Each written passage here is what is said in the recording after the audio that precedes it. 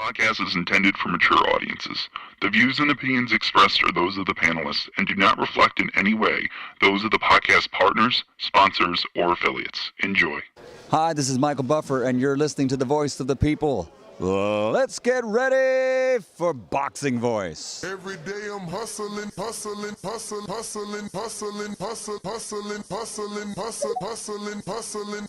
Every day I'm hustling, every day I'm hustling, every day I'm hustling, every day I'm hustling, every day I'm hustling, every day I'm hustling, every day.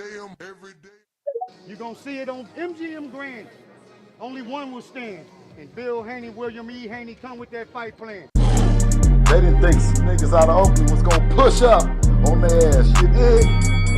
TheBoxingVoice.com. Well, tell the truth and shame the devil that Devin is a bad motherfucker. WBC, the lightweight champion of the world. Come get the real belts, not the same franchise shit. That boy is good. Bill Haney, say his name 3 times, pop up like candy, man. When you talk about that, you talk about one of the best fighters in boxing. SDS Promotions. Because you thought tonight's crowd was pretty crazy, 80,000 in Australia. But the crowd doesn't win fights, I do. WBC, the lightweight champion of the world. You ever been in Australia? No, I never been, but I look forward to it. Going to go pick up some belts out there. Didn't have to sell a chain to make a fight. All we got to do is make that flight.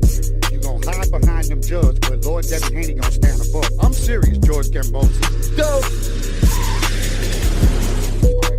I'd like to wish you all a very warm welcome to Australia, everyone. I want to show all my experience, everything that it took to get to this point. I want to show the world. Well, who's the best young fighter in the game?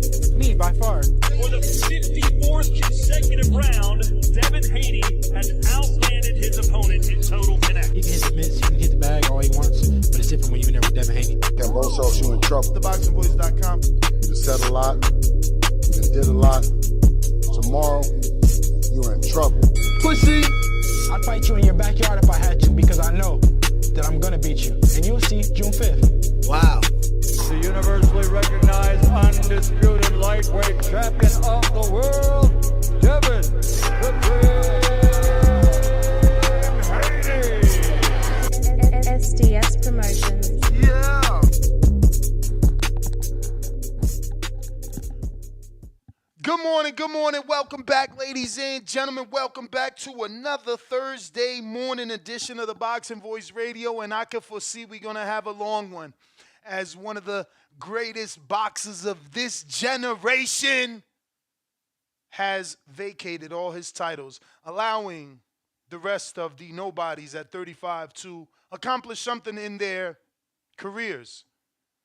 Devin has undisputed before the age of 24, and now he's aiming to be a 3-division champion, standing on what his father said, that after this one, they going to welterweight. I don't know who they think they could pick off at welterweight for a world title, but brave words from a young man that's only barely touching 25, right? Salute to the young Devin Haney and the power moves that he's made. Now, this shakes up the division quite a bit. You can get I'm talking about my fucking dog. You can get Lomachenko and Kambosos for the IBF once these belts get vacated, which I'm assuming it's already been done. And then you can get, quite possibly, Keyshawn Davis, Kid, Schofield, if everyone else decides they don't want a shot at the WBO.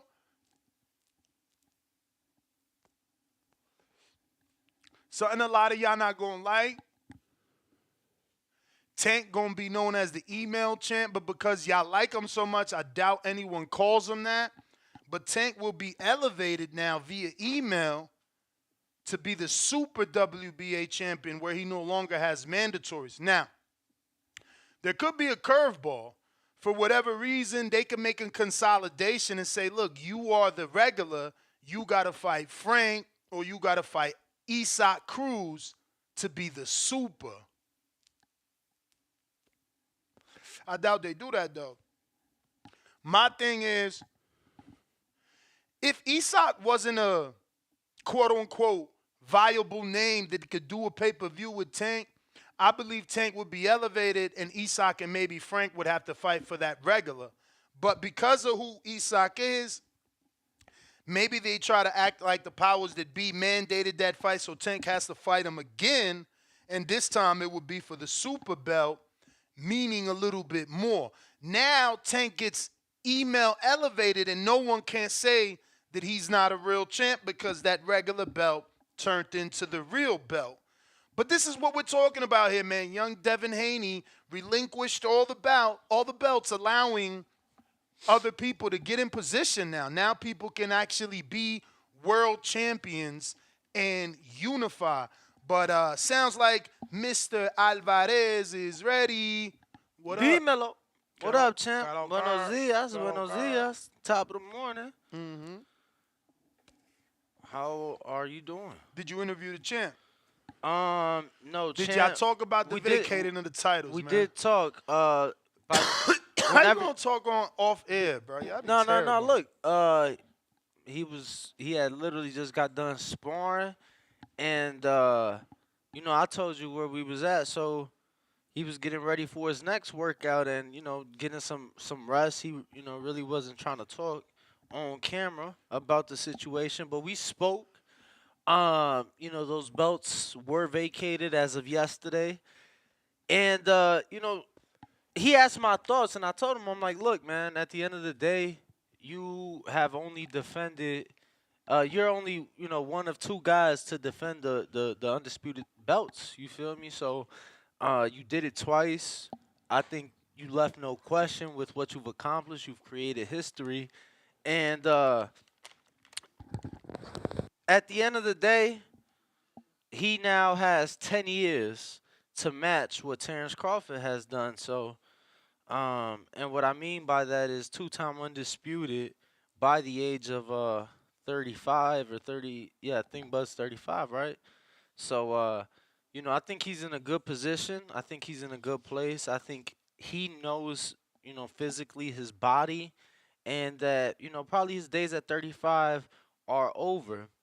I've told you, and I've told him, that although it's only a 5-pound increase, physically, those 5 pounds look like 15 to me, if that makes any sense. You know what I'm saying? Like, it don't look like, he don't look like he's just gone up 5. It looks like he's gone up like 15. So, I think you heard Regis, all that big shit don't mean nothing. All that big shit don't mean nothing. Remember he did that? You remember? Yeah. No, I mean, I was just saying that I ain't talking about it in terms of the fight. I'm just No, talking about in general. I know, bro. For him to go back down. Yeah, got you a little something right there, champ. Some socks. Don't say I ain't never did shit for you. Rawls. Who's this? The Cone Company? Nah, you gotta open it. It's cause, but you gotta open it. Yeah. So I got a stash spot for the Raw. Nah, it's them $80 socks right there, brother. What these galleries? Nah. What's these called? Cetos? Bro, how you turn it sideways, dumb? Nah. Oh, DHB. Bro, I can't see it. Yeah, that's what I'm like. Look. You gotta turn it sideways, bro. Oh, I can see it now. I guess it was too close. I can even see it there. It was too close. Okay. Yeah. Okay. Yeah, champ sends his love. Damn. You feel me? $80. I'm I'm fucking fucking with you. I don't know how much they cost. Oh, I thought these them was samples, by the way, though. Them samples. I thought these was like Arabian linen and shit. Them samples. So, yo, it's funny. It's funny. Hold on. It's funny because, yo, what size are you? Yeah, I'm a large. He says, damn, bro. Damn, what the fuck? She was leaning on. Oh shit, I don't even know. He says, damn, bro, I only got medium. I say, oh, don't worry about it, bro. I ain't tripping. So he throws me the socks. Appreciate it. thank you. And then he like, nah, man, here. And he throws me these shorts. And he like, these medium, but I'm sure they gonna fit you. Bro, the mediums fit me, bro. So you saying you lost weight or Bro, the mediums. They size is too big. I don't know what I'm saying because I ain't hop on the scale. But the medium fit me, bro. You sound proud of that. What? Proud as fuck, man. I was a 2 fucking XL a year ago. You kidding me? About maybe a little more than a year. Shout out to Foodie for definitely more than a year. But, bro, proud as fuck, man. I went from a double XL, not the magazine, to the fucking, you know, to the large, you know, medium large, you know. So, yeah, I'm proud of myself, man. That's what Hell yeah. But, you know, this is what we talking about. Devin Haney vacating his 135-pound unified belts as he gets ready to face Regis Prograis next Saturday on the Zone pay-per-view. Word. But let us know your thoughts. Let us know who you think will be fighting for the titles. Like you said, I've been told the IBF belt will be on the line for the rumored Kambosos and Vasyl Lomachenko fight along with the IBO. Oh, yeah, for Loma? Mm-hmm. Yeah, of course. I wonder if that means he's going to fight Shakur in the unification. Like, did he want a belt before facing Shakur, or is he good with just getting one more belt with Kambosos and then riding off into the sunset? What do you think he does next, like after Kambosos? Granted, if he gets the win. After Loma? No, after Kambosos. Oh, you think Kambosos wins? No, I thought I heard that backwards. I thought you said what you think Kambosos does after the win. What do I think Loma does after the Kambosos win? Man, good question. Depending how he wins next, I could see two things. Spectacular fashion, I could see him going up with Shakur, you know, in a big fight for them. Or I could see him riding off into the sunset and, you know, leaving off as champion. And, you know, I'm sure he's going to make a big bag down in Australia. But, yeah, I think that one of those two things, either rides off into the sunset or he fights Shakur in a unification belt. Looks like we got our first super chat of the day. Want to salute everybody that rocks out with us. Salute 954 Twigs. You the first super chatter.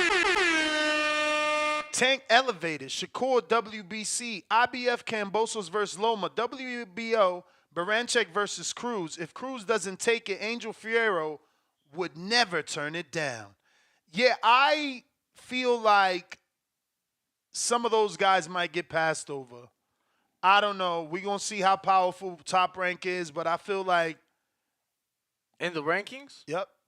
I don't know that they're going to rush it, so I could be wrong on this. This is just a hunch. It's not like inside information or nothing, but I feel like they might position Keyshawn. Now, he is young, and there's still room for development, meaning if you put a belt in his hand, he got to defend it versus world-class contenders. Correct. But Danny, if you could pull up the WBO and see if they got something most current from Punta Cana, I'm pulling up what we got, but this does say it was updated November 19th, which isn't too long ago. And Loma #1, he's going to take the IBF shot, which bumps Baranchis up and Isak. I don't see Isak fighting across the street. They're going to do, he's #1 on the WBA. They're going to do him in Tank for the elevation, in my opinion. So Isak is gone. Angel Fierro, ain't he with Matchroom? Then you got Zepeda, Frank, Murataya. Then they dropped Keyshawn for the... Oh, no, he got a belt. He got a belt. He got that some sort of WBO belt, so he's not in the rankings. That's disgusting, though. Let's be real. That's not even a full belt. That's like an NABO Intercontinental type shit. What the fuck? Well, I think that's the problem, that you're in the WBO. Because don't they have, like, the other rankings on it, too? What other rankings? Like the NABO, if you go to organization. Well, that's why I asked you to check their site, because what we got is this. And I don't even see Floyd Schofield here no more. I know for a fact he's on these rankings because I was sent the WBO. So I'll pull that text up. I was sent this yesterday. So I know he's Floyd Schofield and Keyshawn are on there. Give me a sec. So on the website, their most recent rankings, they have. That's WBA and IBF. All right, so I misread the screenshot. It was not a WBO. Instead, it's the WBA rankings that have Schofield and Keyshawn pretty tight. But there's no way they get a title shot with Tank being the, possibly elevated champion or having to face someone. This is the WBA rankings. So Isak will get the shot at Tank unless they just go ahead and, fully elevate Tank without consolidation. Because they could take this moment to be like, well, we were consolidating every other division. Let's make Isak and Tank, and that will benefit Al. Fierro with Matchroom, I believe. Well, if you are correct, which what you're saying makes plenty of sense. Obviously, Gervonta's the regular. He gets elevated. Pitbull is number one. Lone was fighting for the IBF, so he's number one in the WBO, which won't matter because he's taking the IBF route. The IBF route. So you have Dennis Baranchik, number 2 in the WBO. Pitbull, number 3, which he more than likely is going to WBA route to fight Tank. You got Angel Fierro, number 4, with the NABO at lightweight. And then William Cepeda, number 5, I'm sorry. Yeah, it's going to get interesting. You know that Subriel Matias spars with William Cepeda? I was talking to his trainer yesterday. We were going to get him on today, but he's traveling from Mexico to Texas, Houston, Texas, right? That's where Ryan's fighting? Okay. So he's traveling. So he's making a little tour because No, not Subriel. The trainer, I think he got someone else. Okay, because I was going to say, I know my sources told me yesterday that Subriel will be in attendance next weekend for the Haney Prograis fight in San Francisco. Who invited him? He just coming? Nah, the person that you wanted. Remember the information we was told about Subriel and yeah. So the person that you wanted. I heard that's true. So look, I talked to the guy. Sources close to. I talked to the guy, like the guy that he was like, "Yo, ask your boy." He was there yesterday. From Matchroom, he was there yesterday. And I told him, I'm lost, right? Okay. He's trying to have me connect several conversations we had off air. No. You know what I'm talking about with Subriel and what we've heard. The Puerto Rico You reached out to a individual like, hey, hit up your boy, see if this is true. The hit up your boy, the boy, was there yesterday. So I'm like, bro, he walks up, shakes up with me like we boys. He don't even follow me back on Instagram. Damn. And you be taking that shit personal. No. I just pay attention.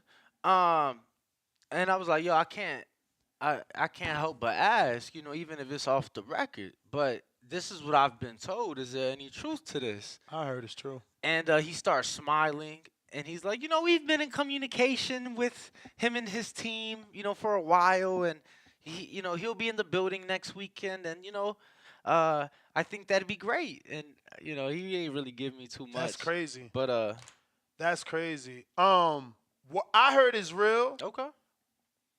But I heard this. I told him. I said, man, I heard y'all bringing them back home to fight so and so. Yeah, and what he said, did he give you a good look on that? He smiled. Okay, because I'm hearing that it's supposed to be in Puerto Rico, but the opponent. I don't want to say the opponent. Okay.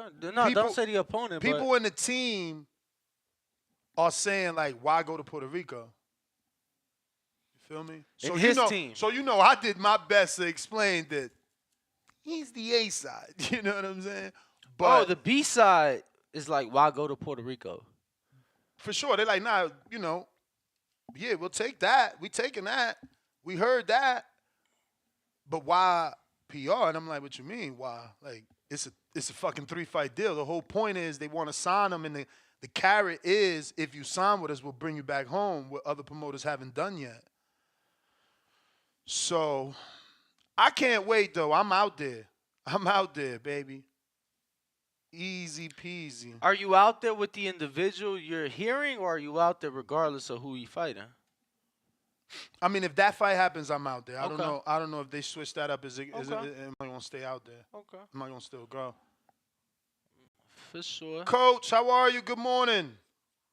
Hey, how y'all doing?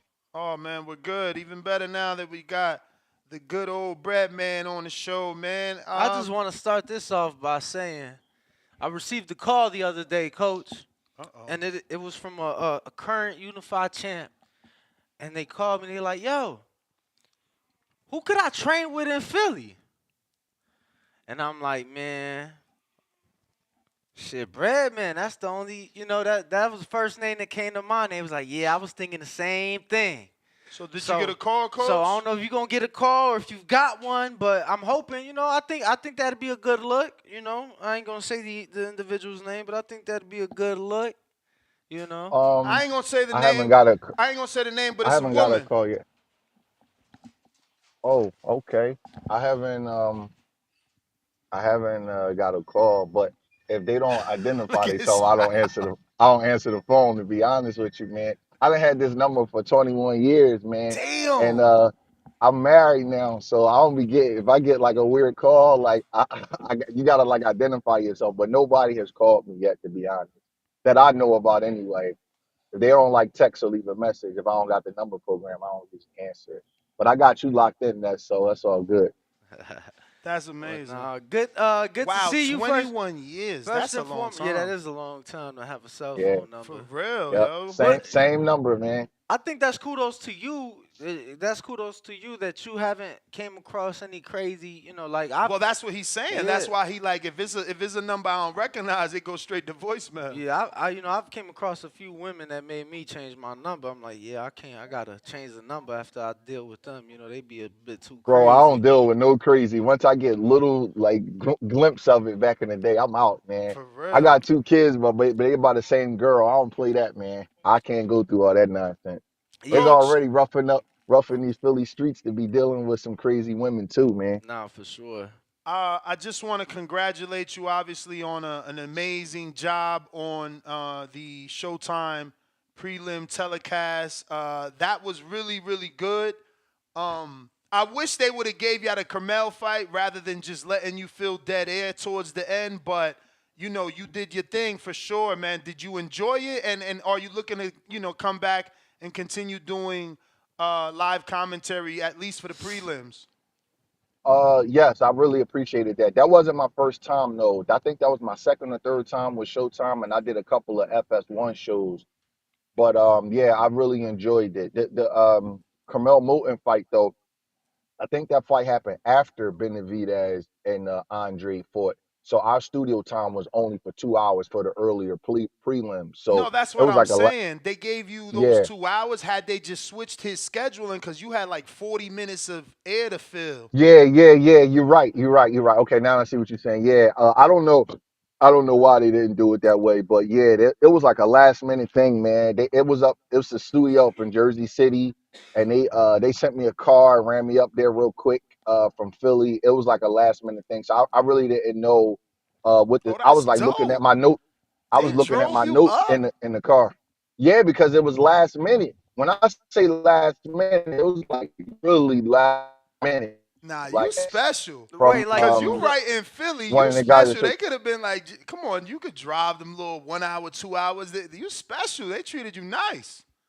I wouldn't say all that, but I mean, they had it was the last forecast. It was the last, Broadcast. show, broadcast. So but they called me at the last minute, so I was like running around, and I was like, damn, man, all right, let me just try to figure this out. I was like literally at my son's basketball tournament, so it was like a last minute kind of thing. So I think that's why they was willing to compensate me like that, because I literally had no notice. I had to like run home. Luckily, I had a sports jacket that was like clean and pressed already, because it was really last. When I say last minute, it was like super last minute.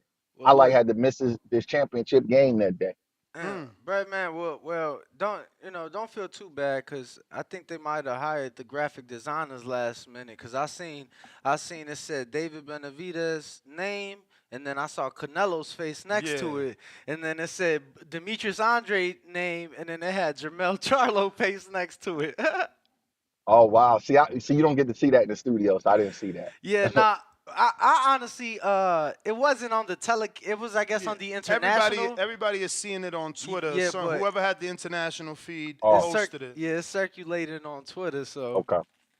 yeah. But Oh Coach, wow. man, two Wow, that's big crazy. hot button topics I wanted to touch with you. Obviously, get your analytical breakdown of a fight and of a situation. The situation, obviously, is Devin Haney vacating his belts, and just asking you a couple questions on a few matchups for vacant titles that might manifest, and also your thoughts on Benavidez and Andrade, and the possibility of Morrell. How much of a player is he? My fan base seems to believe he deserves the fight right now. I'm old school. Dude ain't even fought a world champ. I feel like I'm almost hating on him because of that, because they're pushing him so fast, but his handlers are not giving him the right fight, so it doesn't indicate to me that he is ready for Benavidez, because they ain't even give him a Caleb Truax or he got no former world champ. He about to go to Minneapolis and fight at Becco, but I know we've been here before with you. Like you've told us how good certain people were when we couldn't really see that because of resume. So I wanted to bring you on, and obviously, And then did it turn out for them to be that good? I mean, obviously you believed. I think it was a new way, right? I wasn't sold. You were already sold. And I want to say one more, maybe Crawford, before the Kavalaskis fight or Porter fights, one of the two. Maybe I had you on before then, and I just love resume. I love for you to show me what you can do rather than everyone tell me what you can do. You're an honorable man for admitting that, Ness. I appreciate that, thank brother. you. Because a lot of people in boxing don't admit when they not so much wrong, but when somebody had a contrary opinion to their own. So I appreciate that. But are you asking me, is David Morrell worthy to fight David Benavidez? Is that what you asked? In your opinion, are you willing to pay $80 to watch this man fight David? Like, is that worth it for the fight fans? I'm gonna give you my honest opinion. He will put up a much better fight than Demetrius Andrade did. He was a great amateur. He's a much bigger man. I shook his hand, and that dude got like a vice grip handshake, and that correlates to a lot of snap on your punches. He has he's really long. He's one of the guys that can match David Benavidez's physicality. And you brought up the resume. Demetrius Andrade didn't have a good resume either. He never fought an ex-world champion in 15 years, and he got the fight. So Yeah, if we're that going was to a go by lie, though. that, That was a lie by the internet. Demetrius fought two former world champs. Who? Saturday, obviously, Who? David was one, and before that, Jack Coolclay. Jack Coolclay Jack had got Koke was the elevated. WBA regular champion. That's Yeah, he all he got was. That's why but he that's got why he elevated never. from interim. He got elevated from interim to regular. Regular is recognized by the Hall of Fame. Regular is what Tank is. All People right. call Tank a fourth division. Regular is also what Morrell is. So before, just to be clear though, before we used to be on the stance of, the super champ was the guy, but we found out that the Hall of Fame acknowledges and recognizes the regular, so it's like we ain't greater than. And not only that, but think about this as a trainer. The regular, he's the one that has to do the mandatories. The super is free from mandatories. He get to jump around and make unifications, but Tank got to fight the mandatory. Morrell got to fight the mandatory. Whoever's the regular WBA champion, they get every single mandatory, not the super. So for me, if you defending the belt versus the number one contender, you the fucking champ, not the dude that got the shiny belt sitting up on top of the mountain chilling. The dude defending it. All right, I don't want to get into wordplay. I don't recognize a regular champ if somebody already won the belt and then they bring another belt in. To me, it's the same as the WBC interim belt, but that's fine. I Demetrius love for it. one. I love it. I love his But stance, though. But I think David Morrell is a worthy challenger. I think he's a hell of a fighter. I done watched him fight live 2 or 3 times. Very heavy-handed, very athletic. He has the physicality to fight David Benavidez. Benavidez is such a physical fighter. He's probably like a freak of nature where they tell the story of how he was like maybe 250 or 300 pounds as a teenager, and he got all of the weight off, and he was being bullied. It's a great story, but for a man to be that heavy, with 168 pounds and still keep his physical traits. He's probably a freak of nature because everybody couldn't lose that weight and be strong like that. So I think that Morrell, he was a 178-pound amateur champion. He has the physicality to fight Benavidez, the natural physicality. And it's not just height and size and stuff. It's like bone density and being the same size man as him because he's really forceful with what he does to you. You know what I'm saying? After a few rounds, he starts pushing you around, and that's a heavy load to deal with. And I think Morrell is if it's not Canelo, is a worthy challenger to Benavidez in my opinion. I think it would be a good fight. And I actually heard Samson Lukowicz, Benavidez's trusted advisor, promoter, manager, whatever his role is, say the same thing. I think they know that Morrell is a tough fight. Now let me ask you this, because we heard David Benavidez say, "Look, if Canelo don't want to fight me in May, I'll move up to 175 to challenge Dimitri Bivol." Just your thoughts on that potential fight, because Bivol, he shocked a lot of the boxing world when he upset Canelo, and that's another guy that, despite his resume, he may be overlooked. Now he got Canelo, but up to that point, I feel like he was being overlooked. Coach, just being straight up with you. I think that's a good fight. Nobody can complain about it. Um, Bibble's on the top 10 pound for pound, and I think Benavidez deserves it too. If you asking me who I think will win, I think Benavidez beat Bibble. I think he'd be too much for Bibble, too much pressure. I think he's too confident about their past sparring sessions. People say sparring doesn't mean anything. It's it, it's not the indicator 100% what will happen in a real fight, but it does mean something. And if you look at Ben, listen to him talk really, really close, he's very, very, very confident about what happened in their sparring sessions. And fighters talk a different language from us. You gotta understand what they're saying to kind of like be able to decipher it. And when they talk about Benavidez, he always says Bivol, then Beterbiev. Because he knows Beterbiev is the tougher fight. He knows he got in the ring with Bivol. He knows he got the better of Bivol. He knows he consistently got the better of Bivol.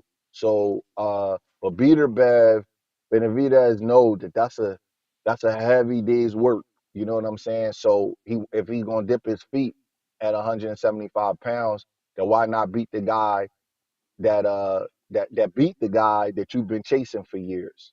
So I think that will be a smart move, and I think Benavidez will beat him. Coach, would you consider it a duck? And if you don't use that word, would you consider it if he moved up to fight Bivol in the Benavidez and left Morrell there waiting? No, I wouldn't consider it a duck. I'm gonna be honest. Just because I think he's a worthy challenger, that doesn't mean that that doesn't mean that Benavidez like has to fight him next. I mean, he only has maybe 9 or 10 fights, so I wouldn't consider it a duck yet. I mean, it takes some time to be a duck. You can only fight one fight at a time, and these guys are only fighting once every 6 to 9 months. So you can't fight everybody, when everybody wants you to fight them. So it wouldn't be a duck just yet. It would take a little bit more time to marinate. And Bivol and Beterbiev are more highly regarded than Morrell. So it wouldn't be a duck if he fought somebody that was more highly regarded than him. Coach, you said a few things just now regarding sparring. Yeah, I'm glad you went back. I want to go back. Yeah, so I just wanted to ask you, and if you can't answer this, it's okay. But a guy that you had in there sparring, Caleb, I believe it was for the Benavidez fight in Amari Jones. He's an up and coming middleweight. He is fighting. I know who he is. on the undercard next weekend. I just wanted your thoughts. Obviously, he's still developing. Just wanted your thoughts on, what you saw and, because I think highly of I him. He's really in a like tough fight. He's in a tough fight. I really like him. I really, really like Amari. I know him from back in the Bay Area. We did a couple of when we were training in Virgil Hunter and Andre Ward's gym in the Bay Area. I met him back there when he was like a much younger kid. He can fight. I like him a lot. He got a lot of potential. I think he's one of the best up and coming prospects that United States has at 160 pounds. He's somebody to look out for. He was good work. We didn't have him for the Benavidez camp though. You got that mistaken. We had him for the Anthony Durrell camp because Okay. Durrell switches from southpaw to orthodox a lot, and Amari can switch. So I hired him for that camp. Okay. Yeah, I do apologize. I knew it was for one of the camps. I didn't know which one, but yes, he does switch. I wanted to Yep. touch on. You said, sparring is sparring, but obviously something happened in that sparring that gives Benavidez that confidence. But I just wanted to go back to the general statement that sparring is sparring. Why is it considered that, right? Like outside looking in, especially out here in Vegas, these dudes is fighting. And then they fighting with 16-ounce gloves, so you could only assume, well, damn, if he had 8 ounces and landed that right hook or that left hook, if this was a real fight and he was this tired. So, like, how do you assess that line? Like, how do you know what's sparring and what could happen in the fight? Because when I see the sparring, I'm assuming that's going to happen in the fight. That's a great question. I think that I'm not a person that dismisses sparring totally. Like, oh, well, that was just sparring. He wouldn't do that to him in a real fight. No, I definitely wouldn't say that. But here's how it is, Ness. Like, let's say I'm gonna say I'm training you, right? Let's say I'm training you, right? Let's say we have a hard early workout, right? Like you put in your miles and you do your strength and conditioning, and then we come in and then you sparring 2 or 3 sparring partners, right? And let's say the third guy comes in and for about 4 rounds he kind of gets out on you, and let's say you fight at 175 pounds, and let's say you cutting a little bit of weight and then you about 185 pounds. You've been in camp for 6 weeks, and you're a little bit drained, and you don't have your best day, and you box 3 sparring partners, and then some casual guy comes in off the streets and starts videoing it and being like, John Doe was kicking us ass today, man. He would beat him in a real fight. John Doe is only 3-0. Well, you got to put that in context, right? And I'm being fair to you. I wanted to use you specifically. Yeah. So you would defend yourself and you would say, listen, he came in on the back end of the work. It was 3 sparring partners. I was a little tired today. I had a rough strength and conditioning workout this morning. And he's a quality fighter. Of course he's going to have a good day every once in a while, And it will be fair to you to say that. So that's why you got to have sparring in context. But you got so many people that walk around in cameras and want to get bragging rights, but you don't know what part of camp somebody is in. You don't know if they peeking out. You don't know if they just starting. Sometimes you'll have guys that only show their highlights of the sparring, but then they don't talk about the fact that the sparring partner, the guy who's hiring them, he has more than one sparring partner in there. It's a little easier if you're not the first sparring partner. So you got to take in context how many rounds did they spar. It's a lot to that. So that's why, you got to be careful with bragging about sparring. I had Julian Williams and Karan Davis in Triple G camp. They did great with Triple G. But I never bragged about it. I never talked about it because, one, that's corny to do. And 2, I'm an honest person. Triple G had 4 and 5 sparring partners in camp. They weren't the only ones. So he would box them for 3 rounds and they would get to go out. So when you get the box for 3 rounds, you don't have to worry about the fatigue. No judges is scoring it. So you can get your shit off and jump out the ring, and then a new guy come in because Triple G is the one getting ready for the fight, not you. So there's a little bit of difference in that. You're not carrying all the work by yourself. Y'all understand what I'm saying? So sometimes these sparring partners, they run their mouth about what happened, in sparring, but it's a little different if you had to fight that man by yourself for a 12-round fight.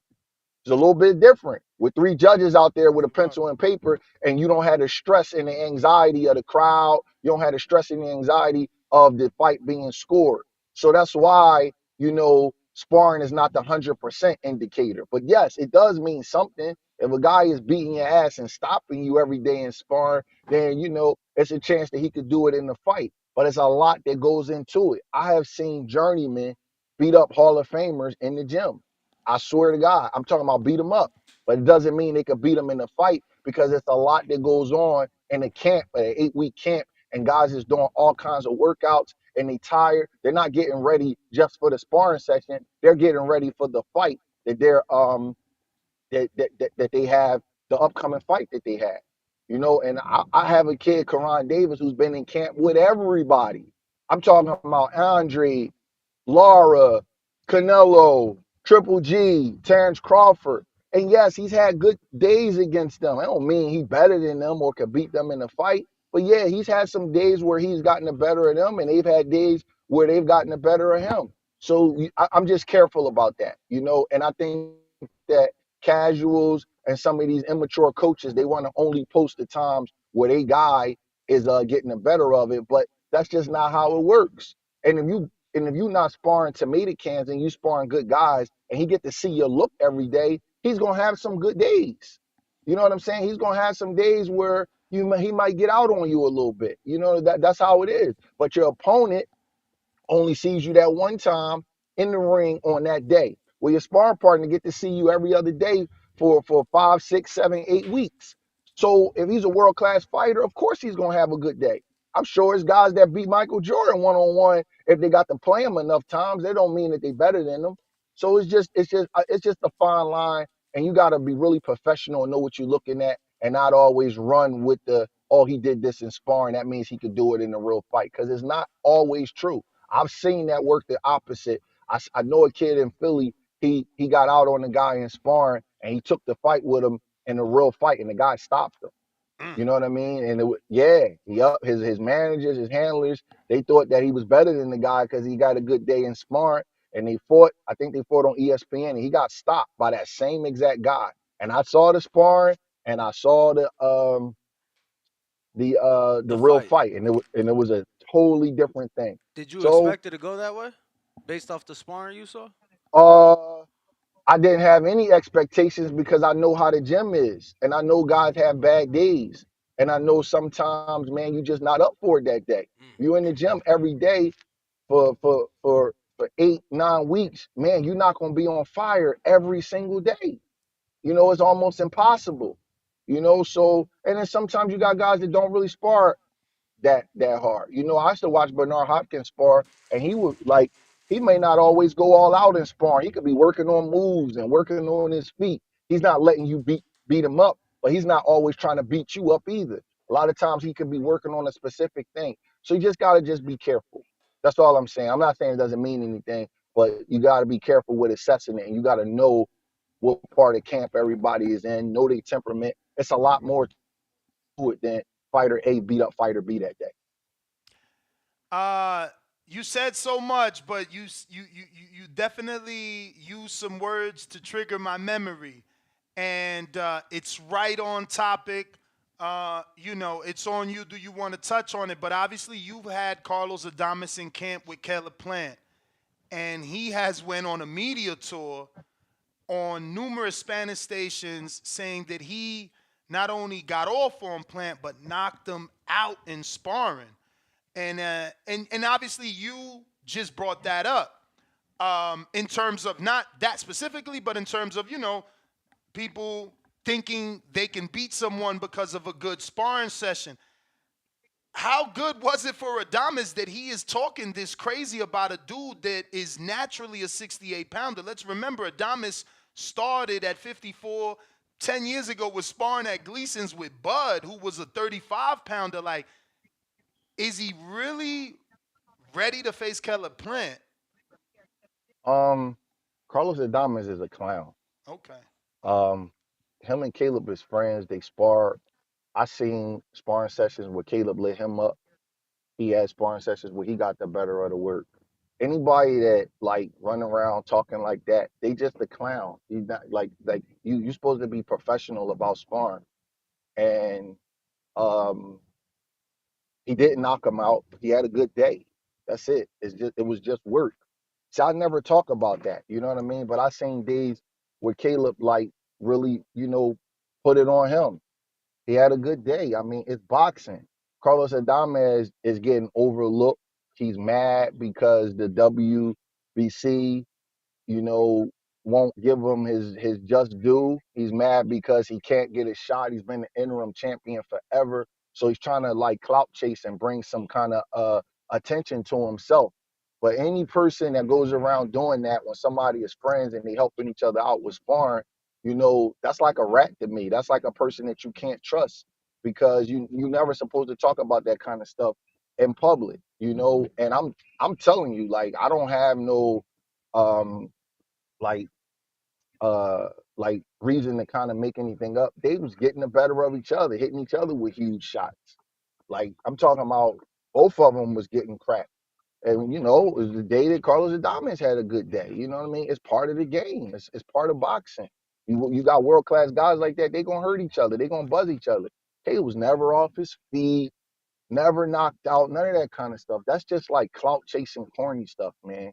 You know what I mean? Like it really is. It's just that's the kind of guy I would never have that guy around me. I would never have him in the gym with any of my guys.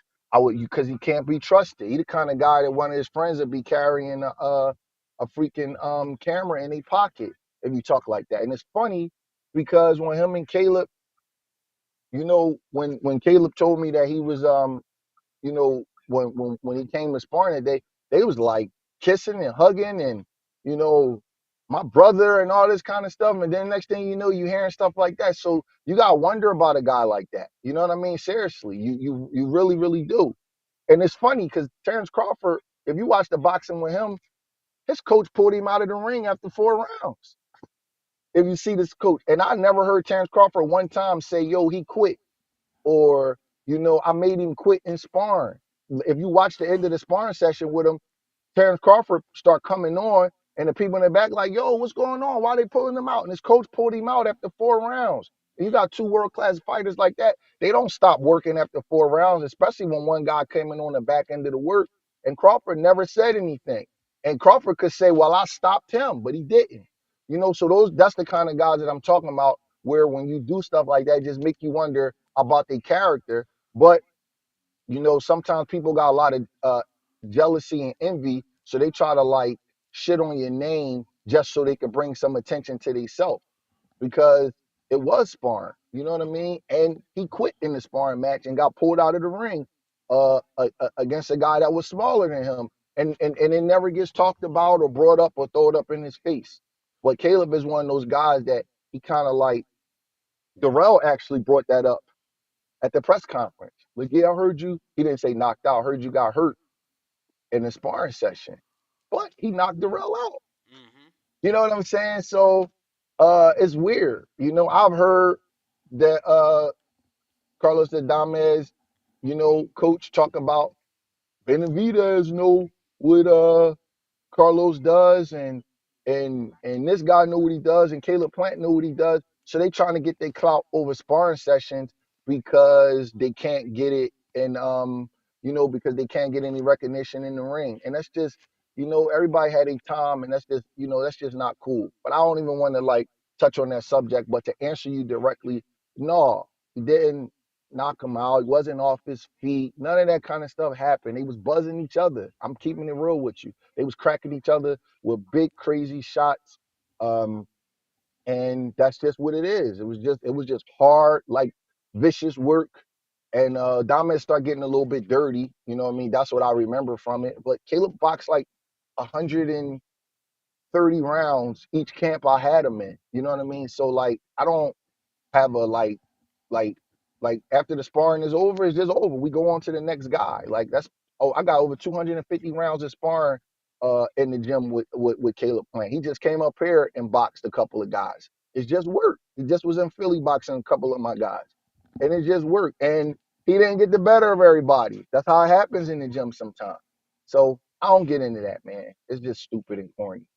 Now, Coach, I'm in Vegas, and I was actually at dinner last night with somebody who happens to be, uh, part of Caleb's team, and they mentioned to me that he may be back early next year. So just seeing when you land in Vegas for camp. I don't know yet. I'm hearing rumors. But I don't know yet. It's not. It won't be until the first quarter of next year. So I'm gonna say like March, Aprilish kind of deal. But I don't know for sure yet. That's a great question because I got to get all my stuff together with my kids and everything before I leave for camp. So I did speak with Caleb after the fight, and I don't really know what's going on as far as what they doing with the opponent. Yeah, I know that they're looking at Jamal Charlo, but I don't know how that's gonna go or anything like that. I don't have any indicator. So I think he won't be fighting until like March or April, to be honest with you. Well, I mean, you just mentioned Jamal as a possible opponent, so I gotta ask. After his victory this past Saturday, I'm sure you saw him say, "Yeah, he lucky I ain't see him. I would have went down there and smacked his ass or something like that." What was your thoughts about Jamal's comments, given the And recent? his I didn't and his hear performance. I didn't hear him say that, but Yeah, it was in a I post-fight mean, press conference. oh no, I didn't hear him say that. Oh, But okay, I don't really, follow the gossip and all that kind of stuff. But I mean, if we feel that way, they can fight. for I sure. mean, they already had an incident outside of the ring. The fight won't be hard to make. Everybody with the same company.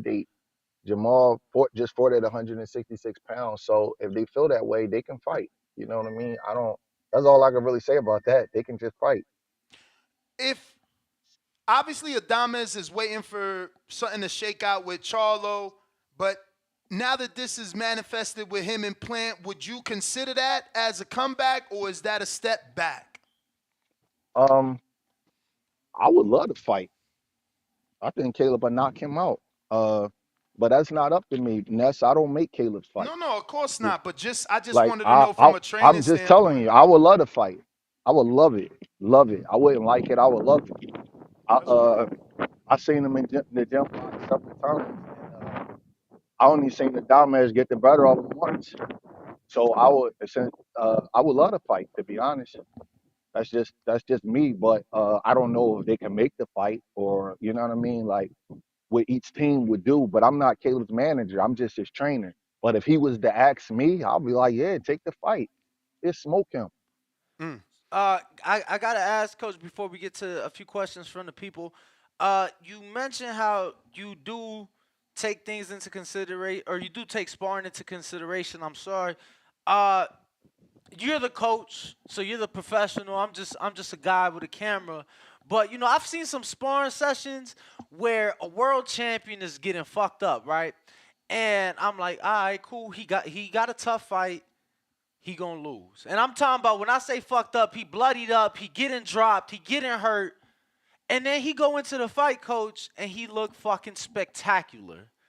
Is there time? Is That's that just exactly what I'm talking about. is that That's just it.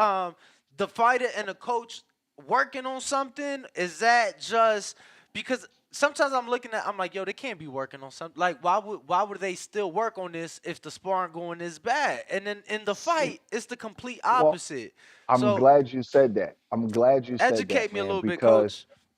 everybody goes through different parts of camp. Some guys is real rusty at the beginning of camp. Some guys is like real sharp. Everybody is different. That's why I'm saying like it's not the holy grail of what's going to happen in a real fight. I'm so glad you said that because you're exactly right. I've seen it too. I'm telling you, I've seen the same exact thing. Like the camp that I had Caleb in, that's the camp that Adame is talking about. He had him boxed in a year because he had injuries from the Canelo fight. So the first part of camp, I'm like, damn, man, this boy don't look good. So the first 4 weeks, people was getting the better of him. Then the next thing I know, he start peeking out and he start tearing sparring partners up. And I'm like, I asked his dad, I'm like, why does he look so bad? He said, well, he had some injuries after the Canelo fight. He had a lot going on. He got a baby on the way, and he literally hadn't sparred in a year. So that was a fair explanation of it. So that's the camp that Adames is talking about, where Caleb hadn't sparred for a while. Let me tell you, I can't say the person's name because they're a big person in boxing, but they told me that they was picking Earl Spence to beat Terrence Crawford because they knew a guy that had Terrence Crawford knocked out on his feet. And I said, man, you gotta be careful with that because you don't know what part of camp Crawford was in, and anything can happen in sparring. You get more locked in the fight. It didn't work out that way in the fight, did it? So you got. That's why I'm trying to say. That's why I'm trying to say, guys. They gotta be careful with that. But real boxing people, they never brag about that kind of stuff because they know that you're not always having your best day. You might not even be just like totally locked in sparring. You know what I'm saying? Like the only guy I ever seen never have a bad day in sparring is Jaron Ennis. Damn. That kid don't have bad days. He's the best gym fighter I've ever seen in my life. I'm not saying he get the better of every sparring session, but he very rarely have a bad day. I haven't seen nobody get the better of him in like 5 years, and I watch him spar all the time. He's the only guy I've seen like that. But guys have bad days, man. You know what I'm saying? And it's just not something that you should be bragging about because, as you said, you're right. I watched it happen too. I've seen it happen several times where the named fighter is not looking that good, and then he gets himself together and he peaks out the right way, and he has a great performance in the fight. It happens often. So really quick, Coach, I don't want to use any of your fighters. Let's use me. You training me, and we in the gym, and I'm sparring, and you tell me, yo, just work on catching and shooting, for example, right? Let's just say that. And I'm getting my ass whooped, belt to ass, Coach. You feel me? Like my mama used to do.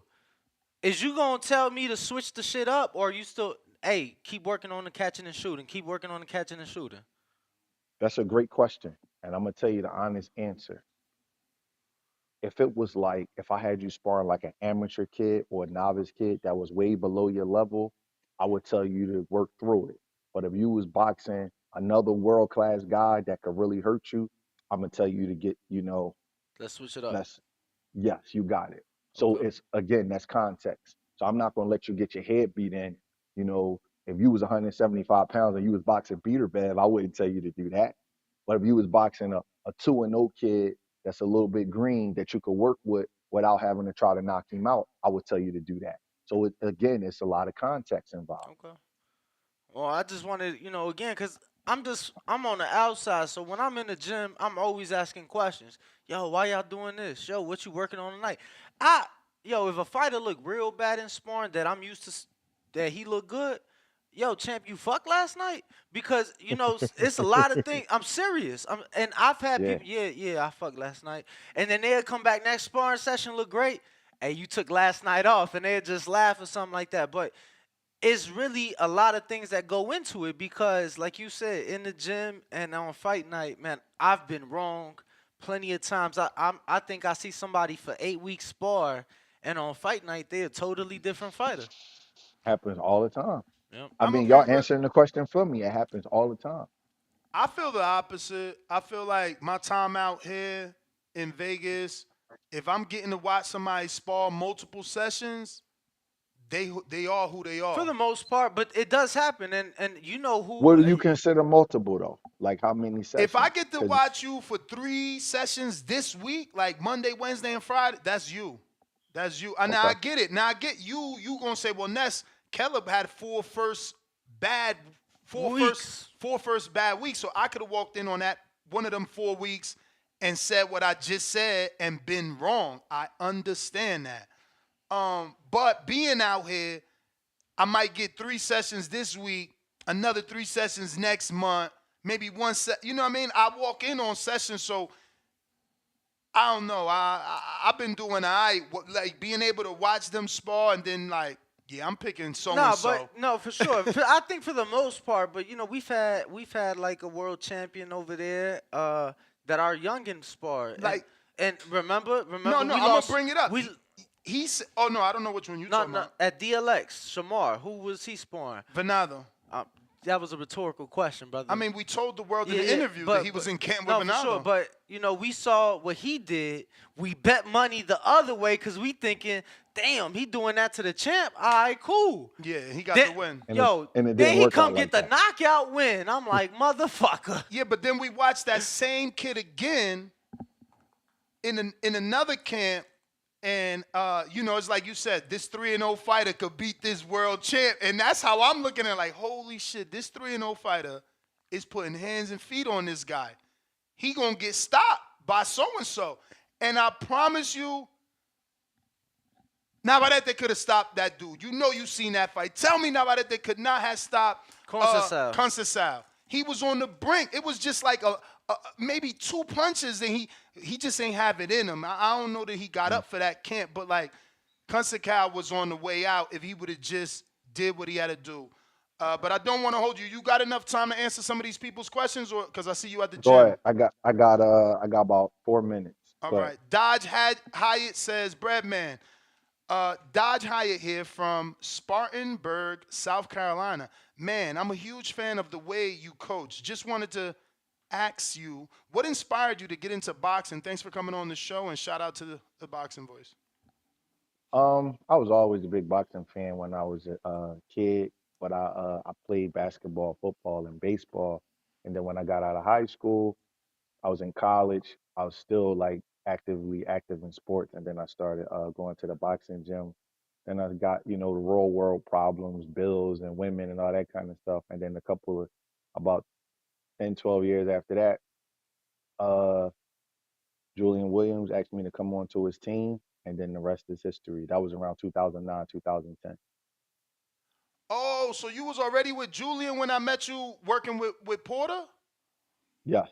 Oh, wow. Okay. I thought it was backwards. I thought you worked with Julian him. was my first fighter. Okay. James Valdez, San Antonio, Texas. Wait. In those 12 years, was you still like doing small things like within I boxing? was just nope.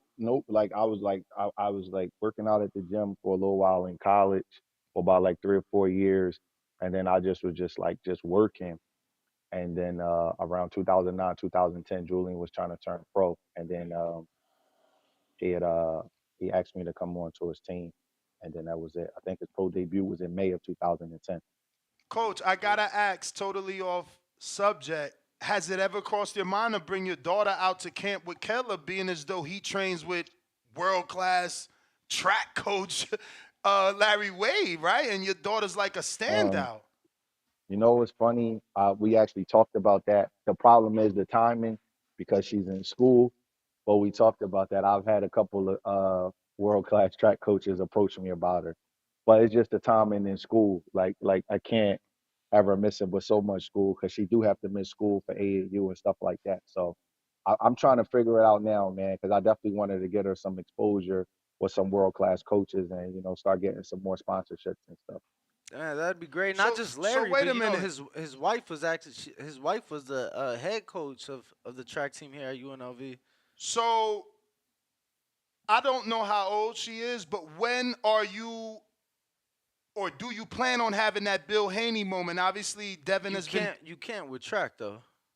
Oh, you need to be in school. You gotta be in school for track. Oh. Yeah, because it's scholarship. So what about homeschooling? You still can't do homeschooling to focus more on I could, but she runs for the school team too. She's 12 years old though. She'll be 13 in February.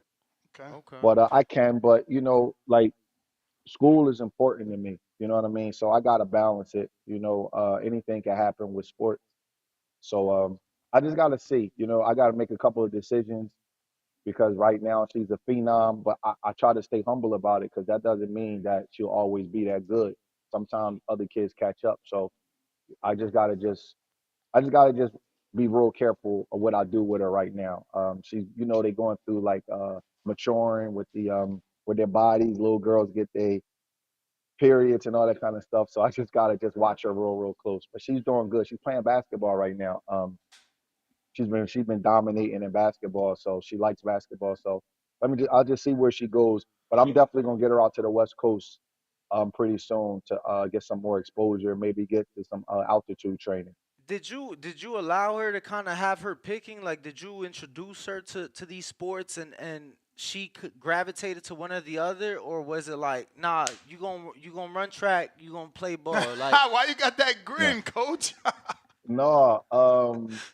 I do believe that kids gotta be pushed, and I like for my kids to be in athletics because kids that play sports, they kind of act different than kids that just sit around and play video games all day. But the honest truth is, I just seen her run and like this little kid race, and I couldn't believe it. And I was like, God damn, she's fast. And then I was like, let me see you do some push-ups. And she was able to do like 12 push-ups. She was like only like 3 or 4 years old. And I noticed how strong she was and how she was able to jump on stuff. So that's just like my sports mind just was like, all right. So I kept putting her in races and she never lost. And then when she was 8 years old, um, she ran CYO track.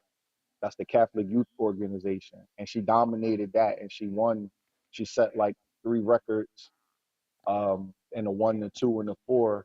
And then her mom was like, let's put her in AAU. So she ran the AAU and she won everything. I'm like, she had never lost a race this whole first year. So the AAU coach, who's still her coach to this day, he said, why don't we see if she can run summer to qualify for the Junior Olympics? And she won the Olympic qualifiers. So I was like, damn, I must have a phenom on me. So I started checking the other kids' times, and her times was like in the top 10 in the country. And then I just like told her, like, if you're gonna do this, you got to be dedicated to it. And she don't really like the training. It's a pain in the butt because it's really hard. But she likes winning and she likes the glory and she likes people stopping her and signing autographs and all that. So it's like it's part of her life right now. Which I was just training with her last night and she was like mad. But it's part of the game. Like you got to work hard. I was But so just I wouldn't say I pushed her, but I kind of guide her. And I'm like, yo, guys, it cost me a lot of money for track. Like I got paid for like 7 days worth of hotel rooms, fly me, her mom, her brother. Like it's a lot, So like she got to be really dedicated to it. If I'm gonna spend that kind of money, I probably spend about $7,500 a summer just getting her all over the place. So she has to be dedicated. I'm not one of them parents that just gonna let you show up the day of the meet. We gotta work so it could be worth my time. I was just asking because for me, I know you always say like, oh, don't push your kid to do this. Let your kid, choose what they want to, participate in. For me, look, I ain't even got a girl, but when I have kids and I have a daughter, oh yeah, she playing tennis. She Guess what? playing tennis. If that's your vision, that's your vision. That's why we the parents because you gotta push them. Yeah. If I didn't push my daughter, man, she might like going to Sephora and Ulta and being on TikTok. You know Right, what I'm TikTok saying? all Like I day don't. for sure. Yeah, like that. That's why they kids. Kids' brains aren't developed. They're not gonna do everything right. So that's exactly why they kids. My daughter likes snacks, man. You know what I'm saying? So yeah, hell yeah, you gotta push them. I don't want to be Joe Jackson, but you gotta push them. Uh, I got a few more, coach. Let me know when you got to go. Jose Let Lopez. me. I could do 2 more, and we gotta start working. All right. JL in Ontario, Canada. How do you see the current state and future of the sport of boxing? Nothing I like more than hearing from you and Abel Sanchez after huge pay-per-view fights. Salute. The current state of boxing is changing over now because I'm seeing that like a lot of the networks is changing. So I think that when new networks come into play, then you got new eyes on boxing and you got new people making decisions on boxing. So if Showtime is leaving and there's rumors about ESPN cutting down things, you're gonna have executives of different companies wherever these big boxing promoters go. They're gonna be making decisions. So who Showtime thought should be a star the other people may not think should be a star. So I think that a lot of we're gonna see a lot of new faces come up, a lot of different tactics to get fighters bigger platforms. I think it's in a good state. This was a good year. People always complaining about boxing. There was some good fights this year, man. This was one of the better years that I can remember in a long time. absolutely, So this was absolutely. a really I like this year. 2023 was good. One of my guys started off a big pay-per-view year with Caleb and Benavidez, and we've had some nice fights this year. So I don't think it's much to complain about. hopefully that the money, if they don't start cutting back on the money, you know how that goes with new companies. They want to watch the budget. So, but other than that, I think the current state of boxing is good, and we got an Olympics coming up next year, so things should be even better. Are you fearful that, Come on, champ. No, I'm just saying he brought it up. I can't help but ask, are you fearful? Because as of right now, next year's the last year that boxing is in the Olympics. That's not good. I don't like that, but we got to take advantage of it. Well, but just because they say that that's the last year, that doesn't mean it's going to stick. I'm kind of optimistic. Hopefully, something to For change. sure. For sure. I'm just, again, as of right now, because I see some of these guys, and it's like, I see the pressure that they have because they're like, shit, if I don't make 2024, this might be it. And it's like, Yeah, they'll get other opportunities. They'll get other opportunities. Hopefully, somebody come up, and maybe the Nationals will get a bigger platform. Let's go. I'm going to say the best of the rest is this one. Steven from Toronto says, what has the potential to hurt Shakur Stevenson more? His latest bad performance or his conduct outside the ring? Conduct outside the ring. That performance wasn't good, but you can get over that in one fight. One fight, he go put on a virtuoso performance and dominates a good fighter, and everybody will forget and just say it was an off night. So conduct outside of the ring can stick with you and hurt you much more. Now, do you just think that's like I'm starting to feel that just might be Shakur. We seen shades of that in the Joette fight, then we seen it pop back up in the Nakatilia fight, but then this fight he turned it all the way up where he had the most respect for the biggest puncher he's faced. But in those previous two, he showed that respect, just not as much as he did with De Los Santos. Do you think it was something specific about De Los Santos? Yeah, he can punch, and he was fast, and he was reactive, man, and and he played it safe. I mean, we not in there. He was feeling the punches. He felt the energy of those shots, and he found a way to win without risking too much. So that's what he decided to do. I mean, I'm not mad at him for it. He's the one getting hit. He knows what he can take and what he can't take, and he knows what he's willing to risk. So if you could box like that, you just look good your next fight. But De Los Santos is sharp, and he's powerful. Coach, we want to thank you, obviously, for coming on the show. Appreciate you, man. Obviously, have a good day there at the gym, and hope to get you back on soon. Yep, thanks for having me. Hopefully, I'll be out Vegas pretty soon. I'll see y'all later. All right, sir, Coach. There you have it, ladies and gentlemen. Trainer Stephen Edwards. We are taking phone calls. I enjoyed talking to Coach Breadman. Me too. Very insightful, very educated man, and FYI, that post has been out for 7 days. A lot of you like, oh, ask him this, ask him that, bruh. I put that out 7 days ago, just like I put out Matisse post. So when Matisse is on the show, don't be sending me no live questions talking about, yo, Ness, refresh. I don't give a fuck. That's your own problem. You know what I mean? Turn your notifications on if you're a member or Patreon and drop your question at the right time, because I'm not going to be refreshing because you not paying attention. You should be checking the community page daily because I'm interviewing hella people. I got Robeisy Ramirez opponent coming on tomorrow, Rafa Espinoza, the power puncher. I got Panda, the coach of Matias, coming on. We got Matias coming on. Mitty, I see you, bruh. Yesterday you said to Danny, oh, you brought up the opponent, you ain't bring up my fighter. I reached out to you. I wanted to interview your fighter, and you gonna hit me with a joke talking about what he said? He don't know English, no one knows him, which is the Dillian White line. But it's like, if you would have translated for us as the Frenchman and introduced him to our audience. He really told you that? Yeah. And that's really his fighter? Yeah.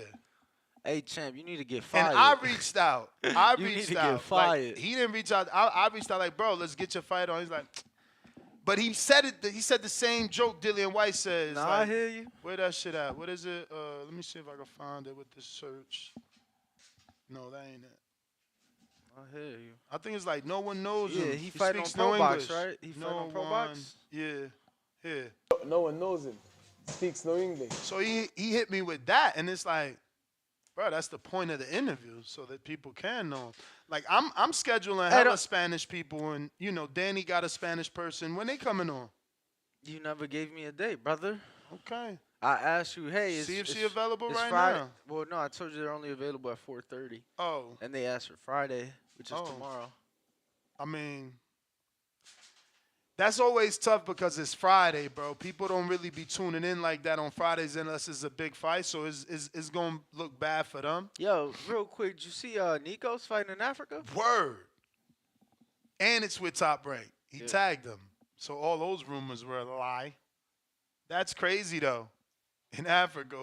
Is it the Saudis? Who doing that? No, I mean, I saw him thank the WBA. Yeah, I seen that too. So, and they tagged. I don't believe it's Riyadh season, but Nah, it ain't got no Riyadh season on the flyer, that's for sure. But we are taking calls. If you're interested, you can call in via Discord, Twitter, or our landline 1425-569-5241. Press 1 time. Voice your opinion. Twitter Spaces, Discord, X Spaces are all available as well for you to call in. Voice your opinion. Talk to us. Let us know who you got this weekend. Let us know what you think of the vacating. All that shit. I actually upgraded my Twitter to the premium so that I could post specifically so that I could post my rant on Espinoza because it was a 5-minute rant and it just wouldn't let me do it as a regular Twitter guy. So I need y'all to What go. do they do to Espinoza's picture? They wrong for that. Nah, that's the perfect picture. That's him. But that's not a real picture though. I just need y'all to go retweet this because we need this to go viral. But y'all heard me talk about this already. I don't know. Budget. Are people not available? That card is pretty. And it was funny, bro. I was going to get on Twitter yesterday, and I'm like, this ain't your thing. You're a talker. You're not a tweeter. I'm not a tweeter, but I tweeted it out as a video. So I need the gang to get on this motherfucker. Retweet it so he can't run from it. Feel me? Tyron, what up? Danny, you ain't retweeted. I retweet all your shit. Not it's true. Fucked up. And usually I gotta send you my shit. You ain't send it to me. I'm sending it to him, y'all. He a hater. Top of the morning. How y'all feeling, man? Man, I'm feeling pretty good, man. Me too. Pretty good. Me too. Got a good night's sleep. Yeah, I'm feeling pretty good. So I trust God's word, and God's word has been treating me very well. I'm healthy, strong, and about to knock Earl Spence out in Jesus' name. Doing, bro? You can't never not play Maurice Lee. Bro, I could go without it. Trust me. Hear the shit every day. No, that's what's up, man. Talking the topic, but first I was watching interview about with Abel last night. It just dropped. I think it was on Fight Hub. He was talking about how David, he brought David in camp with Triple G when he was 16, like 3-4 times. They were sparring like 5-6 rounds. He said that he was the best sparring partner they had. And he kept bringing him back and was basically saying, he was punching like a man. And, they didn't really want to put it on him, but he was giving Triple G good work. And was basically saying like he was punched like a man. So he learned in the gym regarding to the shot that he hit Andrade with, the overhand Triple G punch. He said he learned that from him. So it was just interesting to see and hear Abel talk about David sparring with Triple G and stuff of that nature. I also saw an interview with Calvin Ford, kind of dropped, I believe, and he was talking about the Shakur fight and was like, don't even mention him. It was basically the interviewer was asking him, about, I think it was on Marco Boxing, and he was asking him about potentially a fight, with Shakur, and he was like, come on, man, we, nobody want to see that, basically saying that everybody want to see Tank knock out somebody. So basically, that fight I don't see will ever take place. They was asking about, do you see anybody right now? He was saying no. He was saying that T.O. would be a good fight with Tank because, he'd take the punches and come forward. So, but it's interesting to see, Calvin, basically regarding that, we ain't going to really see Tank in those fights, especially now with, Devin moving up.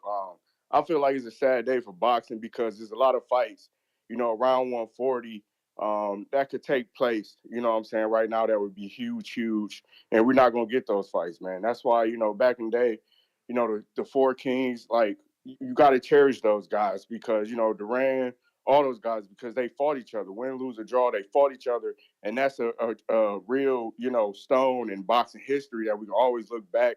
These guys had the ability to surpass that, man. I really was looking forward to a T.O. and Tank, T.O. and Devin fight next. Given that Devin beat Regis, I think that would have been a huge fight. Both common opponents, both young, both would have been, two-time division champ, Man, that shit lineal ain't champ. happening no time soon, brother. I'm sorry to tell you. Yeah, no, I know what you said. I know, Danny, but I'm just saying as a boxing fan, you know what I'm saying? Just someone just looking at sport, just wishing like, man, that would have been the next best fight. But he going up to 147, which I don't really see him doing good right now. I mean, who he gonna fight? And you gotta have respectable punching power. And I don't know if Haney can have that at that weight class. But that's just my call, champ. I appreciate y'all. Man, I appreciate you. Yeah, for sure, man. Much love, man. I'm gonna continue tuning the show. Everybody, support. Much love. Appreciate you, Tyron. What up? So there's this football coach, right?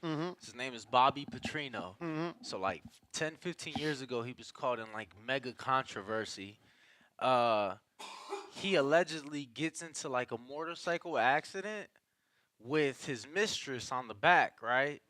But there was never proof of the accident, and like there was belief that it was the woman's husband just put a beating on him because it looks like his face is all burnt and shit like that.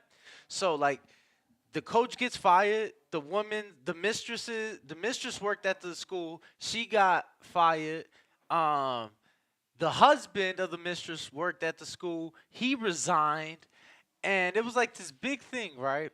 So now they like brought him back, and it's like the funniest fucking thing because I'm like, they fired him, and now, bro, they paying him like out the wazoo to bring him back, and to the same school. To the same school. He's a football coach. Oh, coach. But those football programs, bro. I'm telling you, the same school that let him go. Morals get crossed for that. That shit. Look, and he getting like this crazy ass contract. Like he gets like a car budget, so he gets like $7,200 for a car. It's either every month or some shit. He get like a Nike budget. He gets to golf at the local golf course. I'm like, bro, what the fuck? Shit was just funny. But moving on, plenty of phone calls. We want to get to these super chats. Oh, I got 954 Twigs with another one, $5. He says, as part of the WBA reduction plan, there will not be a super belt anymore. Like many of divisions, there will only be one WBA title. Yeah, so I hope they do a consolidation fight. Adrian Wells, $20. Drop a bomb for the dub. Just showing love. Nothing to say. No coffee. I gotta go make coffee. Yeah, me too. Brian Frazier. 5 Canadian dollars says, Haney got the last laugh. Now everyone being elevated, we have to call them the email champ. Word. 954 Twigs. But they won't keep that same energy. You know how that go. Word. 954 Twigs back with another one. Correction. Technically, Tank won't be elevated. They will just remove the super from the division. He will have the same belt without super. I doubt it. Yeah. $2. It's a whole different belt, bro. Tank 13 says, Tank the Burger King champ turning into an email champ. CYP, welcome to the prospect level. Damn, prospect? CYP upgraded to the contender level. Damn, not champ level? You know, man, it's holidays coming up, man. It's hard out here for a pimp. I fucked that up. How that song go, Danny? Oh, yeah. Hustle and flow. Come Yeah, on, man. I ain't no singer, bro. I would say the lyrics. It's hard out here, or how'd it go? What the fuck? Never mind, man. Move on, bro. Damn. Tony DMV $10 says, Nez Danny, with Devin dropping the belts, Shakur's last performance, and Tank's selective choosing, what do you think about Shakur against Zepeda? Jermaine Ortiz, Sandor Martin, or Carrasco? I like Cepeda. Obviously, Oscar has been pushing that, and it's not a bad fight. Yeah. I mean, I'm kind of like I don't know because of Shakur's last performance and whatnot, but you know, it's a different style. He had whatever situations. I'm assuming this one will be different. Zepeda throws a lot more punches, so. Well, once again, phone lines are open. Number to call in, 425-569-5241. Twitter Spaces, X Spaces, Discord are all available. Yeah, I know he got hired as an OC, but still, available. Who's an OC? To call in, Bobby Petrino. But yeah, if you guys want to call in, feel free to do so. Check in Twitter Spaces. Check that. Brandon, talk to us. Brandon Q. Make sure to unmute. What up, champ? You may have to leave and jump back in as Twitter Spaces be tripping. I'm going to try Alex in the meantime. Got to unmute. Yo, boxing voice was good, bro. You been good? Sensational, man. What's up? Man, it's always good showing love. I haven't been on here in a minute. I've been focused on training for those fights I told you about I got coming up, bro. Yes, sir. But I thought, I had a little morning run. I saw you guys are on. I thought I'd hop in and chat with the fellas, bro. How long did you run a day? I'm just curious. 3 miles. Beautiful. 3 miles. Good. Yeah, I'm a heavyweight, bro, so my time's shit, but I call it like a foreman pace where I kind of run at the same pace that an older woman runs, but I get the run done, that type of deal. Hey, that's what matters. What's the pace? What's the pace? I'm interested. It's dog shit, bro. It's like 10 to 12 minutes a mile. Nah, you right there with me. It's hard, bro. Running is hard for big people, especially on the knees, bro. It's difficult, bro. And you know what's crazy? Heavyweights don't even do road work anymore. A lot of them are lazy. So I feel like, at my level, I'm that's why Jared is special, right? And look at what happened to Wilder. Yeah. After he lost, he started to run and jump rope. Mm-hmm. But that's another good thing is jump rope. You got to do 30 minutes of jump rope, bro. Yeah, my skip work is ass. It's crazy because my footwork in the ring for a novice is pretty good, but my jump rope is ass. I can't even jump rope. I'm 23, bro. Oh, okay. Wow, you sound a lot older. Not in a disrespectful way. I just thought you were older. I thought this was like a 30-something thing you just trying out. No, you young at it. You still got a chance. No, I'm going for it, bro. I saw.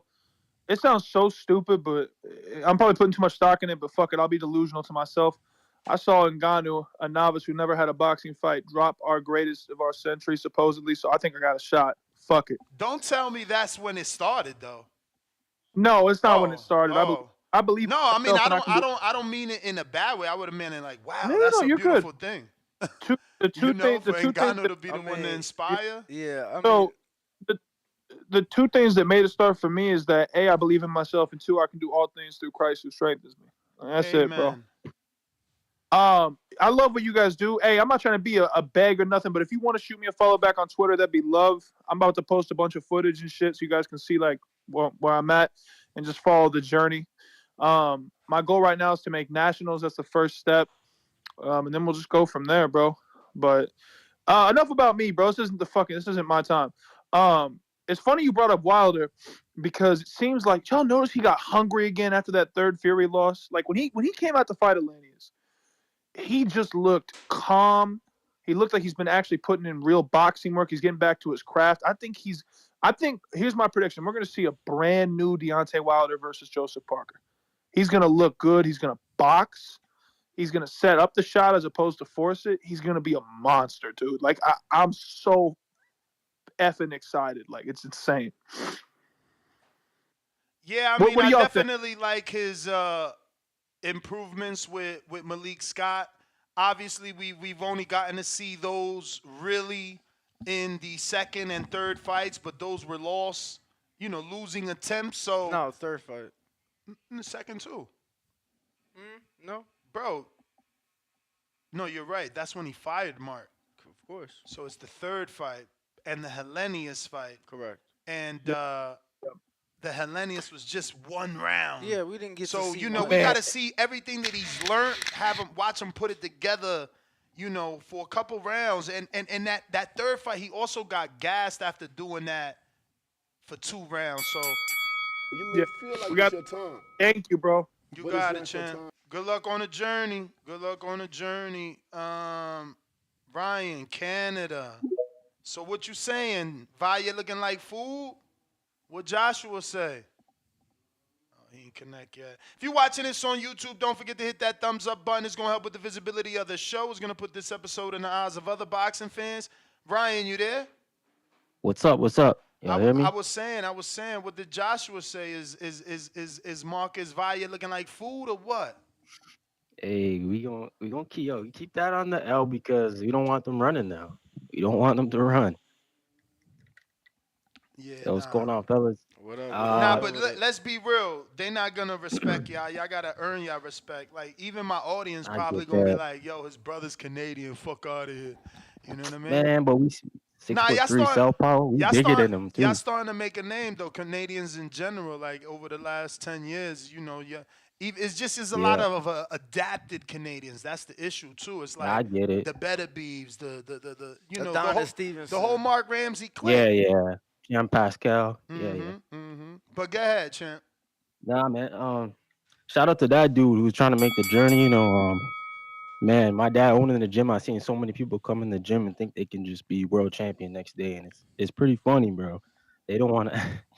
I remember one time this guy came in the gym. He wanted to make the Olympic Games that year, and my dad was like, "Yo, that's unrealistic, bro." And I just don't get it how people think they can just walk in the gym and be world champion. But shout out to that guy. He's going through the process. He's doing the right things. He's running. You know, some people can't even jump rope for 10 minutes, Ness. 10 minutes is a lot, bro. Yeah. I used to I challenge know. people to skip rope for 3 minutes without fucking up. Yeah, man. So like, shout out to him going on his journey. But man, Devin Haney's not holding up the division, and that might mean that 140 he's feeling real good. So he's like, fuck it, why do I need to go back down? Like, good for him. I guess we're gonna see if the power gets better, which I hope it does. And I always thought Devin Haney could clear out 3 divisions. Like, I think for sure he can clear out 40 and even possibly 47. Like, if we're looking at, you know, Keith's going to be gone, Danny's going to be gone. A lot of those guys are going to be gone. So, I mean, Boots is probably going to be the guy that he ends up being rivalry with at 47. But, man, Devin Haney could even get up to 54 if he's in his late 30s, 35, you know. So that's going to be pretty crazy that this guy's going to go up all these divisions and can possibly win titles at all these divisions. So he's going down that path of all-time great. It's fun to watch. You know, you guys come on here every day and tell us about him, what's going on. And yo, Jahil Hackett, he's fighting. Is he fighting this weekend? Is it this weekend? I'm not sure if he's fighting this weekend, but I thought he was Hackett. Yeah, December 1st. Jaleel. It ain't this Friday. weekend. It is this weekend. It's Friday Yeah, I on mean, the it's Red Friday? Owl. It's actually a weekday. Weekend and Saturday, Sunday. Okay. I don't know why. I thought he was a Man, 54 fuck you. pounder too. Fuck you mean? Yo, you hear this fucking guy? Bro, Mr. Technicality, but when Danny does it, when Danny answers the literal question that come out of Samson's fucking mouth. Oh man. Bueno, it means good. What's up? Go ahead, Yeah, Frazier. man.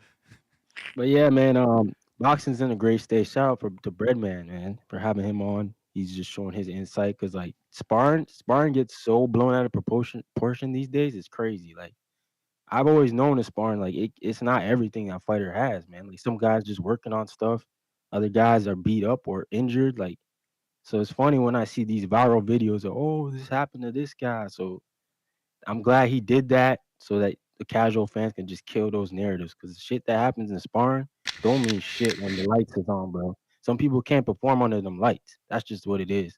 So shout out to you guys. Smash the like button. We out of here. Live from the 6, boys.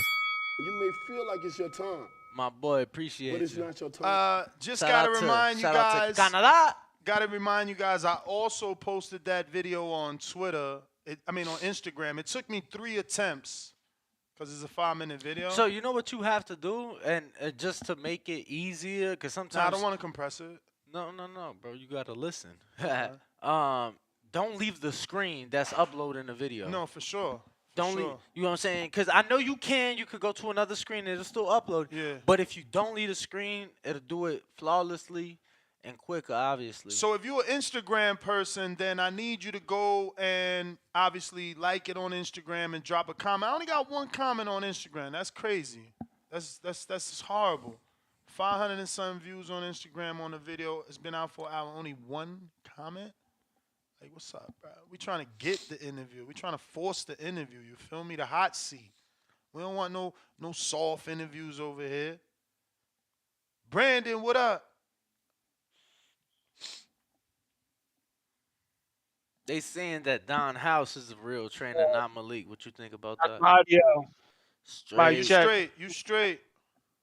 I ain't had to jump back out and jump back in. It's gonna be a great day today. Hey, what's going on, TBV? What up, champ? Shout out my blue collar workers. How you be? So, I'm doing good, Danny, man. You know, I got laid last night, so that always makes me happy. Bro, you scared me. Yeah. I thought it was gonna be laid off, but I'm glad you stopped that Nah. laid. All right. Oh, nah, man. Nah, never that. Shout out to all my blue collar workers out here on this grind, getting this Christmas money for these children. For sure, man. Shout out to everybody, man.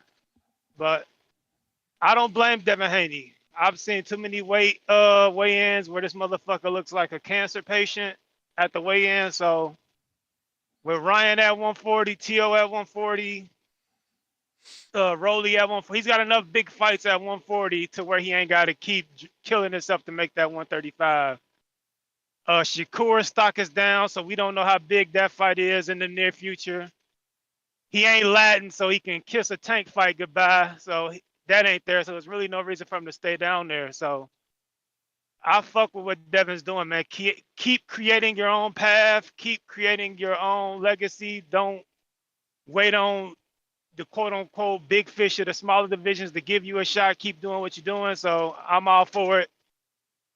We got Bud 2-time undisputed. We got the Monster on his way to be 2-time undisputed. So I would love to see Devin go 2-time undisputed.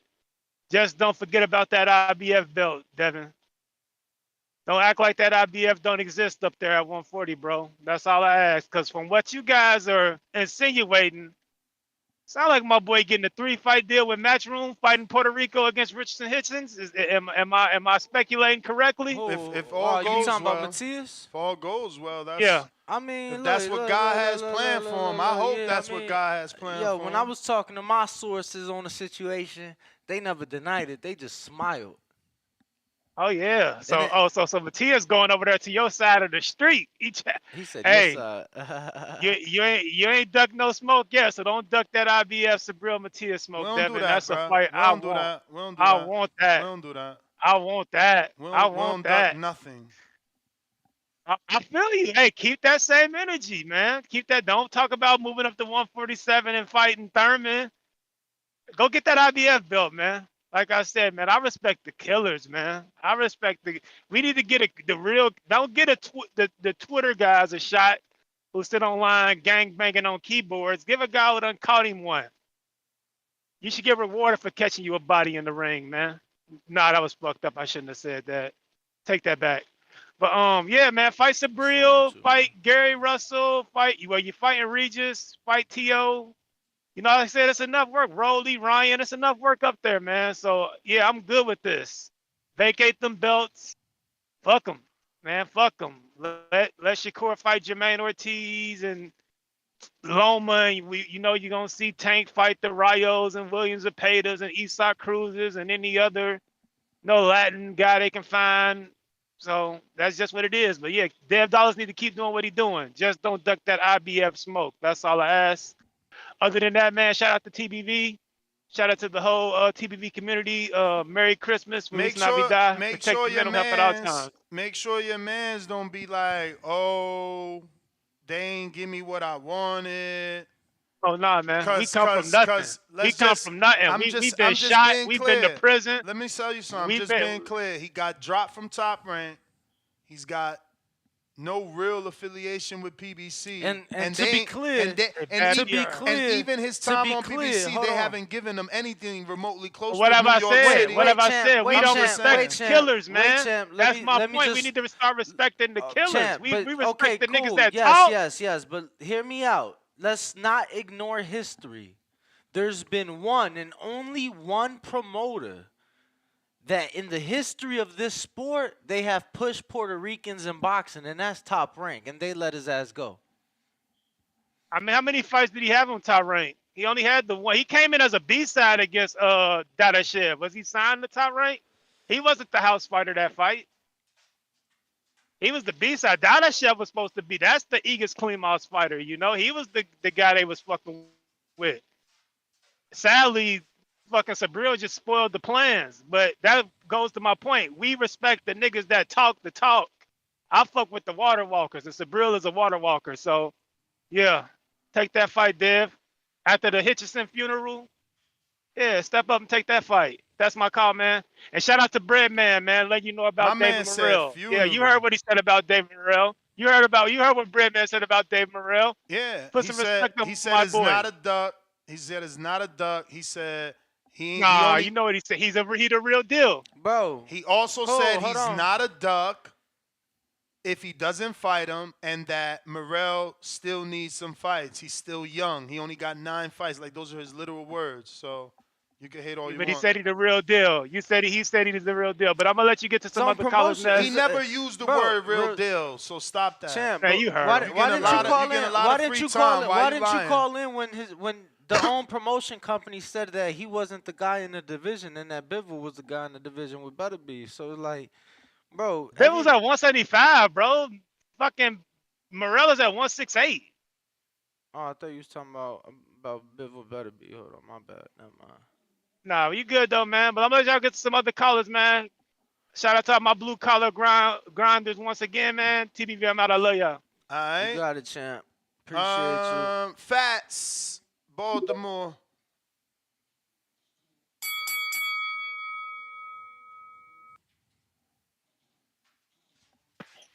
Yo. What's going on, man? So they everybody should be thinking Devin Haney, yo. You know what I mean? That man ain't hold up to the division, yo. Everybody, Cambosis, Shakur, all y'all, Tank, all y'all, you got mail. Check that email, man. Refresh that email, bro. You got mail. That's crazy. That's crazy. You feel me? Hey, refresh that email inbox. Yeah, refresh that, man. You got mail, bro. But no, seriousness though. We should get that soundbite. No, I had it. I literally had it. I can't believe it's not here. Wasn't that AOL? Yeah. You've got mail. No, I had that. Hey, hey, remember, that shit, the belt hit him in the head. That shit hit him in the head like Varnish this morning, man. You know the Varnish commercial when that shit hit him in the head when they walking? That motherfucker hit them niggas right in the head this morning. But yeah, bro. I want to go fruity smack. Though, yo. He moving up, doing this thing. I don't think he moving to 47 right away though. After just one fight, I think people misinterpreting that. I think he just saying he's looking to set his eyes on that. But I mean, Bill did say they would fight Thurman next, though. They clout chasing. Everybody do a little bit of clout chasing. You know what I'm saying? I mean, think about it. It's a pay-per-view next, even though Thurman's, obviously, been out the ring. I think he'll fight Barrios next. I could probably see that potentially, but Thurman, I think that's a little bit more front. True right now. I ain't even going front. Barrios, and I know people gonna look at me crazy because what Tank already done did, but that was another version of Barrios at a different weight. Even though it is 40, yeah. I don't know. That's a tough fight for Devin Barrios. I ain't gonna front. A lot of spar sessions. Oh, they sparred? Hundreds of rounds. Oh, shit. So he must feel confident. He must feel confident. Yeah. I mean, to be fair though, Barrios was at 40, and Dev was at 35 for those sparring sessions. So Barrios, he's at 47 now. 7 pounds is a lot of weight. Brother say, Ness, I told you, look, you even got a coach on here. I told you, I fuck with Benavidez, but he not just gonna walk better bees down, yo. I told you that. I told you that. I mean, we could disagree there. I just think Benavidez is older than Bivol. He ain't gonna move like Bivol. Bivol gonna box and run around the ring from And I Benavidez. wanted to ask him, bro, and I didn't get to ask him because we was short on time. But bro, fucking Brad Goodman said that his guy in Benavidez is not the guy at light heavyweight. That it is indeed Bivol. So everybody has their own thoughts, man. And Yeah, that's a fact. Hold on, before that bell ring, I was ready to say, man, I'm trying to catch up on the Twitter Royal Rumble that was going on yesterday. I see Shakur was talking to Teofimo Lopez and shit now. That now they beefing and Cam Bose's in them. I don't know, man. I'm ready to catch up on all the shit. But everybody at 135, you got mail. Bruh. Appreciate you. I mean, we gotta let Shakur be when it comes to the Twitter shit because at the end of the day, he made a fight off Twitter. So you can't hate him. You can't call him Twitter son if he on there talking and making fights with motherfuckers. So, not only that, but he DM'd, what's his kid name? Frank. So, he uses his Twitter for good. For sure. Of making a fight. 954 Twigs, fought out. You said that, right? Correction, technically Tank won't be elevated? Yes, correct. And then you got to both CYPs. You got to this $10 fat joint? I did. Yes, Dr. sir. Tony? Yes, sir. Shout out Dr. Tony. Appreciate you. Let me Absolutely. Definitely appreciate it. You the truth. We We got Nike on Twitter if you want to do that. Nah, just let me know. Yeah, let's go. If you are tuned in, smash the like, give us a subscribe, hit that notification bell, and make sure you following all the social media pages. Word. Nike, unmute. Suleiman, I see you. Yo, y'all hear me? Yes, sir. Shouts out to the boxing voice, man. Shouts out Nez Danny. Shouts out to fucking Fats, man. You got mail. Now, that was fucking hilarious, man. Word. Yeah, man. I'm glad Devin dropped them fucking belts because there was no need to hold them. I mean, of course he was using his leverage for a Tank fight. That's the only reason he had them belts. People keep trying to say no, he wasn't, but yeah, he was. He was using his leverage for a Tank fight, so when they negotiate and shit, he can get more than what expected. I would say because he a unified champ and lineal champ, but now Tank's gonna be elevated to super. Everybody know that. Not Rolly. What's the dude? Cruz gonna fight whoever number 2 to 5 is, whoever accept for the regular. And I'm pretty sure the winner of that gonna activate to try to fight Tank. So that's what's crazy about it. Like this man had this WBA regular, I want to say for 2 or 3 years now, and Devin been undisputed. He could have been fucking tried to fight him. Unification trump mandatories. They all say that. And then when motherfuckers say the super ain't got no mandatory, that's a lie. The mandatory, the regular. It depends on the regular champ if they want to enforce to fight the fucking super champ. If they don't want to fight the super champ, of course they gonna keep defending against the regular mandatories. But if you want to fight the super champ, then you become the mandatory to the super champ because you got that belt. And then with the IBF, Loma and Cam, that's gonna be an alright fight. It's gonna be better than what people think. And that WBO, I don't even know who in that ranking, but hopefully, they number 1, number 2 it. And when Devin, he ain't going straight to 147 like y'all say. He gonna get his couple fights at 140. I really think he trying to 2-time undisputed at 40. But if he can't do that, I know he gonna unify and move up to 47. Then this for the people who gonna cry about Boots and Devin better not duck no Boots smoke at 147. First of all, him and Boots, I want to say the same age, but Boots is a big ass dude, man. Boots been at 147 the start of his career. Just like Devin was at 135. Y'all think Boots gonna be at 147 when Devin come up? Like, be realistic, man. Boots is older, but yeah, they about the same age. Boots gonna be at 154 or 160 damn near when Devin come to 147. So people need to be realistic with that shit. And if Devin do go 154, it's gonna be for probably like 1 or 2 fights, and go back down to 147. Devin, he's really not that big, but he's a 147 to 154 pounder. But Boots, that man probably end his career at 160. So why the fuck would he stay down at 147 for so long when y'all killed Errol for the same damn thing? That's crazy right there, man. But that's my call, man. Y'all December 9th, watch this fight by the pay-per-view. And shit, December 6th too. Make sure Ryan do good. I want him to do good. Shit, buy his fight. Watch his fight.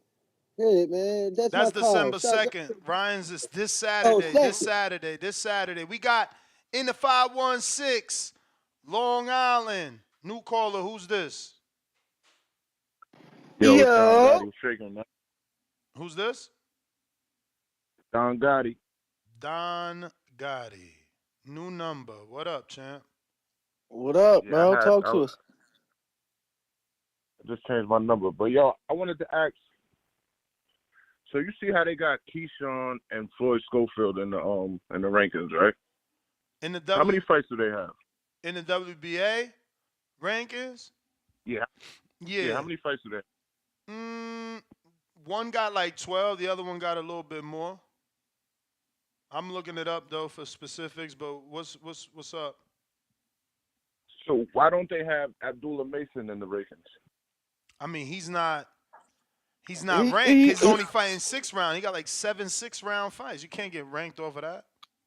Not just that, but just level of competition. You know, those guys have fought names, you know, that we more familiar with, names that have fought guys. They fought for regional titles. The other dude's developing, bro. He's still developing. He looked good, but they developing him. Don't get it fucked up, though. Those guys are a couple years older than Abdullah. Abdullah is on his way, you know.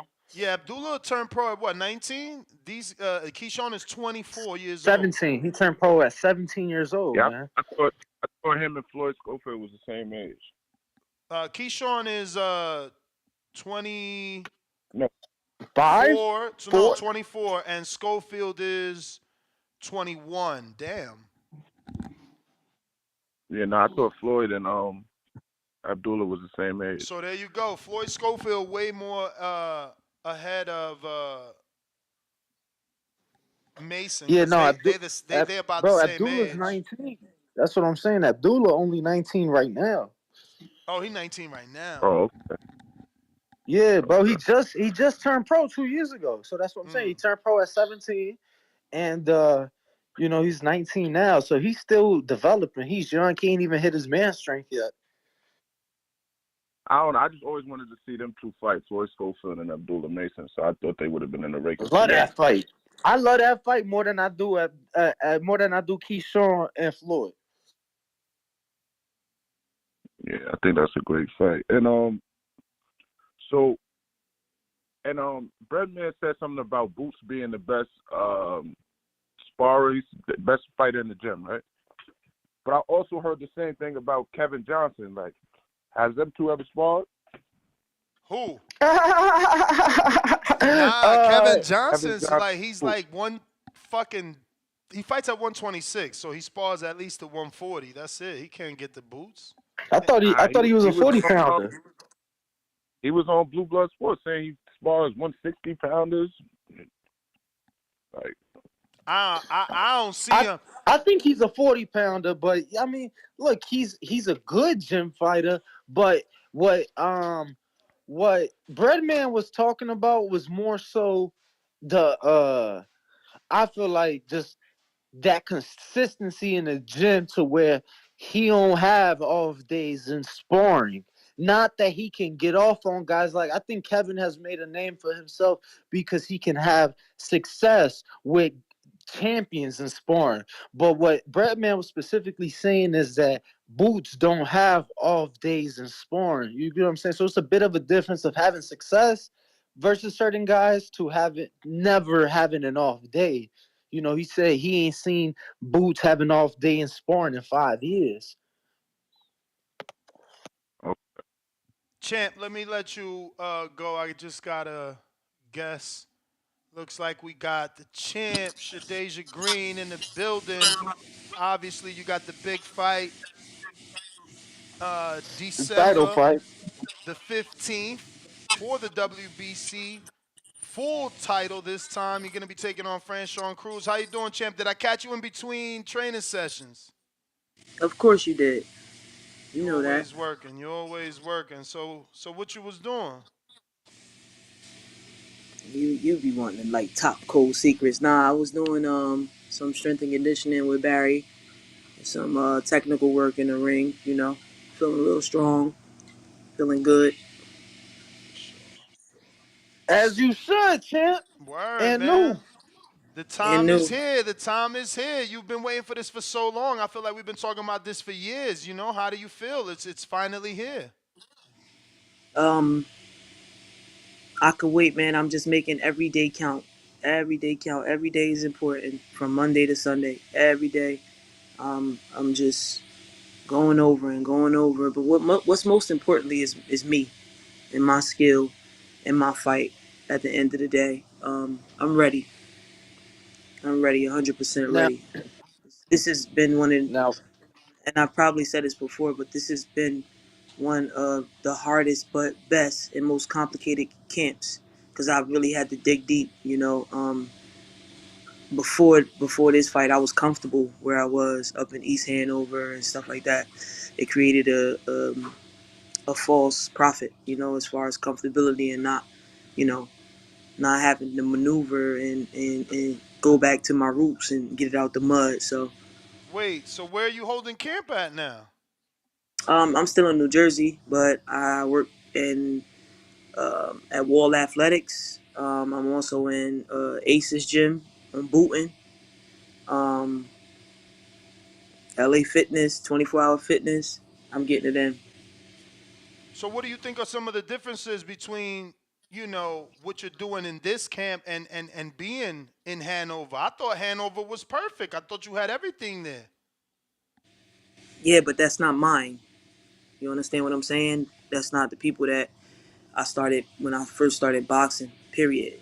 It's not mine. You know, that's their business, their company, their gym, and you know, I started with Barry and Terrific from the beginning, before I knew of East Hanover Gym. So I went back to the trenches, and it was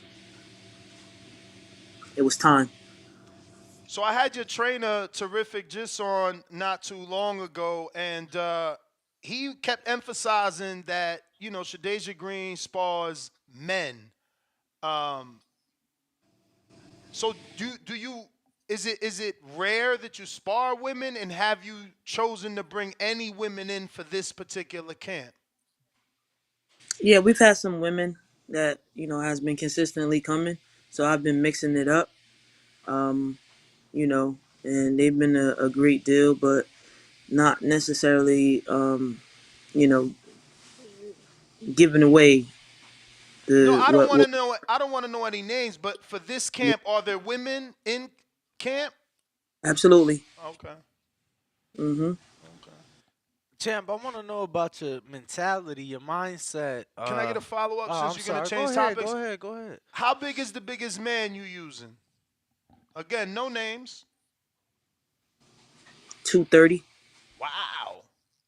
strong 230, a skinny but big 230. Matter of fact, just used them yesterday. Got them again Friday. So is that like to replicate Franchon's weight, or is that just for work? Period. Just for work period. This man is obviously more intense, way stronger. Men are stronger than women. This man is obviously more intense, way stronger, a lot of pressure. But it's just basically the work that I need. Champ, I want to know about your mentality. You know, going into this fight, it seems like, you know, the most locked in we've ever seen you. Not that we've ever seen you distracted, but you know, like you said, you left East Hanover doing, you know, going back to the roots, doing things a bit, you know, different. just want to know what that's been like thus far in camp and going into the fight in 2 weeks. 2 weeks and 3 days. Make every day count. 2 weeks and 3 days. It's been amazing. I've been really locked in. Social media plays a big part on sometimes your performance. So I've been staying off of social media, um, off of Twitter, um, not looking at anything as far as social media. When I'm relaxing, I'm watching something positive, or I'm watching boxing, or I'm just resting. Um, I've been completely locked in, and I want to thank. I want to say that MVP has really been a big part of this camp with keeping me locked in. They've just been in complete support of everything that I've been doing, making sure that I have everything I need. I finally feel what it feels like to be a true professional and be a true businesswoman, a part of women's boxing. That's probably the first time I've ever felt like that, and I'm just glad that I have MVP behind me. I have to ask, you got MVP behind you. You don't have the title yet, but you are being treated like the champion, at least in the sports book. They have you a huge favorite. I'm talking about 8-1 favorite. I don't know if you bet or not, but for those that don't know, that means I would have to bet $800 to win 100 on you, to win this fight. Does that Some fighters look at that like I'm getting my respect. I'm no longer the underdog. Does that play any effect on you at all? Not at all. Not at all. I was an 8-1 favorite my last fight, and Olivia Curry came in and gave me a great fight. We know what Franchon brings to the table. She's a beast. She's good at what she do. She's coming to fight. She has 2 losses, but she comes to fight every fight.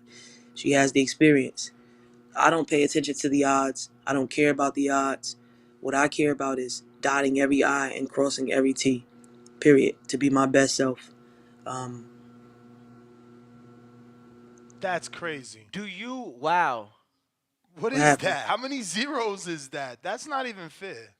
So those are the betting odds for your fight. But that's because They ain't even letting you bet on you right now. yeah, no, that's because a lot of monies came in. So when money come in, the line moves. So you went from a minus 800 to a minus 10,000. So Well, that's six. the That is boxing. When I seen y'all first post that we was 5 fighting, zeros. I put Franchon Cruz Dezern versus Shadja Green. It's Shadja Green versus Franchon Cruz Dezern. I'm Yeah, the no, ace. that's what Danny was just saying, that you the A-side. Yeah. But none of that. It don't matter. So it don't matter to you if you walk out first, she walk, like that don't matter to you? What matters to me is being victorious December 15th and taking that belt back to New Jersey. Taking that belt back home. Handing it over. Watching Barry and Terrific fight over who's gonna get it first for a week. Champ, have you had dreams about the fight? Like Absolutely. legit dreams, real dreams, like woke up like, oh shit, and I don't know, whatever played out, I want to hear it. I just visualize myself holding that belt up in the air and being doing the post interview, walking back, seeing the green and the gold glisten in the locker room I'm sitting on the table while I'm cutting my wraps off, and while I got a burger waiting in my room to go. Burger, like a nice juicy burger in my microwave, just waiting for me to click the microwave button on. Just about my performance, just the crowd. What about the performance?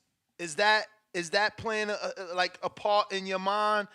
And I mean that specifically because we just seen Boo Boo finally get his shot, and it ain't play out how he thought. And Shakur, he got in front of a puncher, and it ain't play out how he thought. Are those fights in your mind? Nah, that's their fight. Okay. Some things was probably going on with Shakur that nobody knows about. He's not giving it an excuse.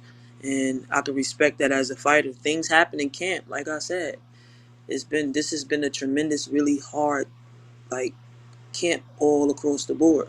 I know I said that last camp that it was hard, but this camp for real, like people think having a great camp and winning every sparring and just blasting everybody in sparring and doing this and doing that and every day is going as planned is a great camp. No. What makes a great camp is the trials and tribulations, the sacrifices that you have to make. And you know, um, Shakur was doing a lot of media in between time too. And, things like kind of lagged off with, him and the Haney situation. So, people were expecting so much from him and then boom, now something happens in camp and he can't perform to the best of his abilities and he's judged off of that one performance when Shakur has had great performances. But he was still victorious when he didn't have 100% night.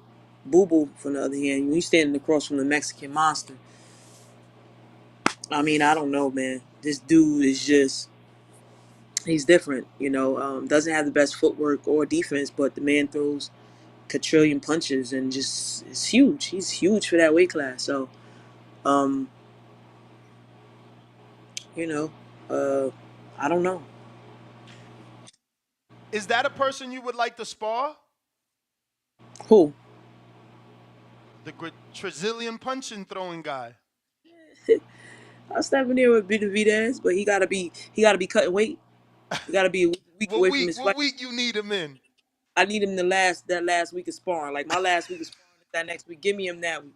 I said that to one time too.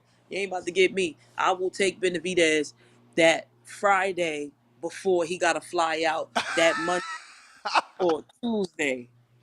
Give him to me. Give him For no. real. No. Wait. He You might saying peak on that. He might peak on that Friday. So perfect camping, I'll be knowing when you post peak.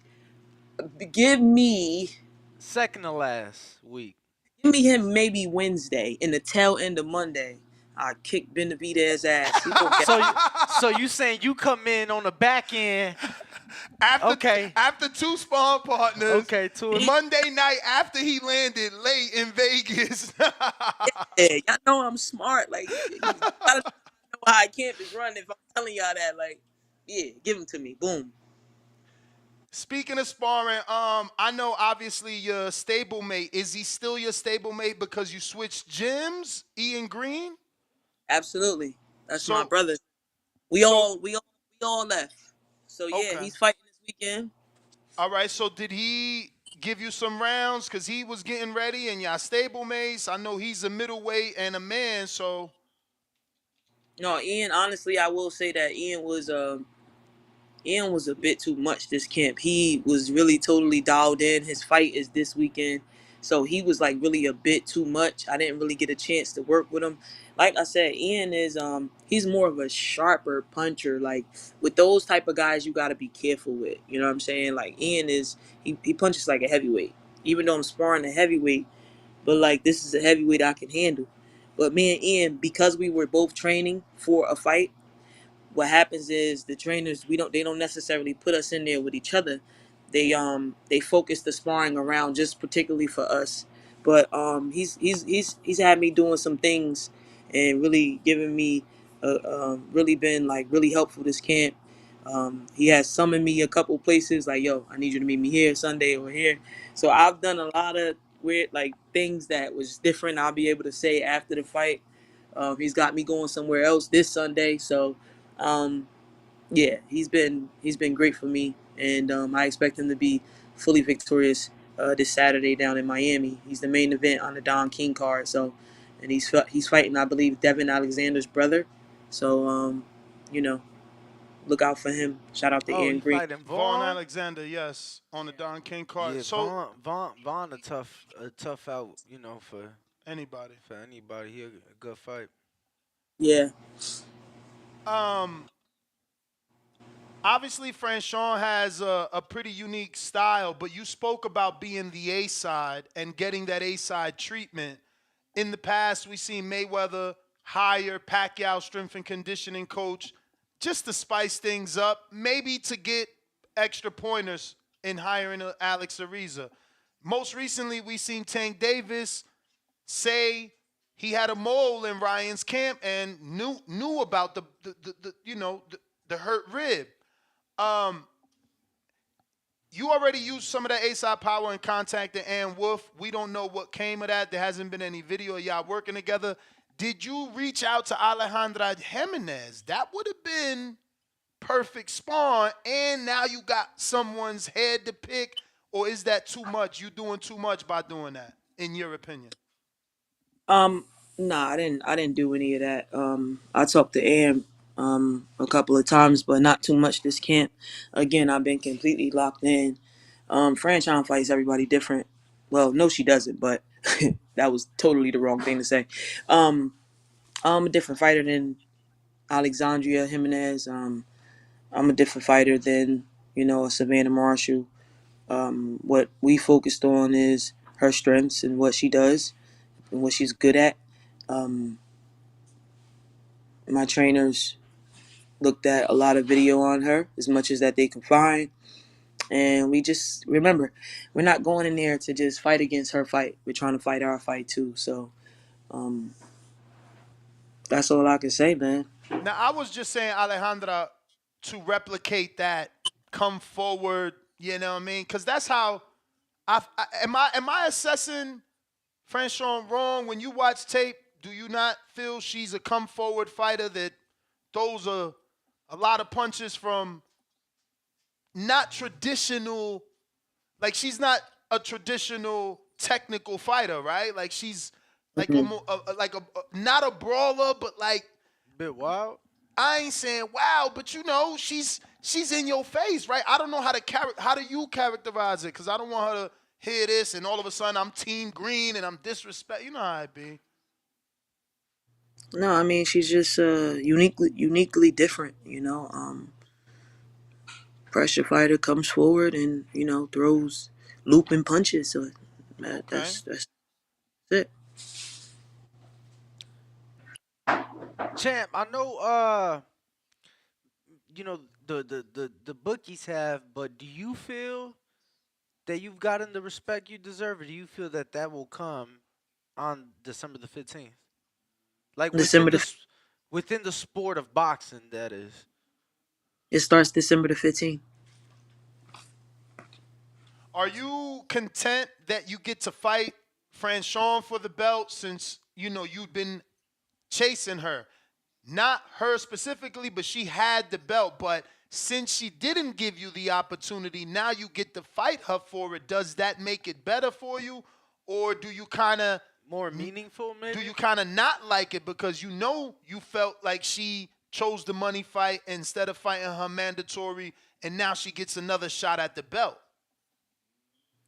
In the beginning, I didn't like it, but at the end of the day, this isn't about Franchon. This is about me. Absolutely. Franchon has nothing to do with this. This is about me. And MVP made it happen. I know you hope for this to be your best performance ever, but do you feel it will be? Silly question, but it is what it is, because it is the biggest fight of your career. It will be on the biggest stage. You got Jake on the main event.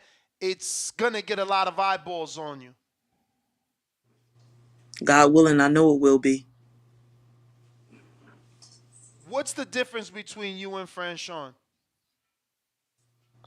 Skill, power. There's a big difference in skill and power. IQ.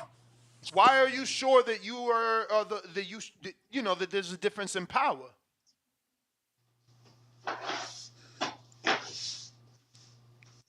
Talk to us, champ. It's audio and video podcast, champ. We can see you smile. They can't hear you smile. I'm saying, champ. Some could argue there could be a dude that doesn't like you like me and say, well, I ain't hear that half the people she knocked out. I never heard of him. Franchon would have knocked him out too. Franchon turned pro against Clarissa. She wasn't fighting girls. So why is your power different? Mexican girls are tough. I know that. That's what people get the misconception. Going to Mexico was easy. No, you got somebody that need to put food on their table, and they not coming to not earn whatever it is that they're getting paid. For those of people who may question, is the power difference based on the level of competition? I would say that I understand completely 100%, and that's why we tune in December 15th to see the ability of her power and the ability of mine. Champ, would you say that in the past you fought to the level of your competition? I have a tendency to do that. I did it when I was a basketball player too. I used to play down to the level of my competition, and Franchon is on that top level, regardless of what we think her style is. And uh, my last performance, I wanted to show a little bit more, but I've been doing some soul searching, and I'm gonna stick to what it is that I do best. So Franchon, I'm hoping that she brings out the best out of me. I know she will. I know she's capable of it because she's a former undisputed world champion, and she's just as hungry as I am as well. So are you So saying that you played down to Olivia because she was technically never on that stage till she fought you, and you just didn't expect her to be that durable? Not purposely, I didn't play down to it, but I got in there and I wanted to win the fight, but I wanted to win it differently than what people saw me when I was with Aline Sederos. I fought Aline Sederos. I stopped her going backwards. With Olivia, I wanted to showcase that like I was a dog, I could go and get it, and I wanted to showcase my high guard and not so much my shoulder roll. Like there's so many styles that I have, and I just wanted to show something different. So the reason I asked that, and you brought the Setaroos fight up, and that was somebody who I thought very highly of. When you fought her earlier this year, we saw her with Franchon. She came up short, but via decision, right? Then we saw her with Alicia Napoleon, who she beat. So what you did to her, I took my hat off, and you looked amazing. What are you expecting? That being said, given your two performances this year, what are you expecting? Knowing the preparation you've put in the camp, what are you expecting December the 15th out of your performance? Not just to come out victorious, but out of the performance itself. I'm expecting to showcase, high quality, high IQ, high skill. A game plan that's been worked on, and I can't end it no more but being victorious. A lot of fighters don't get to fight 3 times in 1 year. Do you think that is gonna play a role in your performance? The activity, obviously, you fought in February, then again in August, and now you're right back in December. On this level, people don't do that. That's pretty impressive. Yeah, I think that'll play a part. I'm hoping it will. Staying busy. Champ, Obviously, you're getting this win, in your opinion. Do you get another 3 fights next year, or does, now that you're a champion, does that activity drop to the 2 fight per year for most champions? MVP does everything different. So I gotta, talk with my team, which is MVP, Nikisa, and we'll sit down and see what it is that we both think is suitable for me to do. if it's not too much, are you doing 3-minute rounds in sparring, or are you doing 2-minute rounds in sparring? It's too much. Okay, fair enough. All right. Wait. All right. So that being said, Is it true you dropped somebody in sparring? A man. It's too much. All right. So when it comes to sparring, are you the type of This is fighter? the last one. Are you the 'cause type? she only had 15 minutes. Are you the type of fighter that can move around with somebody? Like, Yeah. could you get in there And work with someone. Yeah, and work with Yeah. another champ, but that's maybe lighter weight than you. She has. She Absolutely. worked with plenty of smaller women. Melissa Hernandez sparred her. She's Yeah, I sparring work right now with a smaller girl, the girl from Florida, Samara, what's her name? Samara what? She signed a split T with all the Shamara Wood. tattoos. Yeah, there Shamar you Yeah. Woods, go. okay. But even though she's smaller, she's a little thumper. So, Nah, for um, sure. she could fight, and she got that awkward style too, like franchise. So, um, but a little bit more sharper, I would say. Hmm. But yeah, like when you talk about Shamara could punch too. So Word. sometimes, yeah, sometimes, and I don't know if you guys know, I'm small as hell right now. What do you mean Credits, small? I'm small, like 2 weeks out for fight as far as weight. Oh, I'm pretty because small. you brought in a dietitian or something or a cook? What? What you got different? Too much. You are A side now. There's young girls out there trying to be the champ too, I'm, and they, I'm, you didn't. I'm my cook, and Oh, you when your you own cook. yeah, when you bring the weight down like like that, well, first of all, you start getting experience and you start learning your body, so you start understanding what you're doing. Um, I think it's just based on all the training that I'm doing too, and some of the stuff that I'm doing, which I could tell you guys after the fight. But like I said, it's some things that I just think that I'm doing completely different. Champ, all right, I'm gonna let you go. I know you got another session to get with. Give out your social media and let us know if Peter Quillen was the guy you dropped to the body. Nah, Peter Quillen wasn't the guy, Okay. but I remember somebody. It was a couple people. Instagram Shadja_Green, Facebook Shadja Green, um, Twitter Shadja Green. Not really posting much. I'm posting on Instagram, of course, promoting the fight. Follow me on all those. DM me, reach out. Business sponsors and anybody who want to advertise their business, reach out. And I December appreciate the y'all. 15th. December the 15th, Caribbean Royale, Shadja Green versus Franchon Cruz. Champ, Going Deserve. down. I just wanna point out the fact that Nuts got you when you fell for it. You know that, right? What happened? What you talking about? You a slick little What motherfucker. is he talking about? He asked you about you dropping a guy and you say too much, right? So then he circled back. So was it Peter? And then you was like, nah, it wasn't Peter. So that right there told us it was somebody. So he got you. Yo, you giving out my tactics, bro? What's up with you? We It's all good. appreciate you. We cannot wait till December 15th. Tell Mama Green we still want that interview. If she's free tomorrow, we free. Yeah, Mama Green. Mama Green, the reason I'm talking to y'all today. That lady crazy, y'all. Nah, She's she bald. knows. She know. You can't Mama go knows dark. best. Mama knows. Yeah, Yeah. she was trying to go dark the whole camp just because you gotta Yeah, yeah. focus. Nah, She it's a little yeah. bit of both. You gotta learn how to do both. A little bit of media and a Tripping me out. lot of training.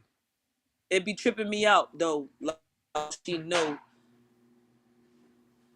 like how she comes to me to get me to do certain stuff in retrospect to my career. She's like, look, you gotta do this. You started with them. Da, da, da. I'm like, you never been in this field, but it's like it's hard to not listen to her because she be right. But yeah, shout out to Mama Green. I'm gonna let her know. All right. Appreciate you, champ. Thank you. Absolutely. Thank you. Of course. There All you right, have it, later, guys. ladies and gentlemen. Shadja Green. And we're going to get back to these phone lines here on Discord. Jaime Moreno. That was a nice little chat. Jaime Moreno. You got to unmute. Yo. Yes, we hear you. Y'all hear me? Yes. Hold on, let me turn it up because sometimes it lowers y'all's volume. All right, y'all hear me? We hear you. I'm gonna just go off real quick. I can't really hear y'all. It sounds very far away, but so Fats made a real good point, man. Looks like they're gonna be some new email champs in the game. Yeah, pretty sure. Probably. Yeah, man. So is Cambosos and Loma, are they fighting for the IBF or was that just speculation? Speculation as of now. Yeah, speculation as of now. The IBO is on the line as Cambosis holds that. But Okay. it seems like the IBF when that fight gets made will Might be in play. Yeah. Okay. That makes sense, man. So, well, we would probably get what's it called? Frank versus Pitbull for the WBO or who's I just saw the rankings a couple minutes ago, but with the champ interview, I completely forgot where I was going with it. But we got up there, fighting for them vacants. We got So Frank, Pitbull, so Tank will probably get elevated. yeah. Fight Pitbull for the WBA. Shakur got the WBC already. The Uh-huh. IBF, George and Vasil is 2-3. And then the WBO, Loma's 1, but since he fighting for the IBF, it'll probably be, I don't know, because 2 is Dennis Baranchik and 3 is Pitbull, but he probably going to fight for the WBA against Tank. So then you go to Okay. 4, which is Angel Fierro. If not 5 is William Cepeda. So the WBO is going to Yeah, be Cepeda, that's what I was thinking about. the He up there too. the WBO is going to be very interesting to see because somebody got to pay for it. You get what I'm saying? Like, that's the thing. It's still a business. Like, somebody has to put money behind True. these fights. So you got money for George and Vasil. You got money for Tank. You got money for Shakur. But, Dennis Baranchik, Angel Fierro, like, William Zepeda, he's over there with Golden Boy. So that, that's possible. But, That yeah. might be a thing. Okay, well, shit, man. 135, is gonna have a lot of new things to talk about. Um, I'm really excited to see what Devin does at 140. And the talks of him at 147, is interesting. I didn't think it would happen so soon, but You may you feel like know, it's your time, we'll see what's but up. it's not But your that's all time. I got, man. I appreciate y'all. Appreciate you, champ. You the All right, take it man. easy. Yep. Phone lines are open. Suleiman If you El guys wanna Scholar. call in. Suleiman El Scholar. Holler. Suleiman El Scholar. Hello, yes. Yeah, how How you doing? how How you you doing? doing? What up, champ? Yeah. Yeah, man. So I'm happy he vacated the belts, man, because that way other contenders at 135 get to fight for the titles. Like Killer Cambosos, he won that against that fighter Wait, that's wait, hard to wait, fight. wait, wait, wait, wait, wait, wait. Shout out to you. Did you just call him Killer Cambosis? He almost knocked out Teofimo. You know what I'm Yo, saying? I fucking So yeah, Killer respect you, bruh. Cambosos. I love you, bruh. You don't disrespect no fighters. You only big them up all, bruh. Shout out to you, man. Yeah, so Killer Cambosos, thank you very much, man. Happy holiday. And Killer Cambosos, right? He only has those losses to Devin Haney. And Devin Haney was, very defensive in those fights. So I think if he gets opportunity with Loma, I think Loma's on the slide. If he want to come up, he might upset Loma and reinstate himself as a top contender and a top defending champion at that division. And That's then I would like to see uh-huh, him try to unify with Javantes. That's the fight I want to see, in that division. And also Subriel Matias move on to bigger and better things and try to challenge Javon Ennis for the IBF Welterweight Championship. That's also a nice fight that we would like to see. Subriel Matias, the Puerto Rican fighter, against Javon Ennis, and also what's this guy Shakur Stevenson. I think that was a good performance, man. The guy's a KD puncher. You were trying to set up traps for him, and I think the kid didn't take no chances.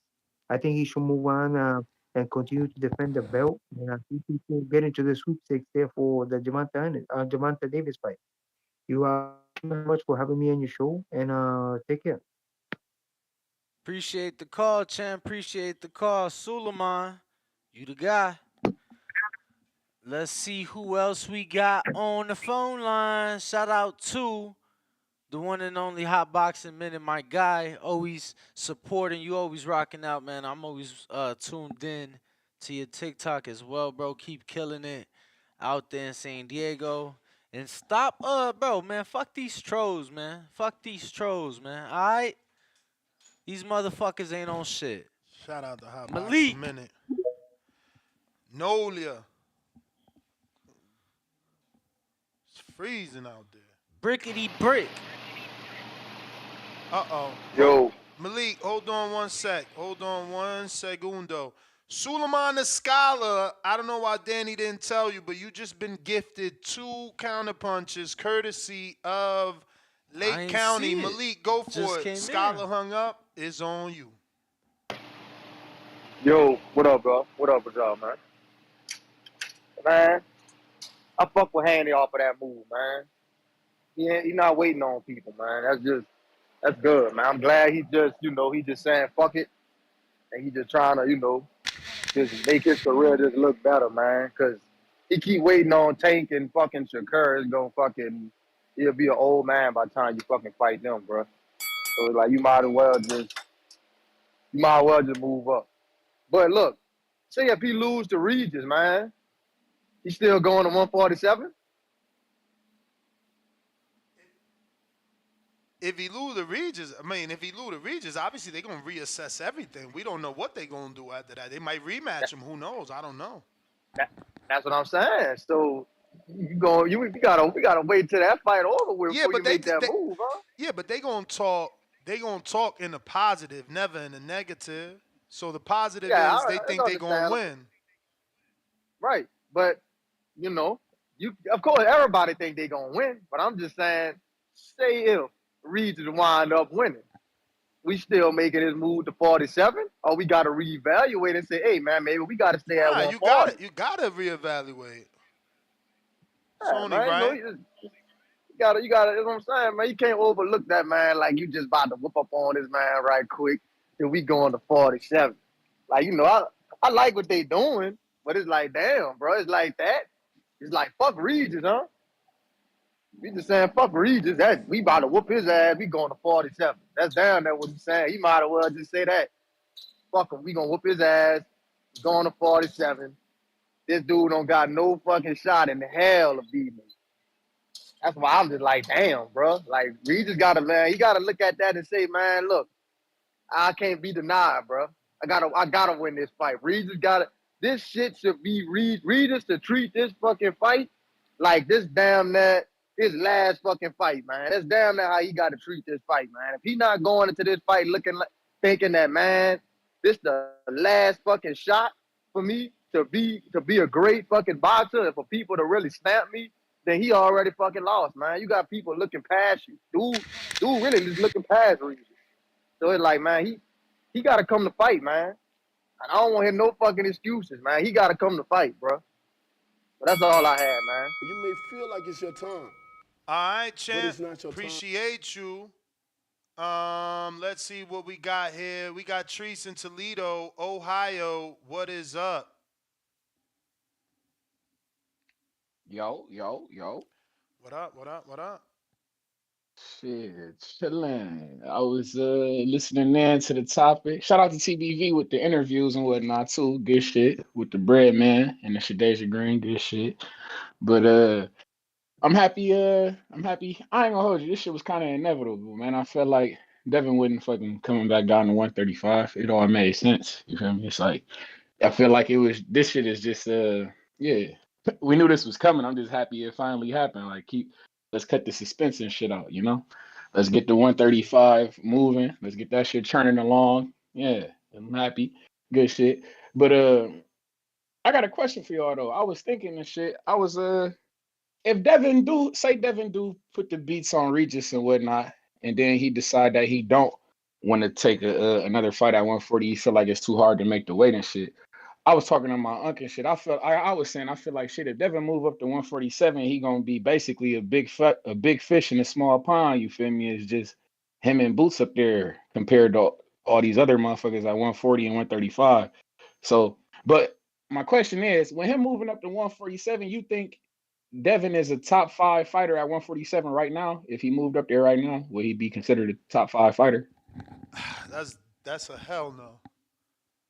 I got to check the See, rankings, but I highly doubt he could be a top 5 in the welterweight division. But I'm gonna check the rankings. Let's see what the ring has ranked as the top 5. Right now, they got Crawford as the champion, Earl number 1, Jerron number 2, Virgil number 3, who's actually not in the rankings.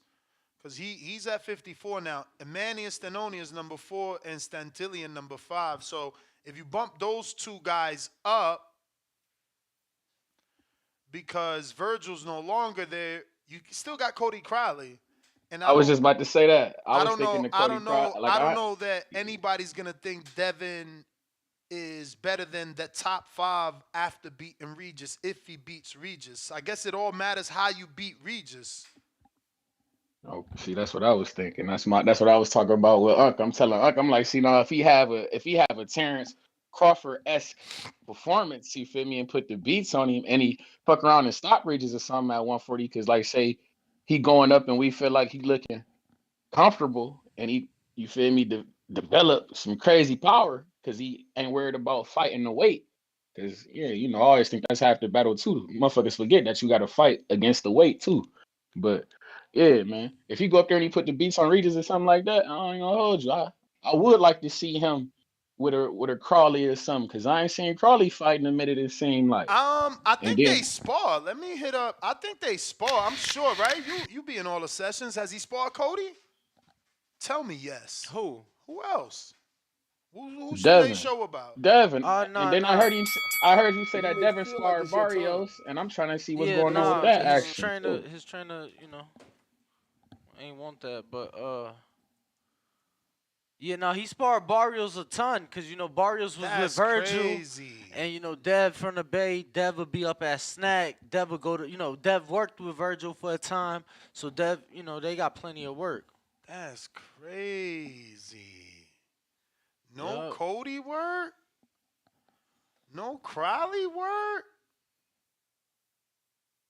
I'm hitting them up. Let me see if Morrell hit me up, man. Morrell ducking me, man. Morrell ducking his work, man. Ooh, you wrong. You wrong. What? Hold up. Coach, man, jump on the show. Danny over here claiming that Cody For this and camp. Devin never sparred. I said in this camp they ain't spar. You ain't say that. He ain't say that till now, right, y'all? Right, y'all? Okay. Nah, seriously, you ain't say that till now. I mean, why would I don't know, champ. What? What? Nah, nothing. What? Suleiman Escala, you got 3 counter punches. Shout out to Lake County. Who we got? Newt. No, we got Cliff, Connecticut.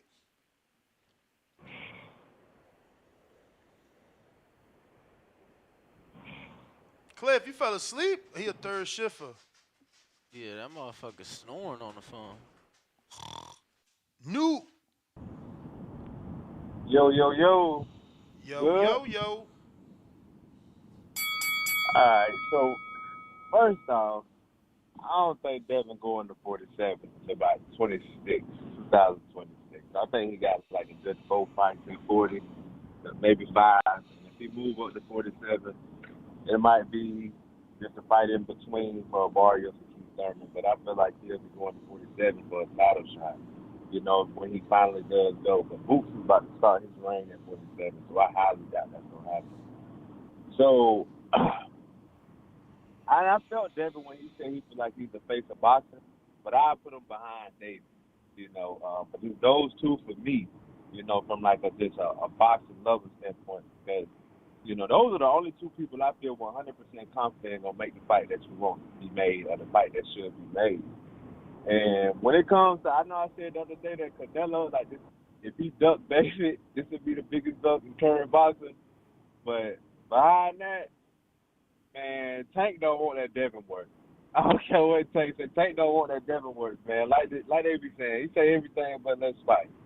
You know what I'm saying? But it's a report I just seen on Twitter that came out that said Devin, I'm not Devin, that David said he'll fight Charlo in May, you know, around the same time if Canelo fight Jaime, so that he don't got no other route to go but to fight him in September.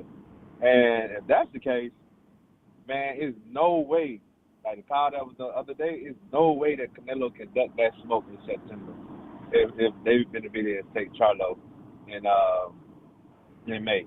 Because he ain't finna get that Bivol rematch, man. Like, Bivol already said it is what it is. So where would Canelo go if he don't fight him in September? I don't know where else he can go. You know what I'm saying? And I want the Tank and Devin fight, but we're going to get Devin versus Tio before we get Tank and Devin. And me personally, I like the Tank and Devin fight, you know, a little bit more. But I'd love to see a fight as well. But I don't even know if Tank don't fight Shakur or Devin, you know, next year, or have a signed fight to fight them in 25. Come on, man. People can't be behind this hype train that much, man. Like, it ain't no way, man. This man clearly is not trying to be competitive, you know, in my mind. But, yeah, that's my call, man. Appreciate it, my guy. Shout out to Nuke. We got. All right. Who we got, Ness? That is. Let's see here.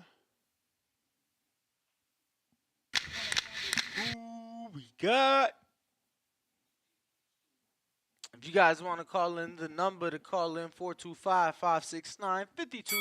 Press 1 one time. Feel like it's your time. We up to date on the super But chats it's not while I your get the Let me double check. number here. We should be. This is actually We Rigo. are. I'm gonna have to learn this, Rigo. My We bad, are B. up today. My bad, B. I got this next time. What up, Rigo? Hey, what up? What up? Shout out to my favorite boxing podcast. You guys get me through my work day. Appreciate you. Know, getting putting in that work for all us blue collars. I work at a body shop, so sometimes I can't call in because it's super noisy. But you know, when I do call in, I really enjoy just talking this boxing stuff. But anyways, Devin Haney moving up, right? It's is what the topic is. Yep. Yeah, no, I mean, I think it's great, man. Devin Haney is a really good fighter, a great fighter. I hope that he gets past Regis. But moving up, I mean, I don't know who can he get moving up though. Like, do you really think he's gonna fight the Boots Ennis and you know, what other contenders at 147? I feel like 147 is kind of dry ever since, you know, Sean Porter's retired, Danny's up to 160.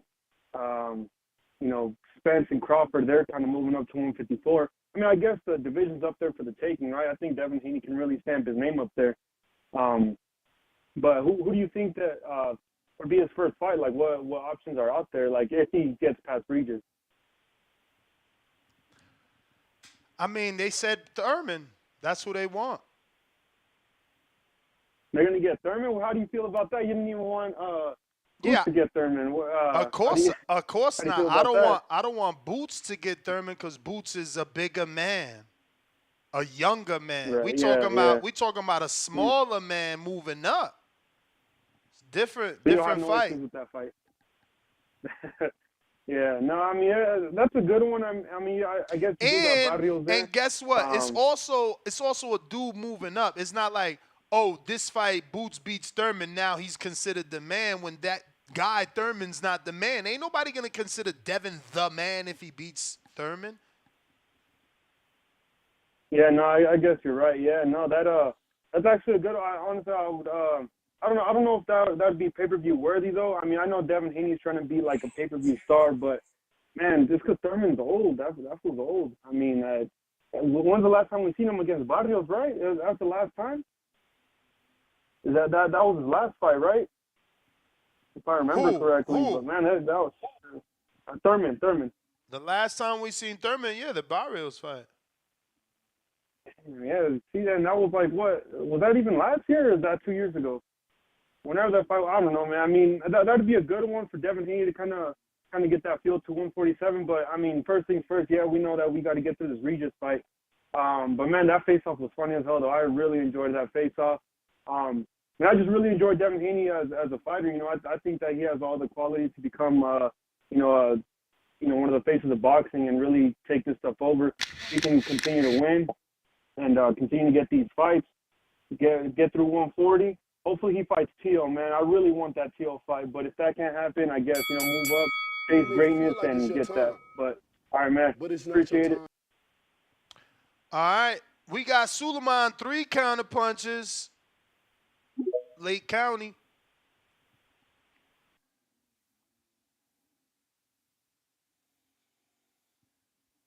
Suleiman, you gotta unmute. Okay, yeah, I'm back on. Thank you for having you guys put me on.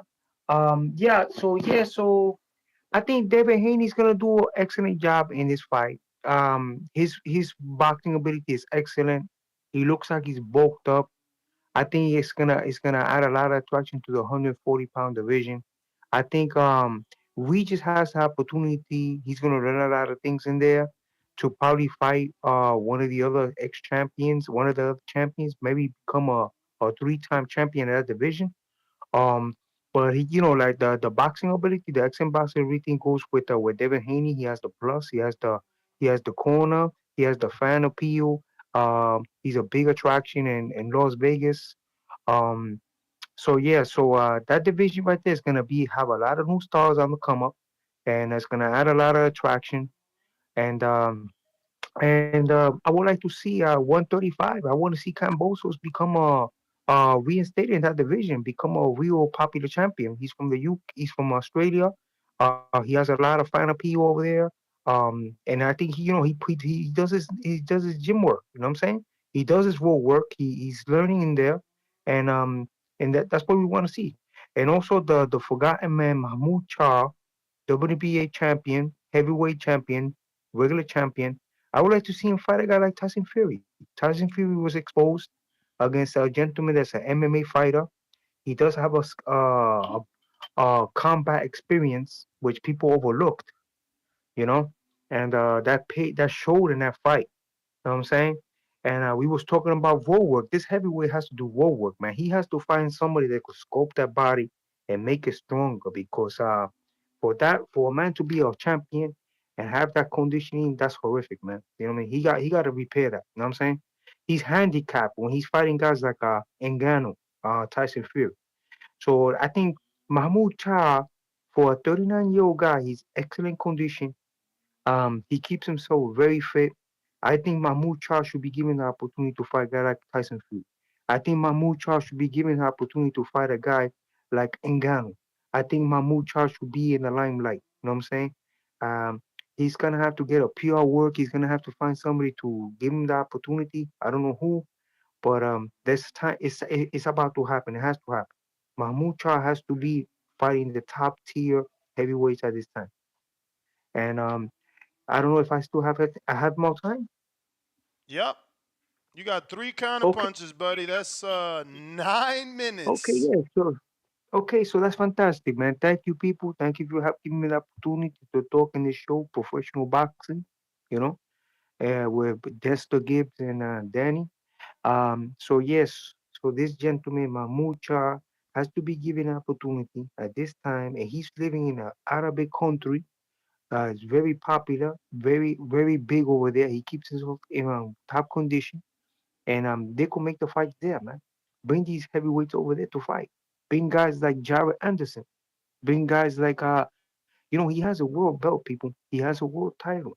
You know, have people contest for this title. You know, I would like to see him be have a great 2024.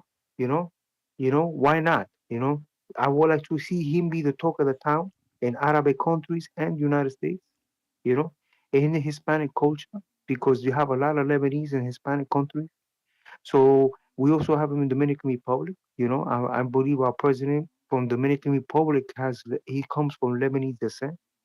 So give the opportunity for this man to get the accolades he needs. He obviously is a gym rat.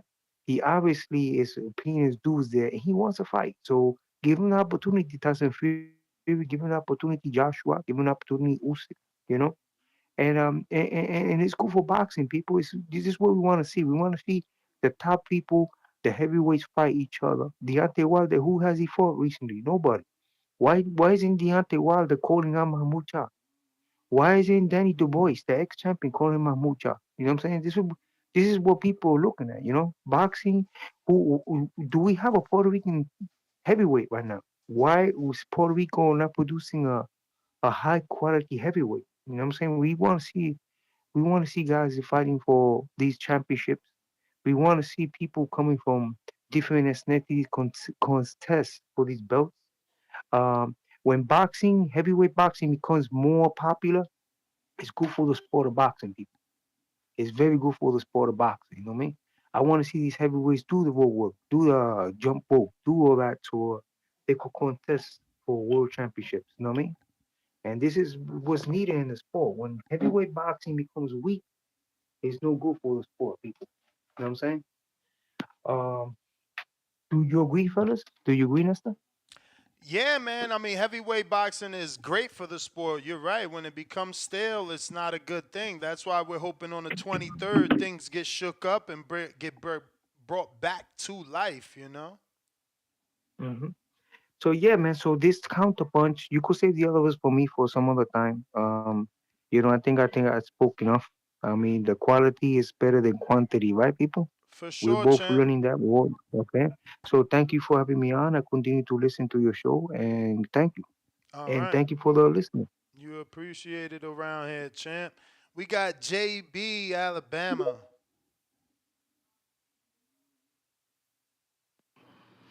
Yo, Ness, Danny, y'all hear me? Yes, sir. All right, man. Yo, shout out to Suleiman, man. That was a good call, man. And shout out to people supporting his calls, man. Now back to the bullshit, man. Yo, Ness, man. Mm. We kind of actually needed something like this, man, to keep that welterweight division alive, man. Shout out to Devin Haney making these moves and everything. And I actually like it, man. I disagree with you, man, when you say Devin Haney will not be probably a top 5 fighter in 147 when he comes up. Based on his resume and shit like that, coming off of multiple consecutive champions and possibly wanting to have Keith Thurman as the first test, which I'm not sure he will win that fight, that would definitely make him possibly number one in that division. Because you look at the rest of them welterweights up there, man, what have them motherfuckers really done? Boots ain't done shit for him to goddamn even be considered like the face of that division. Devin's about to move up there to another division and be the face of 147. Actually carrying the torch after Terrence Crawford and Earl Spence leaves, man. There's no doubt about it, man. Like you said, what you say, you call him Devin Dollars or whatever. That's the type of shit he's really doing, man. He's doing real big boy shit, man. I think this may sound crazy to you, man, but looking at all the opponents that Devin's going to come off a win, if he was to eventually fight Boots, man, I think the bet odds would probably have that even like close to a 50-50 fight, man, based off their bodies of work. Because you can't argue and say that Boots has fought even close to the level of competition that Devin Haney had.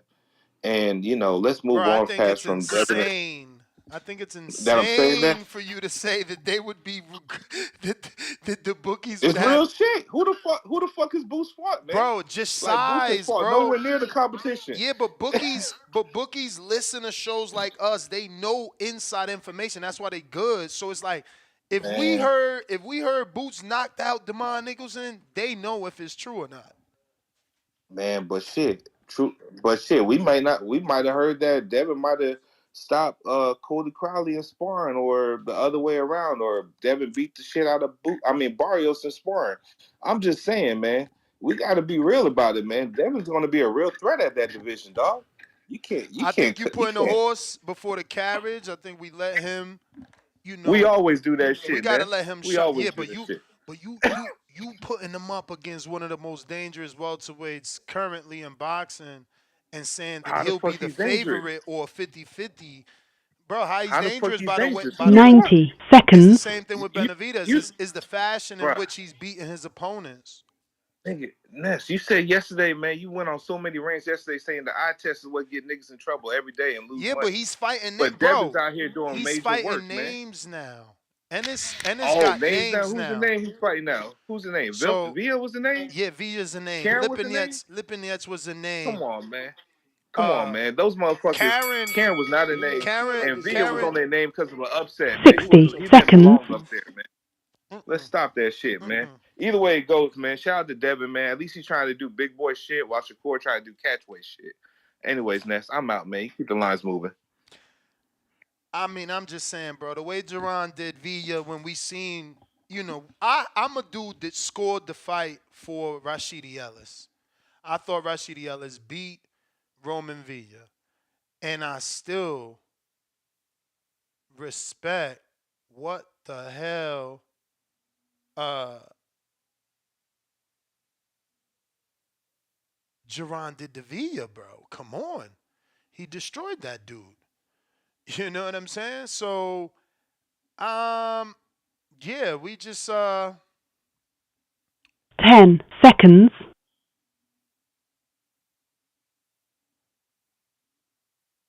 we just need to slow down, bro. That's all I'm saying.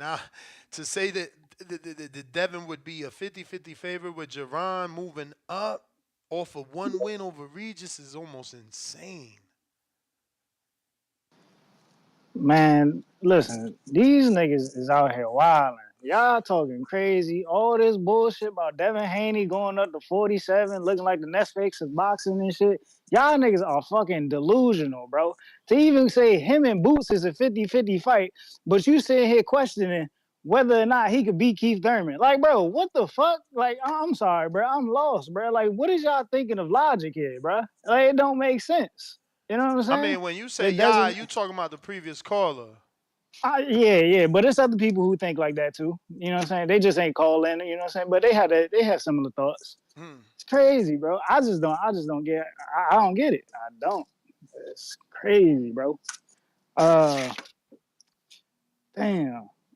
I don't even know how to continue my call off of that shit. And that's I'm distraught, bro. Like that's crazy. Devin, man.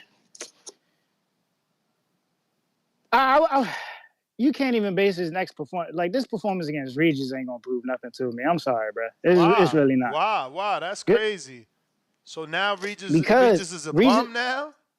I'm not saying Regis is a bum, but I just think when the opportunity comes and Regis gotta, you know what I'm saying, he gotta fight at that level, you know what I'm saying, to prove himself, he's just not gonna show it. And I'm telling you, you're gonna see in this fight. You're gonna see in this fight. And that's Devin fault. It's Devin fault. I'm This I'm dude's a saying two-time champ. How you gonna say listen, bro. a kid I'm moving up saying ain't gonna they prove nothing beating a two-time champ? That's just a little they crazy. picked Regis for a reason, and they told you they picked Regis for a reason. Bruh, you think that's not how boxing works? You don't fight people you think you're gonna lose to. Motherfucking Canelo picked Bivol and Mikey picked Earl. That shit don't mean nothing. You see a motherfucker on the court, you think you could cut his ass up and dunk on him till he fucking stuff your shit. What is you talking about? That's part of this Look, shit. bro. Realistically, we knew Mikey wasn't gonna be a problem for Earl. I mean, realistically, It the sound betting good. odds had it different than what you claiming. Yeah, I mean, it's right. It sound good. You know what I'm saying? It looked good. You know what I'm saying? But once you really look at it for what it is, no, Mikey had no chance of going up there with any of them guys. Any of those guys with that bigger frame and who could actually punch, Mikey Garcia had no chance. 140 was his limit because those guys are still small. It's like what I'm saying. Like motherfuckers are sitting here talking about Devin. Well, like if he beat Regis and go to 140, he got a chance. No, Devin is small, bro. Compared to those actual welterweights, Devin is small. He's gonna get fucked up at 140. I'm telling you, I can call Bill Bluff right. Bill Haney. I call Bill Bluff right now, bro. They wouldn't dare go up to 47 after fighting Regis. I mean, they wouldn't dare go up to 40. Bruh, they the one said it. Like, it's hilarious. Nobody was even thinking about this shit. They said it. The only motherfucker who got hard to do something like that, and we've all seen it, is Mario Barrios, bro. Barrios literally fought you Tank. sound biased, Barrios bro. literally fought Tank, and then he jumped up to 47 to fight Thurman, bro. Ain't nobody else doing no shit like that. Ooh. Champ, you sound a little biased, man. I don't. I'm telling you, bro. I'm calling a bluff. I'm just they saying. Wouldn't dare do it. But you telling someone who put the thought in your mind. No one spoke of Devin in the 147-pound division until Bill came on this show and said what he said. Now you want to run around here saying they wouldn't dare do this and that when they the one put the thought in your mind. Like, think about how much you obviously hate Devin. Like, he's telling you, I'm willing to fight Thurman next, and you like, hold up. I never even imagined you at 47, but nah, you fucking lying, man. I dare you do that. What the fuck? And you just said in this call he picked Regis. Motherfucker, he picking Thurman. Regis is completely different from Thurman, but bro. He picking Thurman, is he not? Regis is an easier fight than Thurman. But do he not think he could beat Thurman? Because that's who he ain't call out Boots. He ain't call out Boots. He ain't call Anybody out could have picked Boots. Regis. Anybody could have picked Regis. He did not Regis, call out Regis Boots. flat-footed and slow, man. Regis flat-footed and slow. Anybody could have picked Regis. I'm telling you, Regis is the easiest fight at 140 for any champion. I'm telling you. I'm just telling you. It's the easiest fight for anybody. I mean, other than Rolly. We know Rolly is the easiest. But second to that is Regis. I hear you, champ, man. You know your time You been you up, oh Tom, you but think Dev would have jumped up? You think Dev would have jumped up to fight Josh Taylor right away? what you mean, bro? He jumping up to fight the dude people think beat him. Like y'all sound crazy, man. I'm talking about Josh Taylor. Do you think he would have jumped up to fight Josh Taylor right But away? he fighting the guy that some of the public believes beat Josh Taylor. Come on, bro. Oh, we sitting here talking about. Wait. So you saying there wasn't people that thought Regis won that fight? Hey, there's people that think Catterall beat Taylor. Exactly. So, you know, we got to say what people think. When a win isn't definitive, it isn't definitive. That's just the bottom line. But I got to go, man. You out here wilding, man. General Camino. Yo, Nas Danny, what's good? What up with you? Cooling, bro. Yeah, with the whole Haney situation, it's not a bad thing. I think it's fine. I mean, we all kind of figured Devin was, kind of overstayed his welcome in that division. It looked like it was kind of tough for him to make that weight. Granted, he never let that out or said anything, but those days where he was on the scale looking skinny as hell, looking drained, like we knew it was time. So I'm glad he dropped the belts. That's a good thing. I mean, you can't chase Tank around forever, man. I mean, I think at the end of the day, when you look at his time at 135, the most you're gonna be able to say is, he got the 4 belts. He became the 4-belt champion. He tried to give Shakur and Tank a shot, but it didn't work out.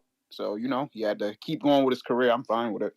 As far as the whole 47 Boots thing, I think that's a closer fight than what people may think. I'm one of those fans that isn't as high on Boots as other people. I'll be honest. I don't think his competition has been that good. I think it's been like somewhat quality, decent at best, but I don't think it's been that good to say he's a serious, like, he a boogeyman at 147. I don't think it's that serious. I think him versus Giovanni Santillan would be a good ass fight. I think you'd see him get exploited a lot against Gio. But yeah, when he makes it to 47, I think that'd be a good fight. I see a lot of people trying to play him for wanting to go after Keith, which I don't think is a bad thing. If Keith gets a fight before he fights Devin, I don't have a problem with it. What you think about that, though? Nah, I ain't got no issue with the Keith fight. Again, it's not a Boots versus Keith trying to claim the division. It's a dude moving up trying to test the waters. You know, you taking on a dude that's bigger than you and that's been inactive to check do you fit in that division. It's totally different. Them fights is 2 different fights for 2 different people. You know, people would misinterpret that fight for Boots, and that's why I've always been against that fight for Boots, because it's like, bro, don't put him in there with Keith to try to tell me he's the man when we know Keith himself not the man right now. Exactly. So, I mean, I don't know, bro. I personally think Boots need to fight some better competition. To be where he's at right now with the number of fights he's had and no, like, serious contenders, his next like fight no is big Barrios, fights. bro. His next fight is Barrios. These dudes ain't stepping up to the plate. Barrios and his team, the only dudes that got balls, so they gonna fight him. Yeah, man. That's not a bad fight, but I mean, ugh. I don't know if I really want that one just yet, but hey, it is what it is. But yeah, outside of that, man, I appreciate y'all taking my call. Everybody have a good day, man. Likewise, my friend. Likewise, appreciate you. Let's see who we got. Discord is available. Twitter Spaces is available. We have Terraplanista.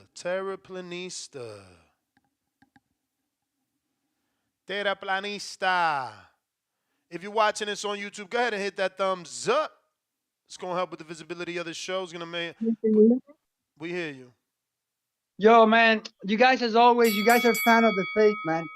Just like David Morrell does everything better than David Benavidez, Teofimo does everything better than Devin Haney. You guys love to hype up the fake. Teofimo beat Loma better than Haney, beat him first. Teofimo beat Taylor, who was the man at 140 who beat Regis, right? And then this guy beats up to fight Regis, moves up to fight Regis second hand. Now Theo is calling out Crawford. I know you don't want to make a show about that, but Theo is calling out Crawford, and he could with the WBO, he could challenge the guy up there. And that's the guy he's aiming at. And what is Devin Haney doing? Aiming at Keith Thurman, bro. The weakest guy at 147. He's picking the weakest guy at 140 and now the weakest guy at 147. He's a fake, bro. You guys keep hyping up these fake fighters, bro.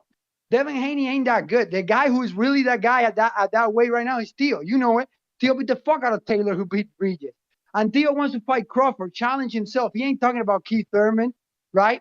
You see what I'm talking about? Like, Devin Haney's just a number 2 guy. He fights the number 2 guys at each division. He's the number 2, second to the party with Lomachenko. He's just a number 2 guy, and you hype up these number 2 guys. Benavidez is a number 2 guy. You know David Morrell does everything better than Benavidez. More power, longer, bigger, stronger, faster, and better amateur. It's the same thing with Theo. Theo is better than Haney in every which way. But that's basically my call, man. You're always hyping up these fake fighters, bro. I'm afraid of the truth. Yo. What's up? Say Devin Haney name one more time. Devin Haney is a fake fighter, bro. Theo is the real truth, man. And you know it. And you're out here making shows about the fake fighters, as always. All right. I love you, though. I love you guys. So Theo didn't lose? Yo, Theo yes beat or no? Camboso. Yes or no? Did he lose? Yes, he did, but I saw him winning that fight. Did he lose? I saw him winning that fight. Yes or no? Can we have a conversation? Yes or no? He lost? Yes or no? Yes, he lost. Okay. Yes, he lost, but I saw him winning. And now let's talk about this. Theo, I'm not. do you Can I ask a question? If Theo fights Camboso in a rematch, who do you have winning that fight? Right now, today? Yes, right now. Do they fight tomorrow? Who wins that fight, Theo or Camboso? Theo. You know that, bro. Theo had a bad night. Out of 100 fights, Theo beats Camboso 99 times and knocks him out 98. I don't know about that. I don't know about that. But now it's my turn to ask you a question. So who beat Cambosos after he beat Theo? It was Devin Haney on a bullshit decision. It took him 24 rounds and he couldn't knock him down. Okay. Theo already knocked that guy down and hurt him. Do you think Camboso would rather fight Haney or Theo again? So is it that you have a problem with his style, or do you have because you saying it took him 24 rounds? I mean, didn't he have to contractually give a rematch? I have a problem with the fact that he's not better than Theo. Theo is a better overall fighter. Okay. So answer this. If he's not better than him, how did he beat the guy that beat him? Because Theo had a bad night. I told you, Theo beat Camboso 99 out of 100. People have bad nights, bro. So technically, Devin hasn't had a bad night yet. Honestly, bro, I'll give you, he's been lucky in that way. Anybody can have a bad night. You ever show up to work and you're not feeling all that well? You ever get a headache? I get you. I agree with you. I agree with you. But how are you making one better than the other when one had a quote-unquote bad night? Because if you take away that bad night, that he honestly wasn't even that bad because he knocked down Camboso. Yeah, but you can't take it away. In boxing, you can't erase. You can't. I mean, Regis tried to claim with that bad night, remember Regis made that accusation, but you can't really do that. But Theo's accomplishments are better even with that bad night. He beat Taylor, who beat the guy who. So wait. How is accomplishments are better if Theo wanted to be undisputed and technically did not undispute, then lost to the guy that Devin undisputed with? You see how you focus on fake stuff, like who these old people say the champ. You know the champ was just Taylor. Ness, I got $30 to get this clown off the phone right now. $30. All right, Terraplanistas. C-Dub. If you're watching this on YouTube, hit that thumbs up. If we get to 1,000 likes, we gonna get Bill Haney on here. Say his name one more time. Yo, how the audio? Straight, that's what's up, man. Shout out TBV. Smash that like button. It's free. Do something with yourself. We appreciate this, man. You know, it's what a year. What a year, man. The sport just moving forward. Shout out to Devin.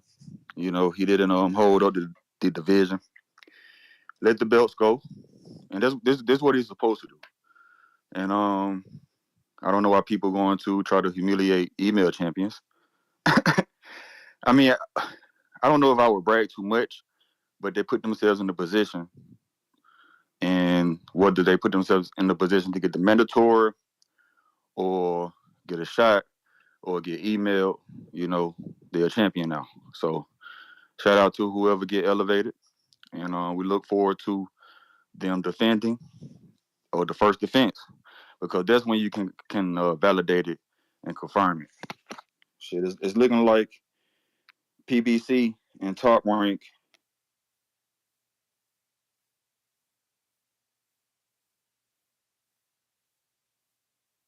Are you gone? He must have got a call or something. Word. Ariana. What it do, what it do, Ness? Hear me? Perfect. Man, that Eric Rain do get on here talking dumb shit every goddamn day, man. I ain't even trying to be disrespectful. He always trying to deep ride David Morrell. David Morrell ain't got shit to do with this conversation. I don't understand, dude. He don't be making no sense, just like the other day. He in his But anyway, feelings. my thought is, I'm sorry. He's in his feelings. He obviously don't like Devin. He's really biased. You can I clearly don't I see it. don't even think it's Devin. I think it's because we don't give Morrell the love he feels he deserves, so he tries to shit on a guy that he thinks we love. That's what he's doing. I understand that, but Morrell ain't done shit to deserve any love yet. Who has he fought? He has 10 fights. He fought David has Alantez tried to make Fox. that fight on multiple occasions. His coaches don't think he's ready. So I don't understand how is David Benavidez fault. But my thing is on the whole Devin Haney situation, man, you cannot do nothing but look at that man and see greatness, man. He's doing everything he needs to do. How can you fault him for wanting to go up and be a 3-time divisional weight champion? You know? What's so wrong with trying to be great? And then dudes trying to say T.O.'s resume is better than Devin. How? T.O. just turned down a Ryan Garcia fight. Now, I understand you trying to say you didn't get enough money, but, man, prove it. And I understand he had a good fight with Josh Taylor, but T.O. has losses. Devin don't got no loss. I don't know. That dude, he pisses me off. He made me forget my whole call, what I initially came to say, just talking dumb shit. But shout out to the Boxing Voice, shout out TBV, shout out Bill Haney, Bill Haney, Bill Haney. Y'all have a good day, Ness. Appreciate you. Nah, that's Bill Haney right there. Danny ain't even want to Hell get yeah. that. No, I ain't. Fucking cutting my smoke break and shit. Shout out to Hard D. Y'all have a good day. You too. Likewise. Yes, sir. Appreciate the Bill, call. what it do? Hey, hey, hey, hey. Shout out to the boxing voice, the voice of the people, the voice of the streets. Hey, listen, you guys are doing a great job, man. Shout out Ness, Ringwalk Danny, and everybody in the chat. Listen, December the 9th is the turn up. It's Devin Haney versus Regis Prograis for the 140-pound title. When we talk about Devin, we talk about a lot of controversy. We talk about Regis Prograis, we haven't heard too much. The reason why we haven't heard too much about Mr. Regis Prograis is because nobody was calling for this guy. A tough out of New Orleans, Louisiana. The kind of fighter that will bring out that special thing that in Devin, that thing that he makes that right adjustment in front of the crowd on that night. It's a great time for boxing. We've had a 2023 that has been amazing. Some amazing fights Shout out to Breadman and Miss Queen Green, I should say, that came on earlier. You know I'm here. It was only a matter of time. You can't say Devin Haney like that, caller. You cannot say that. You cannot stand. No, listen, I'm here, and I'm here to let you know that what you saw with the WBC and becoming a champion, being able to go and put your hands on the Rougarou Prograis, who came out and said he was the hardest person. Ring walk. He said out of Devin's next moves, didn't Regis Prograis say that he was the hardest, toughest task, and that we would not call him out? He did. Okay. They said that one time Keith Thurman is being forced out of boxing because he can't get the fight. His only loss happened to Pacquiao, and the only fighter that he said that he wanted was Bud Crawford, Earl Spence. We said that if and when, inshallah, God willing, we handle this business, and it's a tough task, but heavy is the head that wears the crown in Devin Haney and DHP. So we talked about some things, and we were looking around, and he says, obviously, every fight that we were at 135, we were able to have our sights on 140, right? So moving up to 140 pounds and picking the guy. Obviously, we look to then look at 47 and what's out there. Our ability to then, inshallah, be the 140-pound champ. When you're the God willing, you're the 140-pound champion. No different than being the 135-pound champion, stepping up and challenging for a belt. One thing that you guys just mentioned was it's a tough hombre by the name of Mario Barrios. That I think you just mentioned might be an opponent for Boots, but he Yes. might, but he might be an opponent for Devin Haney as well. Yeah, and I called it a tough fight, and It's a then tough Danny. fight anywhere, everywhere around there where Devin is a shark in murky waters. There are other sharks, right?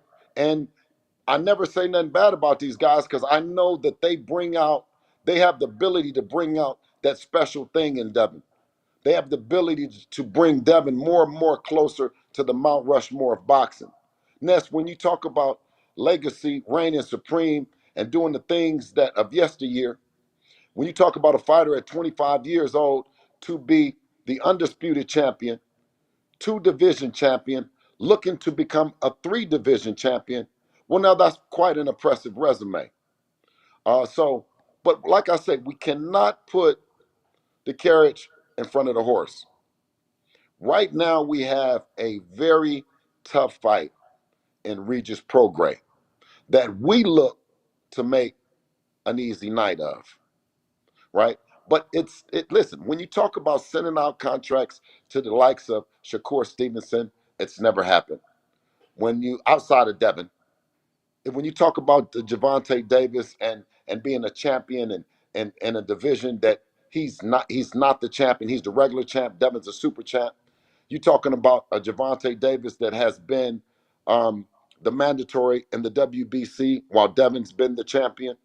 Um, these things, Devin has set the precedent. Devin has been the driving force behind it. You talk about Lomachenko, a Hall of Fame fighter who was forced to pick up a franchise belt, right?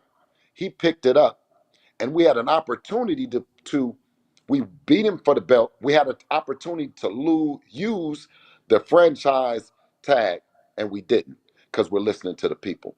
But we actually won the belt. We beat Lomachenko and actually had the franchise belt, had the email, had the WBC belt, the IBF, WBA, WBO, and the ring, and another fighter in the particular division that we give we give props to. But we know clearly that we're the best.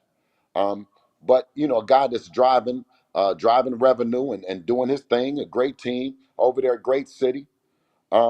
Did not uh, reach out to negotiate, did not send anything, did not give us any assurances that a fight would happen at 135 and that we would teeter, or we would kind of hoover between being a 140-pound lean machine ready to drop down to 135, or being 140 super aggressive, um, you know,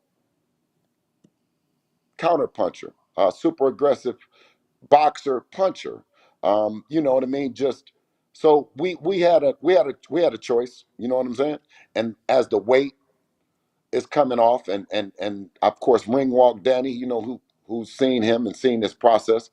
I think this has been one of the most smooth and enjoyable camps. Um, so you know what I mean. Taking all those things into consideration, and it only being one man left in there, that things could have possibly happened, and it shows that Devin clearly is the king of the 135 during his era. He was the king, and now we have more things to go and accomplish. We have extremely competitive fight that Devin chose to pick to go back home. So to go back home as a challenger with no belts, no nothing, but to go back like that, man, I'm extremely proud of Devin. Because he could have chose another route. Bill, can you just address those people that say, well, he picked Regis, so they're not really giving them credit. Like, they're Well, we like, couldn't we couldn't pick in the 140-pound division. Um, Regis had mandatories, right? You know, Regis had just won a vacant. He had just won a vacant belt, and he had two mandatories. So although he being the champion, Devin could be the champion at 135 and pull up and challenge Mr. Prograis. Because mind you, I'm telling you, like we know that we're challenging the champion in the higher division, and that's what we did. And that's an example of anyone that was at 130 or 35 to do Devin to challenge him. We had Brian Garcia. He was in a position to challenge Dev, and he opted to go to 140 pounds. So this narrative that they hide behind, whether it be sides of the streets or their inability to negotiate and get the fights, through watching Devin's evolution, you clearly see that those are all false narratives, and that's why we say that he's not only just um, the best fighter in boxing, but he's the face of boxing. And the way that in which we're watching it and getting the news like that, this is where Devin was born at. He was born in the YTBC, and he had enough influence to tell the other outlets, the other distributors, that it is something over there. It's something. It's a. They have something going on with that. Going to Mexico, uploading your fights, putting them on YouTube, filming the real Devin Haney TV thing that we've been doing for quite some time, showing the behind the scenes. That's taken off as well. So it's a lot of things that I think Devin has chose to do, being a millennial, a young person, believing in himself, having a team behind him that believes in him, that has dispelled all of the old narratives, that things couldn't happen, that the fighter wasn't in charge. You kind of hear now that the promoters and the managers and everything works for the fighters, but that's how it goes. The promoters tend to have a wall that they call a relationship with networks and stuff like that, and it might span over several years, but you see a changing in the guard, right? You see a shift, because Allah makes no mistakes, and if you work hard, I believe, and you have that vision that God has given you, then you have no obstacles. So it's been a shift, and it's been a turn in the business in the way that we're not only viewing the fights, but also how we're marketing and promoting them. And I always come up and say to you guys, shout out to you guys for allowing me and putting it in the title and giving us an opportunity 10 days out the fight to come in and touch the people. So anyone else that's not operating under that quote business model, I think aren't doing as well as they would like, and that's just kind of like where we're at with it, Ness. 9 days now, Bill. I've been here trying to go through my notes, looking for the video of Tiafimo claiming that Devin had an opportunity to fight him rather than fight Regis. He claims that the Regis fight fell apart, and during Well, that well, fall you know apart, what? Not to cut you off, but to just reiterate the ability of a Teofimo Lopez, good fighter. But I know him as Gordo, right? I know him as Gordo, and the ability that he has, he's going to be around. You know what I mean? I know that he had that hiccup in the road. You know what I mean with the Lomachenko. But he's going to be around, man. All these kids, especially that crop, the Gordos, the Boots, the Shakurs, um, Ryan, Devin. This was all that particular crop, and I don't mean to leave anybody out. I just shot off some, and it's some more of them. You know what I mean? Um, that was around that special group, and when they all get together, it's going to be a treat for the people. And one thing about Gordo is that Gordo was talking about 147 and moving up, and he's serious. I believe him. You know what I mean? I watched these kids go from 90 to 110 to 125 to 132, et cetera, et cetera. So when he's saying that, I'm really believing him. And that fight with them will be it could be at their best, and it could be probably at 147 pounds for Tiafimo and Devin. And I think it's big enough that it doesn't need a belt. It's a try. 140. Ho, ho, ho, ho, ho, ho, ho. I'm You saying, about to listen, what fight I'm for a saying, belt right now, and he a champ no, right now. no, what I'm saying is that fight is the ultimate grudge match that doesn't need a belt, regardless of where the fight is. I think that it's a hell of a fight in terms of what they've done and what they've accomplished. For it to be a fight to be lineal champ at 140 would be a great fight. That would be a great fight. For it to be at 147, that would be a great fight. For them to fight at an agreed weight between them, that would be a great fight. I think they're the same size, and I think they have the same body trajectory, is what I'm saying. Bill, man, I've been doing this so long. I remember when Danny Garcia moved from 40 to 47, he did what the older fighters done. His father treats him differently, though. He don't spar big names. He says he don't let nobody beat on a champ. And same thing with the moving up. He let his son acclimate to the weight like back in the day. Why do you think the acclimation of a division gets hated on? And with that in mind, why do you think the mention of Devin moving up to 47 to face Keith Thurman is being received with so much hate and criticism? They being, the general public, the Twitters and the YouTubers, they want y'all to fight Jerron Well, Boots I, Ennis. I think that respectfully that And this is what's floating around the internet, obviously, trying to say right. Bill prefers Thurman and says hell no to Jerron with the little Drake emoji. Drake, Oh no. whatever meme or whatever it's Oh called. no, absolutely. Listen, absolutely. Being acclimated, moving up, you know what I mean? Picking the guy that you're moving up to fight, right?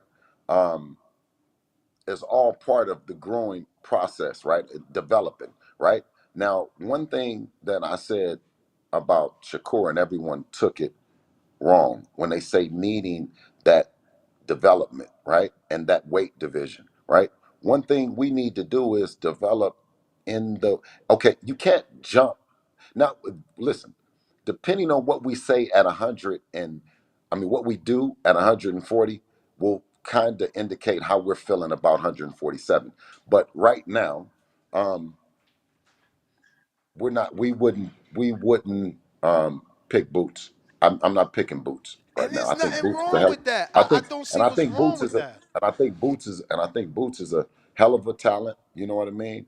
Um, and no, we have some time to move up and develop and to make a big fight with a Boots. We don't rule, I don't rule that out. But you know what I'm saying? Let us get there. Let us handle December the 9th, right? And go from there. Well, obviously, fight fans, they're going to always put the horse before the carriage. Um, so we're going to attack this next one from two different angles, right? Like, I believe Devin will be the first. It's either Devin or Tio. I gotta be respectful of Tio and what he's shown us, the challenges he's taken on. But the world wants to know who is gonna take on the Matisse challenge. I believe it will be Devin or, like I said, Tio. Have you finally gotten to see Matisse in the ring this weekend, and what's your thoughts of him? Oh, And I do you I did. believe your son will be the one to finally face him? Because again, you specifically, not Devin, Bill Haney specifically likes to say he gives the guys opportunities who other guys are not looking at or calling for. Matisse is No, another Regis. no, absolutely, man. Shout out to the kid. He did an amazing job. Quite a left hand, left hook. You know what I mean? From a left-hander. So I like him. I like to look forward to seeing him, more of him. But he's not on Devin's level at all. Not even close. I mean, we'll respond to him. He called you guys out specifically. Obviously, he called Tio first. He said, Tio, you're a coward. Devin, Tank, Mhm. Ryan, I think. no, I think that was it. The people on the page on the poster. He said, if y'all want this belt, here it is. Now, I'll also add this information. Heavy rumors, and obviously you can find out better than me. Mhm. Heavy rumors indicate that Matisse will be at the fight in San Absolutely. But Francisco, listen, and absolutely. that there's a 3-fight deal waiting for him with Matchroom. Absolutely. Shout out to Matias, and may he have a safe trip over to get a chance to see the best fighter in the world, Devin the Dream Haney. And I don't rule out a fight with Matias. We don't never rule out a fight with anyone. Um, like I said, is after December the 9th, we'll get a chance to see what Devin's next move will be.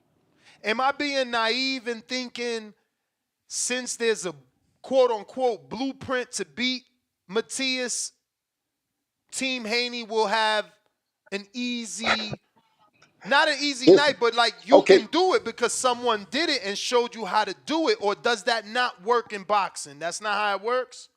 No, he's a tremendous talent, young fighter. I got a chance to see him for the first time. You know what I mean? And he's good. I don't want to bash him in any way. Um, I know that Devin, he wants to make the biggest and the best fights happen. So if Matias is it, or a fight at 147 pounds. When you talk about Matias, I think that then once again it's Devin driving. The driving force behind it, which he doesn't have a problem with being. But it's time that he should have pay-per-view fighters, that do the same for him, that bring legacy to it. And it's either being a unified champ with the Matias fight, or being a three division, or being the youngest three division champion in the four belt era, as well as being the youngest undisputed champion in the four belt era. Now, you would have, after December 9th, you guys would have fought in your hometown and gotten the ability to do that. Is it far-fetched to believe that Devin would be willing to unify in Puerto Rico versus Matisse at the Puerto Rican Coliseum? No, we don't rule out anything. But I would think just a Matias fight versus a Mario Barrios fight at 147 is a bigger fight. Barrios is on. What do you think? Oh, okay, because you moving up. You moving up. I mean, I if you mean, had certainly. I mean, and if you Barrios weighed has been on pay-per-view. I can't deny that. But I right, mean, there's a certain element that danger, that's what draws the Okay, fans, right? Like so they if you have believe. if you have Matias step up to fight Barrios, who's the favorite? See, It's it's tough, man. It's tough. that's what I'm saying. But Barrios been listen, knocking but shit out at 47, okay, so but just give me a But second. Matisse a You killer know, no, for though. sure. At yeah, 40 yeah. though. But what I'm And that saying is now that, he ain't got to struggle. That power but got to carry up. with that, there's not apples to apples. You know what I'm saying? There's apples and there's oranges, right? When you talk about Devin, then you saying that it's been a big highlight to be a 3 division champ. It's a highlight that you're going against a Mexican warrior, right? That's knocking shit out. That has a following. That's been in the Bay Area for quite some time, right? That to me is a big fight and a big opportunity both for Mario Barrios and for Devin to actually cement themselves as really being able to be in that 147-pound division and be um, more than competitive, be a champion, to look to maybe go unify with the Boots, or a You Keith out Thurman. here, yo, unify with the boots. Bill, how What? many bars you think is the difference? Like how many? What you think? Because obviously you think Mario Barrios is more marketable, which he is. He's been on, pay per view with Tank, pay per view with Thurman, and he's looked good since moving to 47. But how many you think is what's the number difference there? Not money, but pay-per-view buys, because obviously Devin's on a pay-per-view trajectory, and asking for Barrios, that's a pay-per-view dance partner. So I'm assuming you think Matisse does less. How many Well, no, I less? just no. I don't say that he does less. I don't say that he does more. I'm only speaking on where we're at.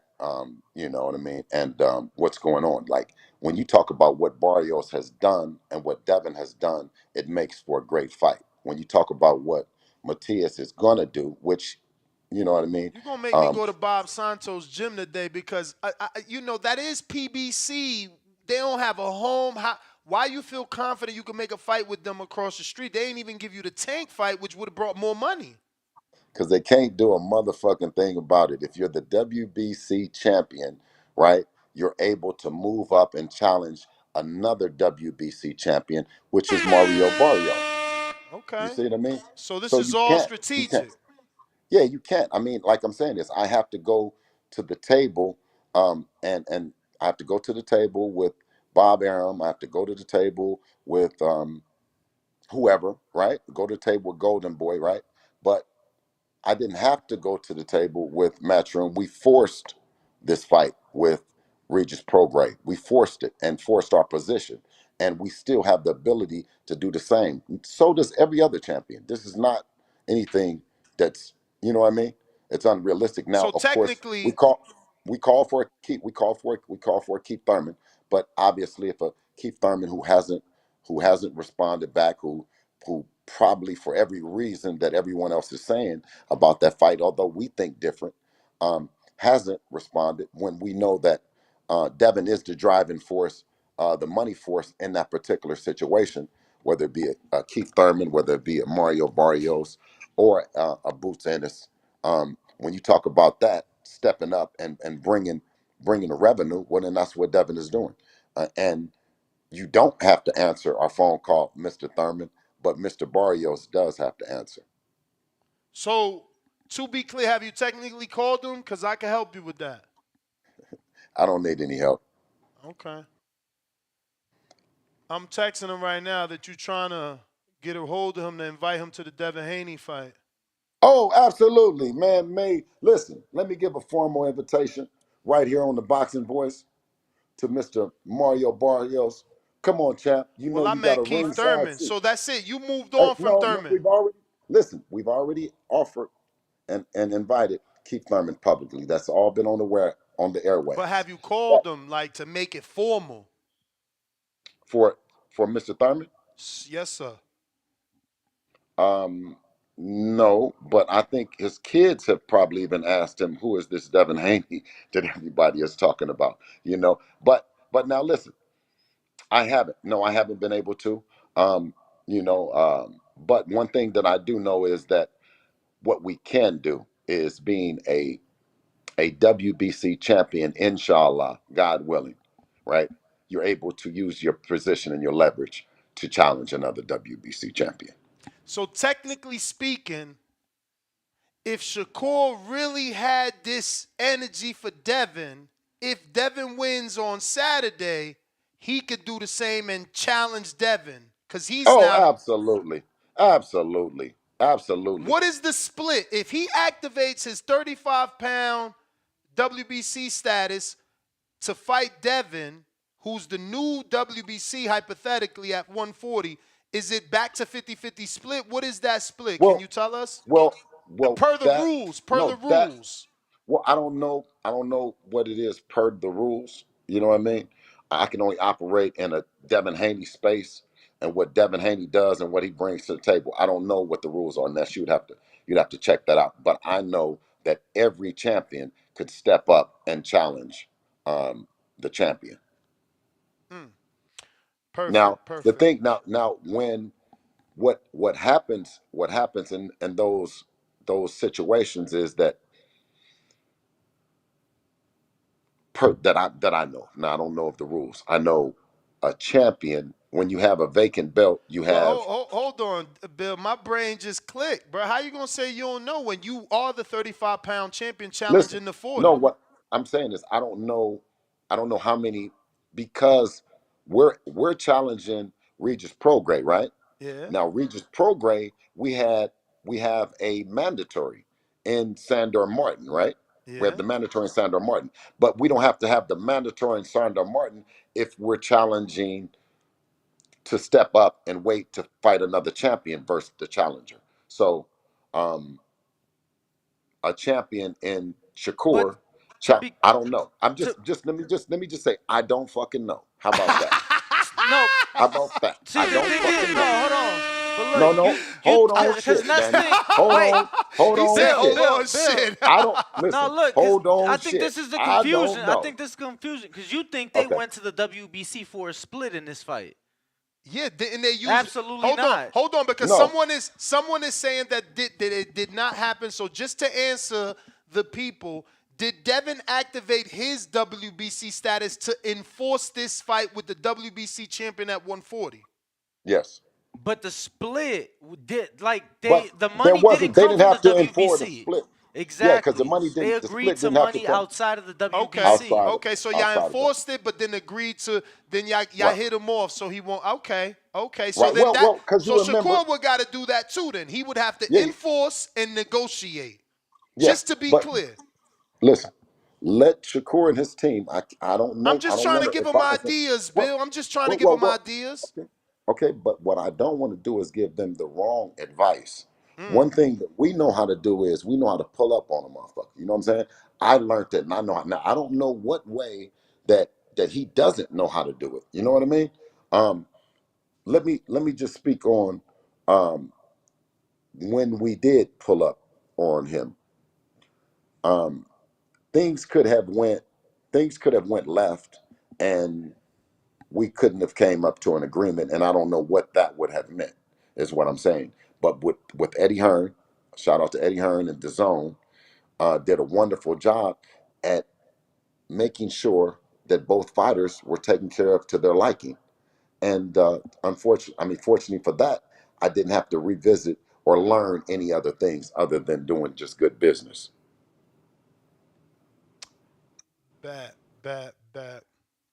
So I got a couple people here in the chat, obviously, that have some thoughts. December the 9th, Haney versus Prograis, live at the Chase Center, home of the Golden State Warriors and home to Devin Haney. Don't get it twisted. The Bay is big and we're proud. You got Oakland, Richmond, Vallejo. You got San Francisco. You got, listen, you even got on the outskirts, you got Stockton. You got Sacramento that's just down the road a little bit, but we still bang with them. You got the Bay that's represented of, a multi-facet group of all kind of different. We get along. The Mexicans, we get along. The brothers, we get along, man. Ain't never been a Mexican brother war in Oakland ever. So when you talk about the Bay, you talk about a great diverse of people. San Francisco, the place where his mom was The born. price I came think, out, Bill. huh? Y'all haven't announced it, but payperview.com is reporting that they are selling the pay-per-view for $75 plus tax. A great fight for whatever the price that it's going to be for, Ness. I listen. Did you That have part of it. anything to do with the price point? Well, the price. Like I said, that's I one mean, more because thing that again, you DHP, you ain't just the trainer, right. so So that's one more thing that goes into making sure that both fighters are taken care of and compensated, the undercard and everything. You know what I mean? So, from the financial standpoint, um, that falls on the people that are actually putting up the money and funding it.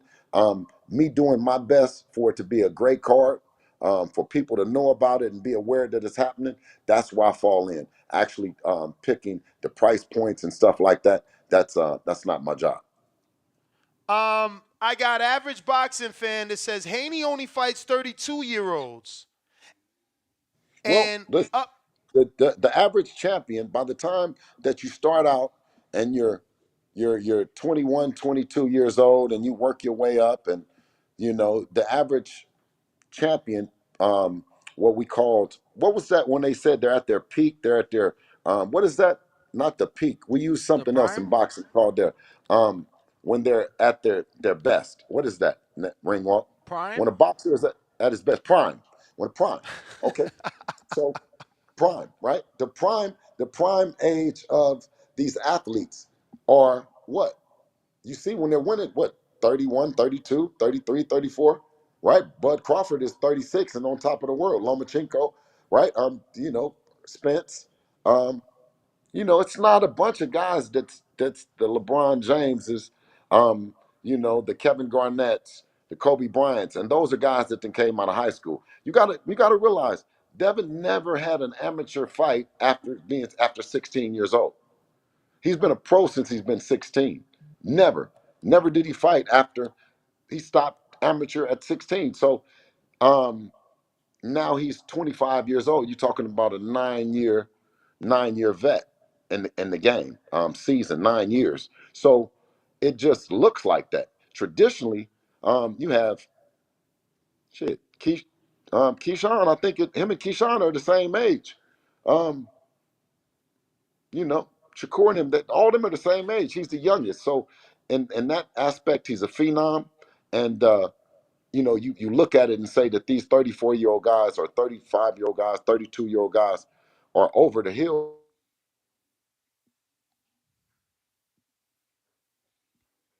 damn, he got a call. And he ain't let me finish him.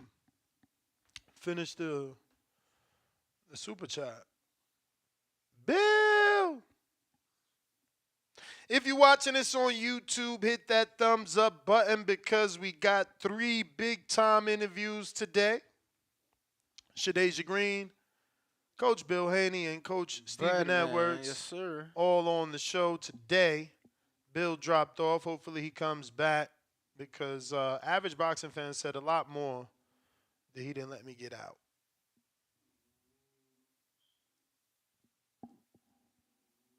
But in the meantime, in between time, we got a counterpunch from JT for Terraplanistas. Yo, what's up? Yo, man, I gotta give you some credit, Ness, man. I'm always on your ass, but you did pretty good in that interview, man. You were holding. He was sweating. He was sweating. That's what I'm saying. You did pretty good because he exposed himself. Like I'm actually so happy that happened because he just exposed himself like better than I ever could, man. You saw him there. You even noticed him. You caught him when he was like ducking Tio.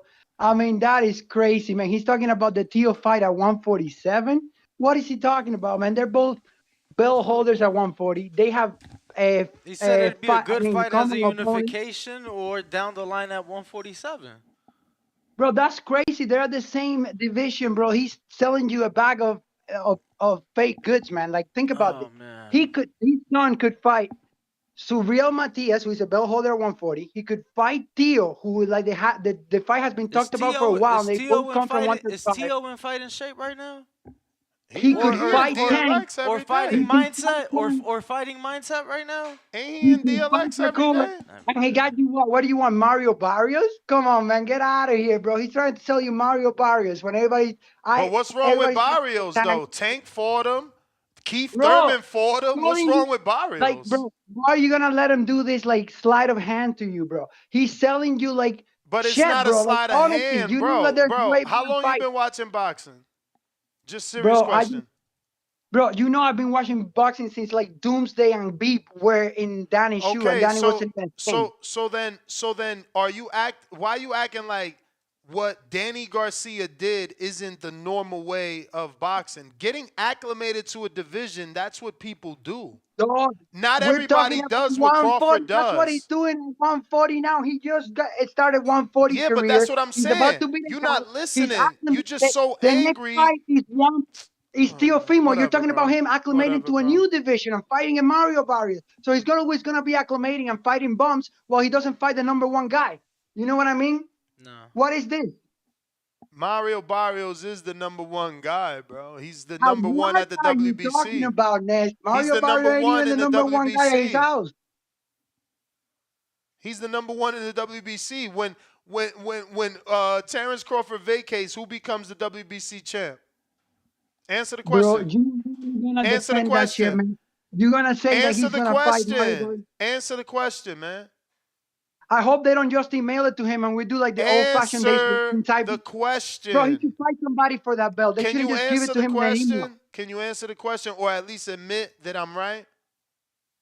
That Mario Barrios will get a gift on the mail, but it wasn't like that. Because you asked me since when I've been watching boxing, and I tell you, back in the day, there was no email champion. If you were number one contender and the belt was vacated, they would how give far? you Only been around 20, 25 years, brother. Of How course. far? They had to write letters and call back in Hold the on. day. So let me ask you: was Jamal Charlo?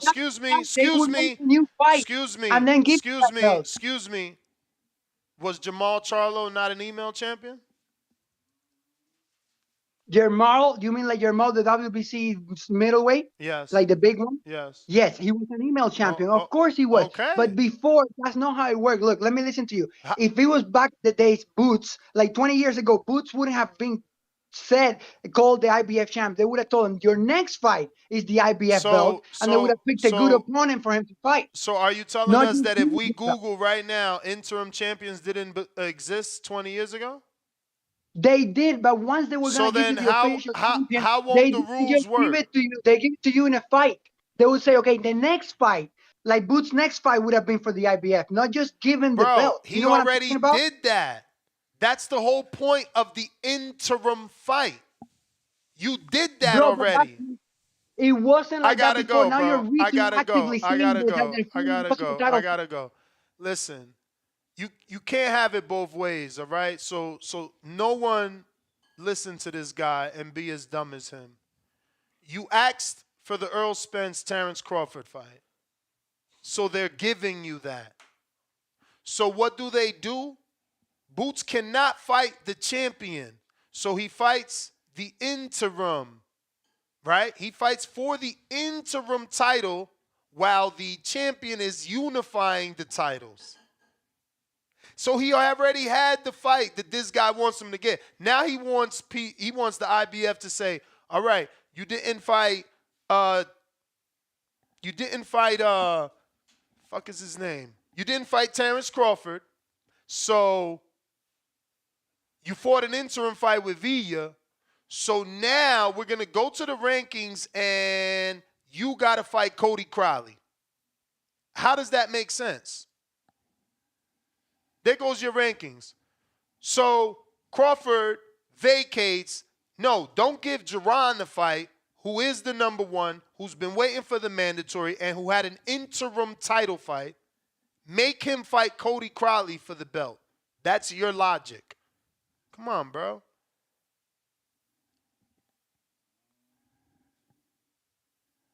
CYP. Yo. We hear you. Yo, man. Oh my, man, we've been talking boxing way too long to get it way so wrong. God damn, boy. How many times has CYP been on here telling y'all about that regular belt? And I don't care who has it. Tank, I'm the biggest Tank guy on here, and I've never claimed he was the real champ at 135. No, he's not. That was motherfucking Devin. Now he's going to be the real champ because he's going to get elevated. That's what they do. The regular belts and the interim belts are elevators in case something happens to the champion above. That is the detailed rules that y'all don't want to read. I read it more than once just so I could be totally solidified on what's going on. Yes, that's the truth. That's why Boots is now champion. That's why Tim Zoo is now champion. It happens if you have the interim or you have the regular. That's what happens. As a matter of fact, there's only 4 regular champions in the WBA out of 18 fucking belts. It's Mahmoud Char, David Morrell, Stanley Onis, and Tank. Now let me ask y'all, who the fuck got to fight Mahmoud Char to be undisputed? If Wilder fights Mahmoud Char, he's gonna get clowned. If Tyson Fury fights Mahmoud Char, he's getting fucking clowned. Get the fuck out of here. Like let's stop with that bullshit. If you gonna matter of fact, I was mad that Tank even had that motherfucking belt. He should have dropped that motherfucking regular belt because he's bigger than a regular belt. But at the same time, hey, he was following Canelo's because he do a lot of Canelo following. I'm gonna tell you that right now. Canelo fooled us and beating Rocky Fielding for the regular belt, and y'all was calling him a 4 division champ. So Tank said, fuck that, I'm about to do the same shit. And then y'all clown Tank for doing the same thing y'all praised Canelo for. And then when you looked at it, when you look at Canelo history, it doesn't even have Rocky Fielding on there as a champion that he beat because he wasn't, and he fooled all of us. So don't be mad at Tank doing the same thing that your boy Canelo was doing. They on the same path, money making Mitches, them money making Mitchy motherfuckers. But anyway, the real topic was about my man T.O. versus Devin. CYP Discoveries found some shit. I was looking, and this is what CYP Discoveries found. They both beat Lomachenko barely. Let's keep it real. One beat Kambosos twice easily. One beat Comey, one beat a better Linares. One beat Taylor at 140, one's about to fight Regis. One is real undisputed, one claims to be 2-time. One looked bad versus Loma, one looked bad versus Sandor Martin. One was dropped by a non-KO artist in Kambosos. One was rocked by a knockout artist in Linares. Every measurement that I looked at, that would make Devin Haney better at 135 than T.O. Every single measurement. So any of y'all who got a problem with that, y'all need to put that in bed. They both moved up. Now let's talk about 140. As of now, yes, T.O. is better at 140 than my man Devin, only because of his last win. But Devin about to do something about that. So let's put that shit to bed. When it come to 135, there was one real undisputed. There was one dude who didn't get dropped by Kambosos. There was one dude who didn't lose to Lomachenko. That's Devin fucking Haney. I got to keep it real. That was the man at 135. Do I think he's the best boxer out of the young crop? I don't even like putting Tank in that young crop, but fuck it. We'll put Tank in there with Shakur and T.O. and all them. No, we know it's Tank, and they know it's Tank. If you look around and you watch YouTube, when people start asking questions like, who do you think will be the biggest fight between you and who? Shakur says Tank. Devin says Tank. T.O. is now saying Crawford because he know he don't want to mention Tank's name. Ryan says a Tank rematch. Everybody knows that shit. Like I told you yesterday, from now on, we're not going to talk about who a man hasn't fought. We're going to talk about who the fuck could beat him. So at the time right now, Tank is still that motherfucker because all y'all know every name I just named, if the odds makers made the fight, Tank is the motherfucking favorite. And for any of you motherfuckers who think that Boots don't deserve to be champion, you a fool. Any of you motherfuckers think that Boots ain't proved enough but believes in Lomachenko, then when he came out and lost to fucking Salido, you's a motherfucking fool. Y'all remember that? He lost to Salido, and y'all still believed in this, and it's in the eye test and all the amateur accolades. Boots done more. Boots has done more than Lomachenko did before he lost to motherfucking Salido. So keep that same fucking energy. And if you don't believe it, put your money against Boots. Or make a list of dudes at 147 who could beat him. Any of you motherfuckers in the chat right now, put a list of dudes at 147 who could beat him. And if it ain't 2 or 3 dudes, that motherfucker deserves one of them 4 titles. CYP out. Burl City E counter punch. You may feel like it's your time, But it's not your but it's time. not your time. Real quick, since we talking Tank and regular titles, he tweeted out, "I don't want that shit," when he was notified that he would be elevated and become the legitimate WBA light world champion. We going out to Borough City Eid on Discord. If you want to call in, Discord is available, as is Twitter Spaces, and that's it for now. The landline is done. Yeah, yes, sir. Yes, sir. I ain't gonna lie. I ain't gonna lie. Uh, what you call it? What's his name? Blast caller. My bad. I should slip my mind that fast. I'm smoking a damn gas. But Bill Haney. no. I'm talking about the No, caller. no, no. I'm talking about that is Bill Haney. I got to get back at you. Oh, bet.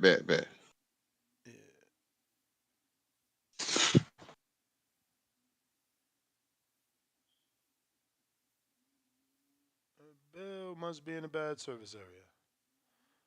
Come on back, Borough City Eid. Let's wait for him to connect. Facts. You want to give it a second to see if he connect first, then come back, or go ahead? We gonna let you rock, bruh. Rather than have dead air, Yeah, let's talk yeah. boxing. But yeah, though, man. Listen, man. CYP kitchen and the food was smelling good, man. I was just about to say, "Hey, yo, bro, let me get a plate," and then here you came with this Tank shit, and then here you came, Tank. You tweeting out you don't want that shit. Don't matter. Remember a while back he went that. Has that ever happened before? He was emailed the belt. Has that Hey, ever happened champ, before? It Oh, just happened to you, player. champ. Bill Haney just jumped on. ah! So Facts. you finally get a chance to witness what you're paying for.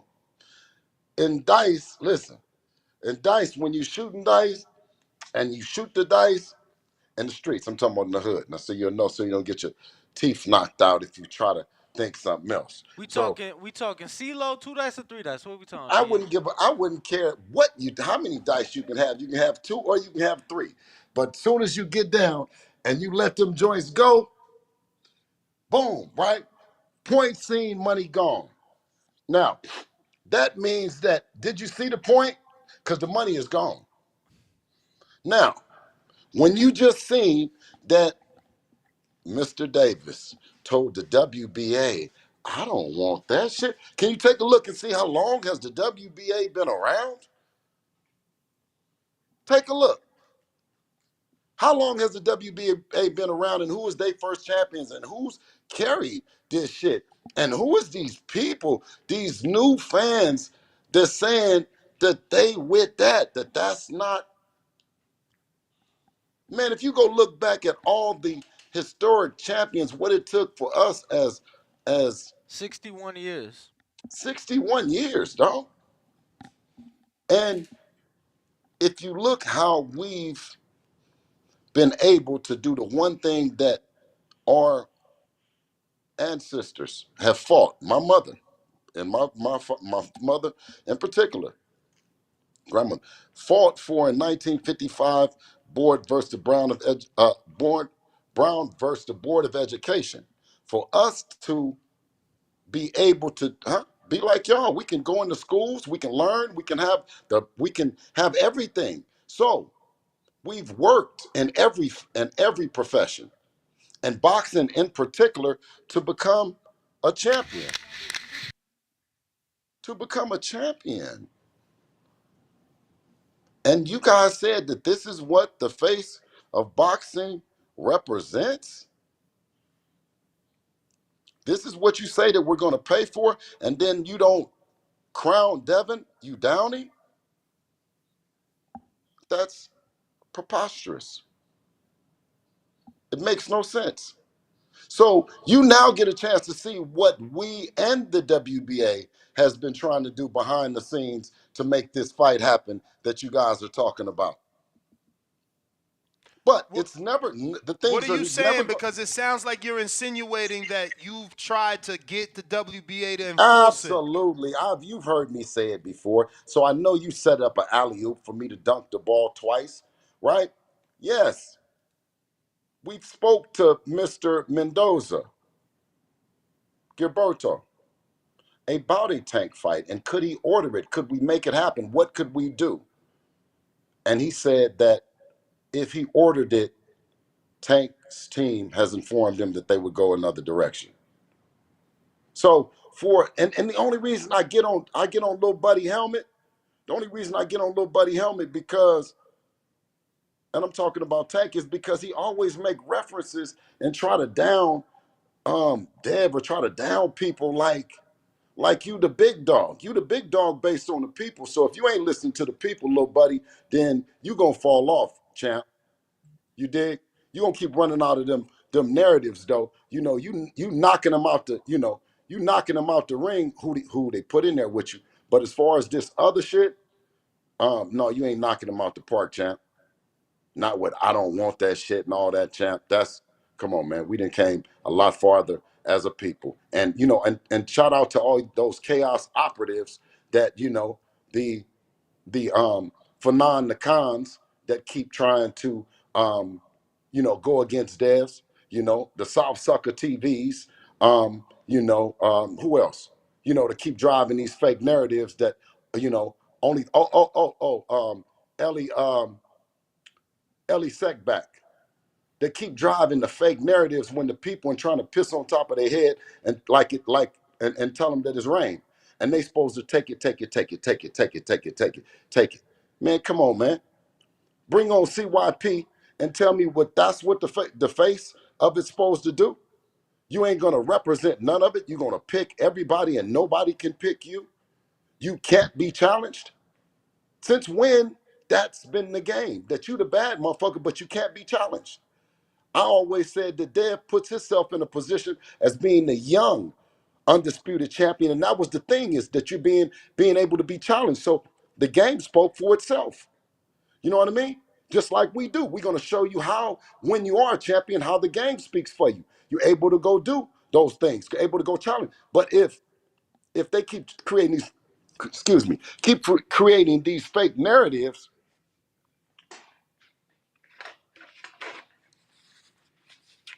excuse me, I don't, because now, I done got overwhelmed with passion right now. You know what I mean?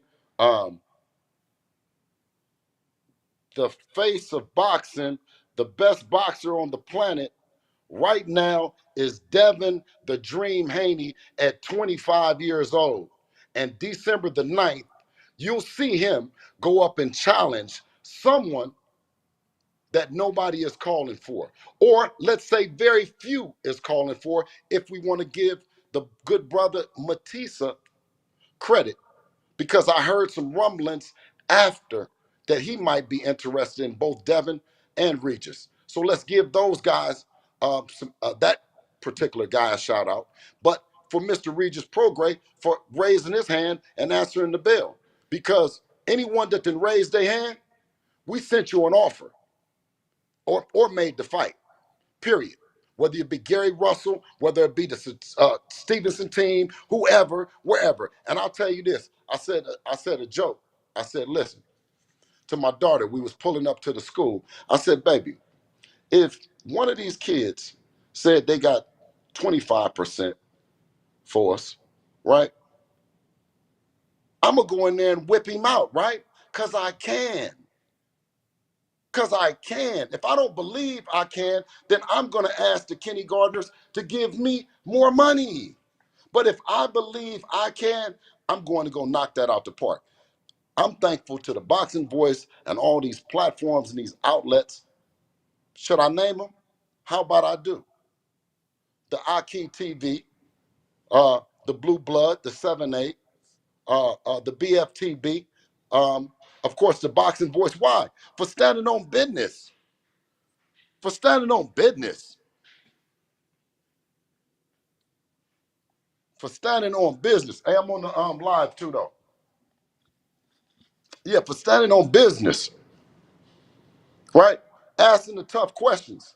These guys don't know, man. The guys that I mentioned, they'll call me up, man. Like, man, I heard this, I heard that, man. Behind the scenes, man.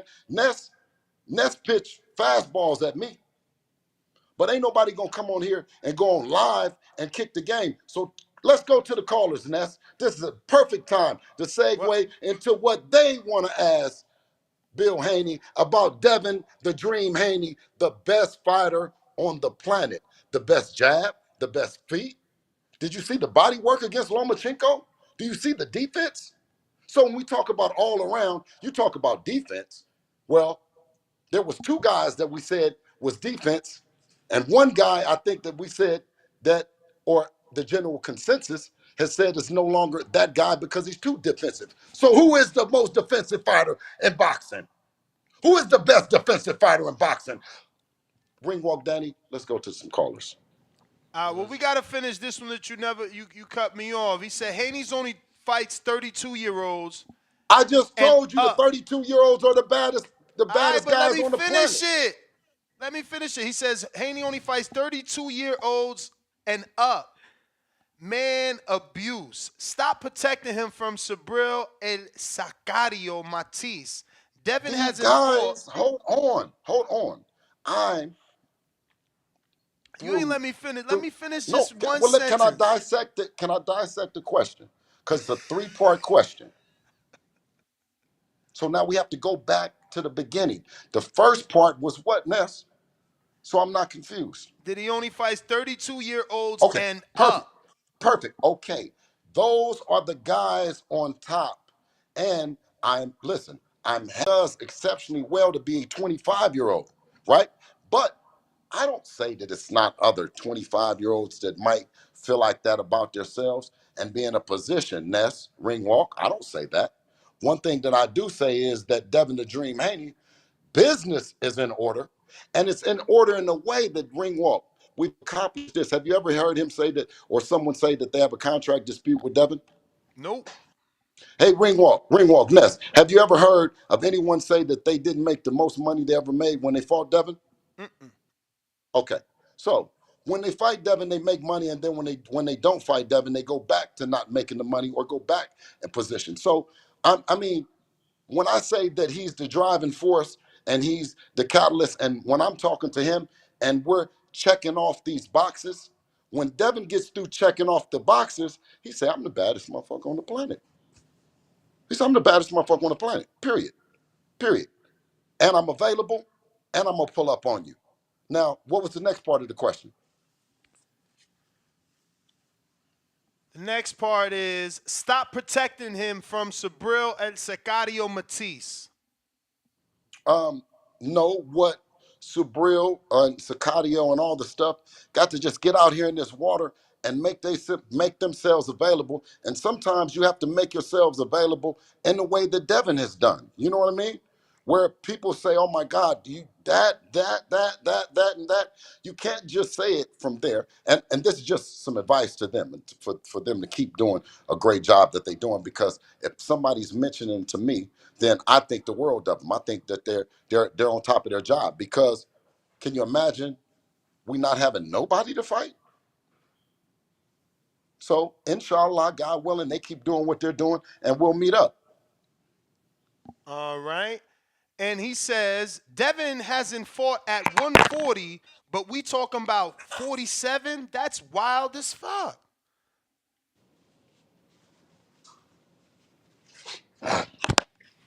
It was wild to go over there without your daddy. It was wild to think to get in there with a Linares that nobody want, because Linares, he gonna sit around and take all the abuse because he's trying to land that big shot. But building, you have to get through those fights to get to those places that you understand that a fighter can carry that power throughout them 12 rounds. You can't go lax. You can't do none of that. Built him into a better fighter. A Lomachenko, right? You're going over there across the water for 2 times with Cambosos. You call up Ness off the record. Ness, you man, take your victory lap, man. Go up there to the Warriors, man. Go do it. Go do it. No, Ness, they tripping. They tripping with this Lomachenko shit. You know what I'm saying? I know Lomachenko didn't give us the opportunity, did franchise. You know what I'm saying? But we different. We got to give him an opportunity, Ness. We got to give him an opportunity. I said, Ness, You know what I'm saying? And whoever the judges they gonna pick, you know what I'm saying? Because it's gonna be Bob Arum, them. It's gonna be what it's gonna be. I don't have no control over it. And that's, you know what I'm saying? Bill, that's gonna be a tough fight. But the people gonna love you if you knock off that. You do that, Ness. Are they gonna love? They don't even love me before we go. He says, but that one is gonna be the one. I said, listen, we're gonna knock it out. You feel me? Now, you go with that. Everybody running around, scattering around, playing, right? You look up and you hear Regis Prograis, who arguably won the fight with Josh, close, whatever, Super Six, Super Six series. You talk about that. Dev wasn't old enough, but you talk about the Super Six series. That was a hell of a motherfucking series of good fighters. And Regis was in that motherfucker, bad one. And it came down to the end, close fight. So for Devin, and he doesn't have an opportunity, right? Nobody is calling his name. Nobody is saying they want to fight the fighter that arguably won against Josh, the fighter that was in the Super Series, the fighter with all the knockouts. Nobody else. So we picked him. We picked him because nobody else. So when you say Subriel Matias and you say Jerron Boutin is being hell of a fighter, nobody else is saying their fucking names. But Bill Haney, Devin Haney, and DHP, because they are those guys. Everybody's saying all the other names. So when you talk about that, you talk about a guy in Mario Barrios is knocking shit out that the big fighters say it's a tough fight. It's not an easy out, but it's tough. Is it worth it? Is it? And I'm saying is you talking about the 35, the 36, the 30, the guys on top. So who else is it? We didn't work to get to on top. Now the guys on the top ain't nothing. Man, no, that's why, you know what? It's another place, and it's called the Mount Rushmore of boxing that Devin is looking to go to. And we'll continue to dispel the rumors that he's not by delivering the fights to show that he is. 9 days out, Bill. What's that Ready to feeling go. like? I know you guys are heading out here in a few days. I got another It's one here, time. man. The people. Real Boxing Of- Said, TV. fuck that, Ness. I mean, Ness, this is what he's known for. He's known for Listen, addressing the Ness, people. no, I'm known for Ness needing help with the people because Ness can deliver it just like you, Danny, if he wants to. Now give it to me, Ness. Which one do you like out of the whole shit? What? The questions. Oh, Go The ahead. we questions, baby. got the next one is Real Boxing TV says Devin, easiest undisputed, beat a C-level fighter in Cambosis, got a decision with Loma. He should have rematched that fight. Hey, baby, Let's listen. see what happens what is at his name? 140. What is his name? Real Boxing TV. Okay, so Real Boxing TV. Listen, how long has it been four belt in the four belt era? How long has it been four belts? Shit. About 80s? No, who I'll was have the to look first it four up. Late belt champion? 80s? Who's the first? Okay, so no, because Mike Tyson, he wasn't in the four belt era, right? So Nah.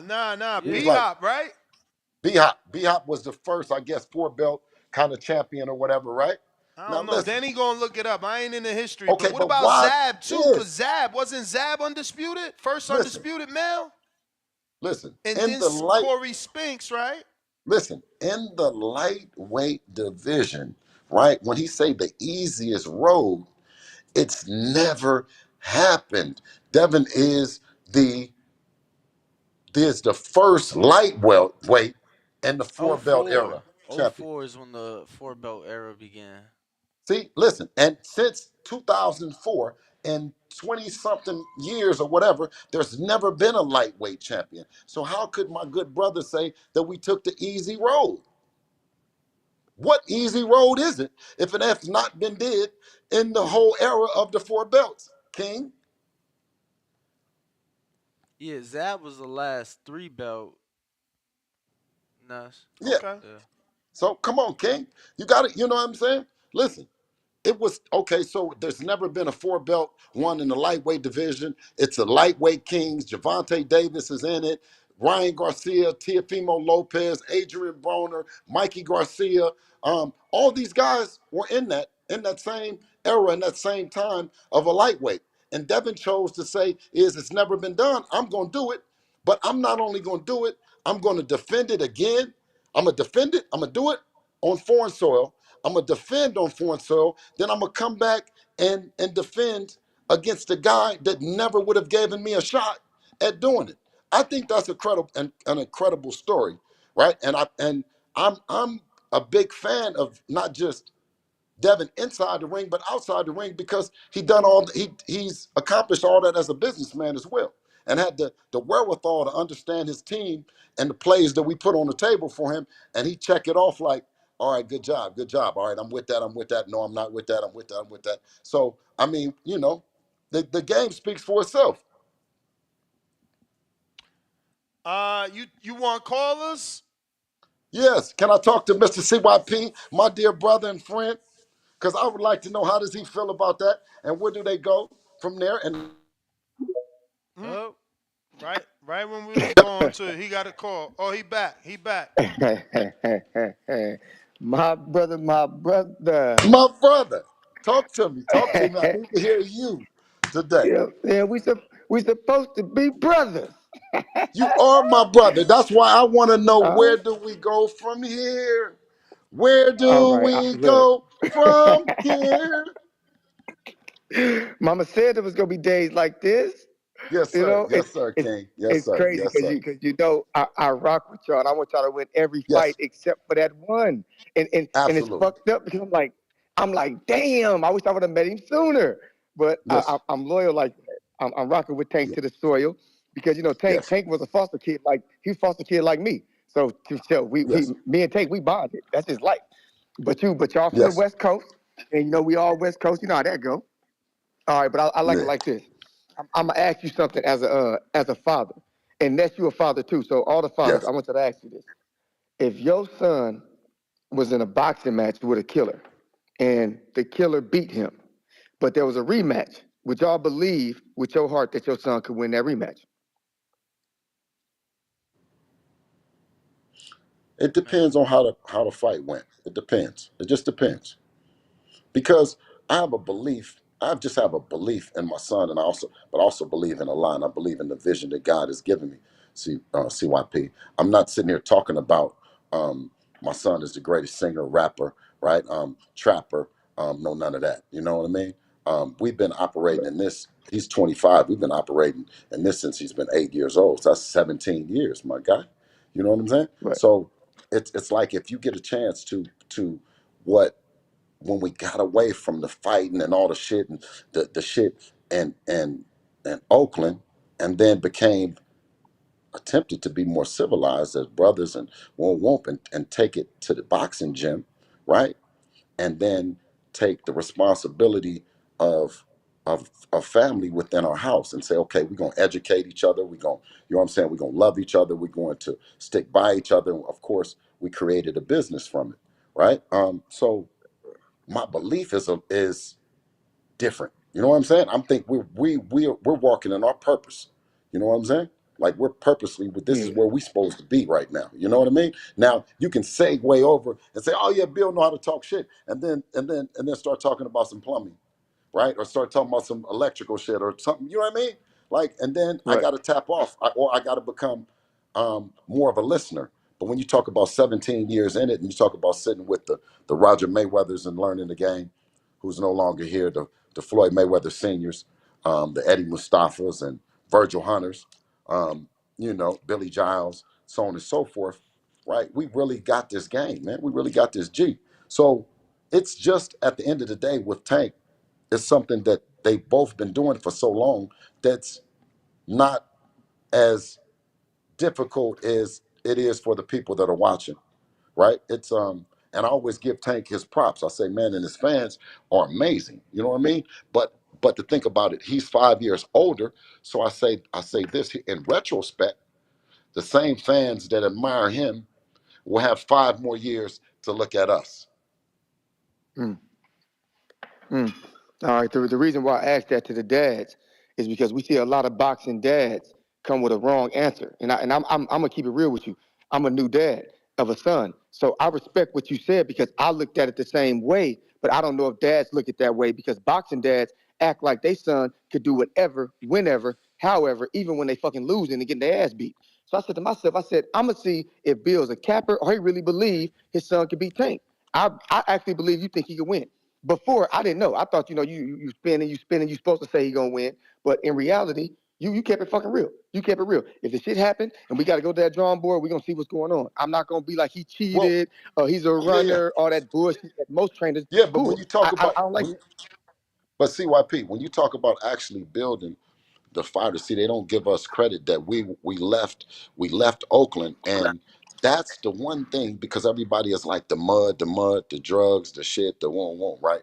But Right. when you leave something that's good to you, and everybody knows. Hmm. Think you might have got a call. Word. I'm out here working desperately in the background trying to get this shit set up too. You want to know what I'm cooking in the kitchen? Honestly, sure. I mean, whatever. Whatever you choose. You see his body language, y'all. This dude Cause, funny. cause, yo, And how like, many no, no, times no. have we told him, Because you yo, my when it's too friend, much, he bro. could just be like, You my and friend. keep it No, moving. bro, but you think that I don't want to do this shit. You my friend, so I know you. It ain't about the show. You my friend, I know you. What? A lot of the things that you've worked on to try to cook up just ain't been it. A word? We Mothers. gonna ask Bill. Bill, Hey, hey, listen, I is got Danny CYP over still here here? telling. Yeah. Well, no, Yeah, I okay, got. okay, He gonna okay. come So let me back let though. me let me I'm just pretty let me, sure. let me just, oh, he is he still here or no? No. Okay, but let me just elaborate more so on that when Now you he's walking back. in. Okay, so walking in that purpose and that faith, that you know what I mean. Everything that you saying, right? The way we walking, the way we feeling ain't happening the way you saying it, the way you looking at it, the way you thinking. So I don't know what other fathers, you know what I'm saying? But like I say, you segue over into Devin with a jump shot. Is he gonna make that jump shot? I don't know about that. Dad, you gonna make that motherfucker? Dad, you think right? But when you talk about this boxing, now we talk about who's the lame that taught you the game and where did you learn to play. So Oakland, although it was good to us, it wasn't good for us. And only guys that from the town know. Oh, it can be good to you, but it's not good for you. Living that kind of life and that shit. So we chose as a family, and that's my whole family, to leave and to come to Vegas. Now everyone wants to say, "Oh yeah, you was in Vegas. Vegas ain't shit." And you got niggas like South Sucker TV be talking about Vegas, but he talking about boxing like I'm telling guys from Chicago, from Detroit, from New York, from St. Louis, come to Las Vegas, the boxing capital of the world, and get the world class. Danny know it. Boxing voice and Danny them they knowledge of boxing 10x. Danny when he come out the military and come to Vegas and he's just living here. The game their knowledge 10x. Danny, am I lying? No, I mean I pretty much gained 98% of my boxing knowledge in the city.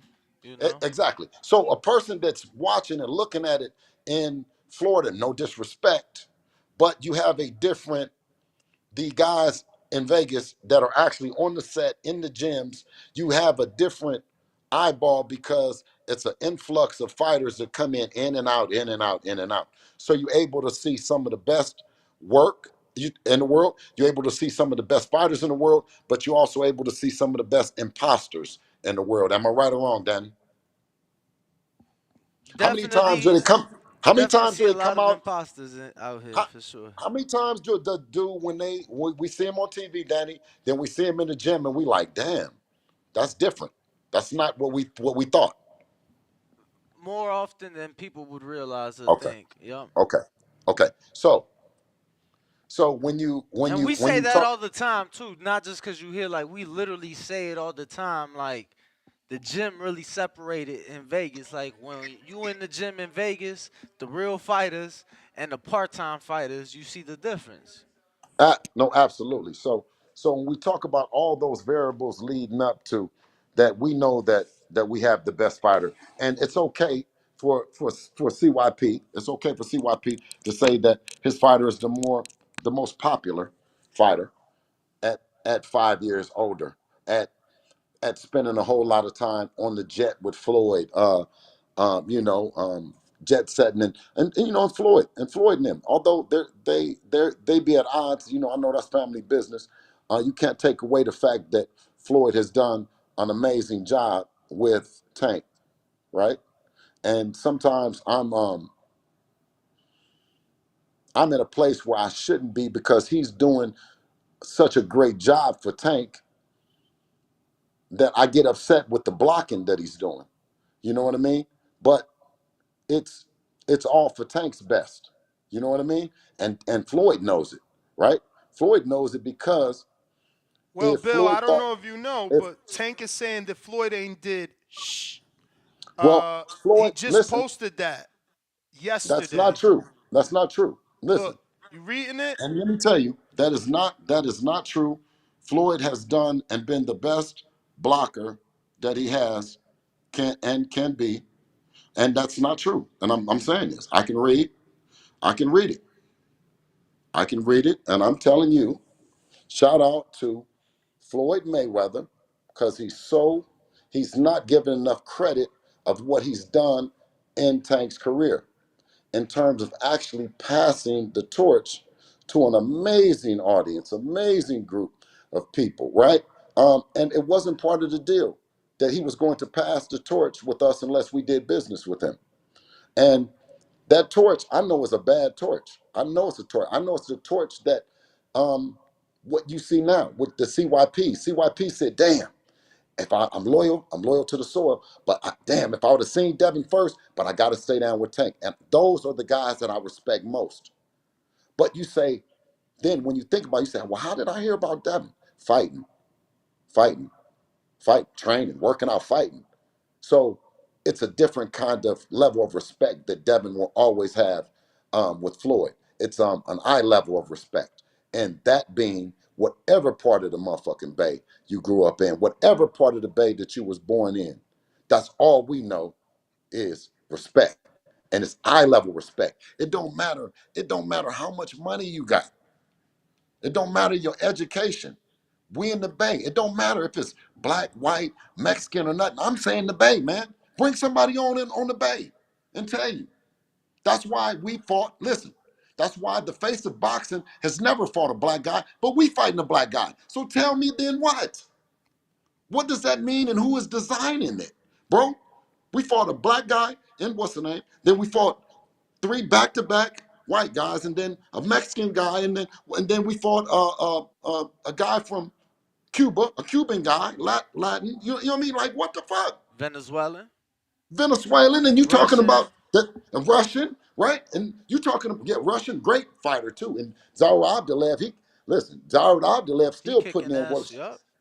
Yeah, shout out to Zaur Abdulaev putting in work because both of them youngsters raised their hand at a pivotal time that in their career, to become interim champion. Something that we just all said about.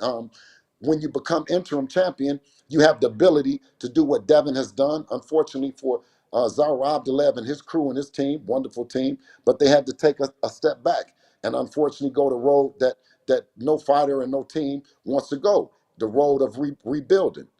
So yeah, Well, Bill, I'm hoping that you we. have another question. No, I got a caller for you, but this guy's he's gonna be yelling. It's gonna be hard to hear. But I'm also trying to buy time because I've been cooking up Bob Santos in the background, trying to see Oh can man, we. shout out Yeah, Bob. Bob. yeah. Listen, now you talk about a legendary trainer, good man, and Bob that has seen me and Devin come from, you know what I mean, the bottom to being able to have healthy conversations with teams like Bob Santos. You know what I'm saying? And so what you said you waiting, you got him waiting? No, I'm waiting on him. He's driving to the gym, and when he Oh, gets okay, a okay. chance, he's gonna pull over and kick it with us. Okay, well Also, listen, bring I on the got call, bring I on the got caller, another let him. friend of yours though. I got another friend of yours. He says to say hello to Bill, and that's Chael Gloves, the trainer Edwin De Los Santos. He's listening and Oh, watching too. shout out my brother. Blessings to you guys, man. And you guys did as much as you could do. You know what I'm saying? You did as much you could do, and I know that you guys is working, and I expect big things from the De Los Santos team.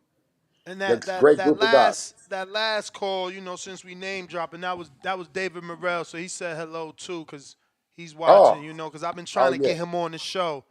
Oh, So the champ, yeah, yeah. the dangerous David Morrell. Mm-hmm. Yeah, look forward to seeing But him in I person got too. this guy. He's gonna be talking crazy. His name is Well, wait, Terraplanista.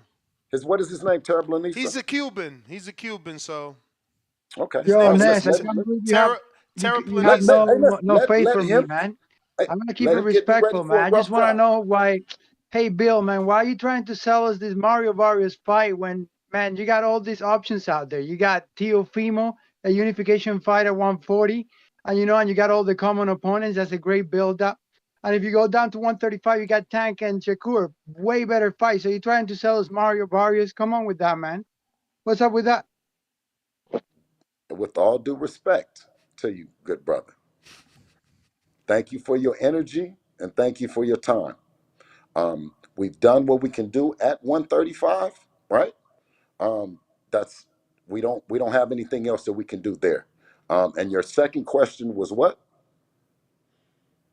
He At said, 140, you got Tio and Subriel Matias, and you're talking about a weaker fight for a guy with an interim title at Um, 147 in Mario Barrios.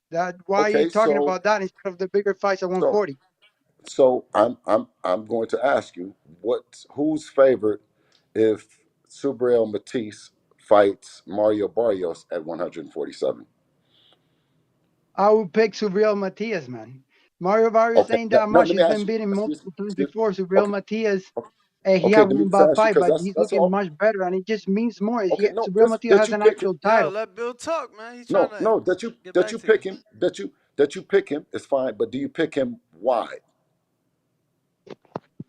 because he just looks much No, I'm better, asking you, do man. you He pick him looks wide? way better than Mario Barrios. He has way better drive, much better stamina, and a much powerful punch. So you pick him at wide, real wide. It's not close, right? He blows him out. I think so. Yeah, I think he blows him out the water. He will be the second guy to stop him. I think, right? Okay, so that's good. Okay, that's good to know your opinion on that. Then um,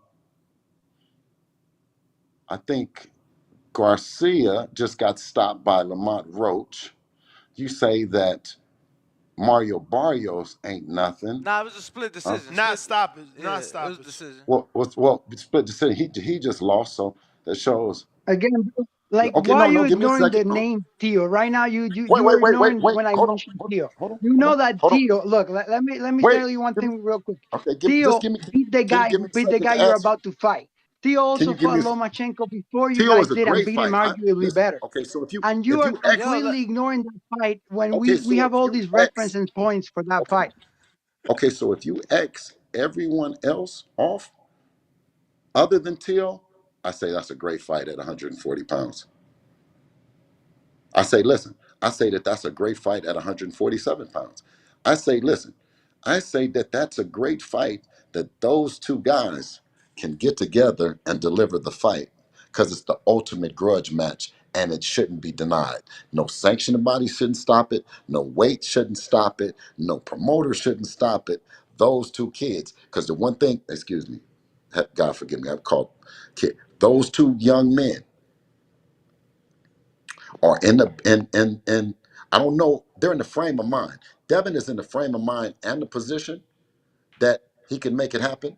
It comes down to whether or not Tio is in the frame of mind and in the position to make the fight happen. And then it's the biggest fight in boxing.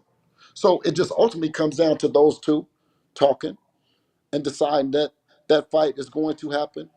Inshallah, God willing, after December the 9th, that Devin handles his business with a tough out in Mr. Regis Prograis. But Tio claims he made y'all an offer when y'all were negotiating with Regis. He says that the Regis Well, okay, negotiations fell apart and there was an offer made to Devin that he declined. okay, so, oh, wait a minute. No, he's never made an offer because he doesn't do offers. Bob Arum has already said that on multiple occasions. He doesn't do offers, and I just said that he's not in the position. He's not in the position, although he's a very good fighter, and he's in the position to go and tell them what he wants, he's not in the position to present anything. And talking with Top Rank and what they might have on the table might be a little bit different now that Devin has become a two-division world champion. Unlike what Teofimo Lopez was screaming, he's not only the undisputed, he's the two-time undisputed, he's lineal, he's all the other shit that he's saying that Devin is not. So I'm Wait, saying, Bill, it sounds like you saying that you did get an offer, but it wasn't no, I didn't get no fucking offer. okay. No, Because it almost sounded like that by saying, no. What I'm saying is that if Tio said that he's going to give me an offer, if Tio said he's going to, I know he can't give an offer because Bob Arum has come on here and says that none of his fighters can give offers. So any offer that from a fighter that's on Top Rank is not. I negotiated the Shakur Stevenson shit with Top Rank. The 25% was offered to Top Rank. Whether Bob Arum wants to believe that it's real, that it could happen, or anything or not, it was with Top Rank, and the Top Rank attorney that represents Shakur, represents the Devin negotiation, the Cambosos. He represented the negotiation between Shakur.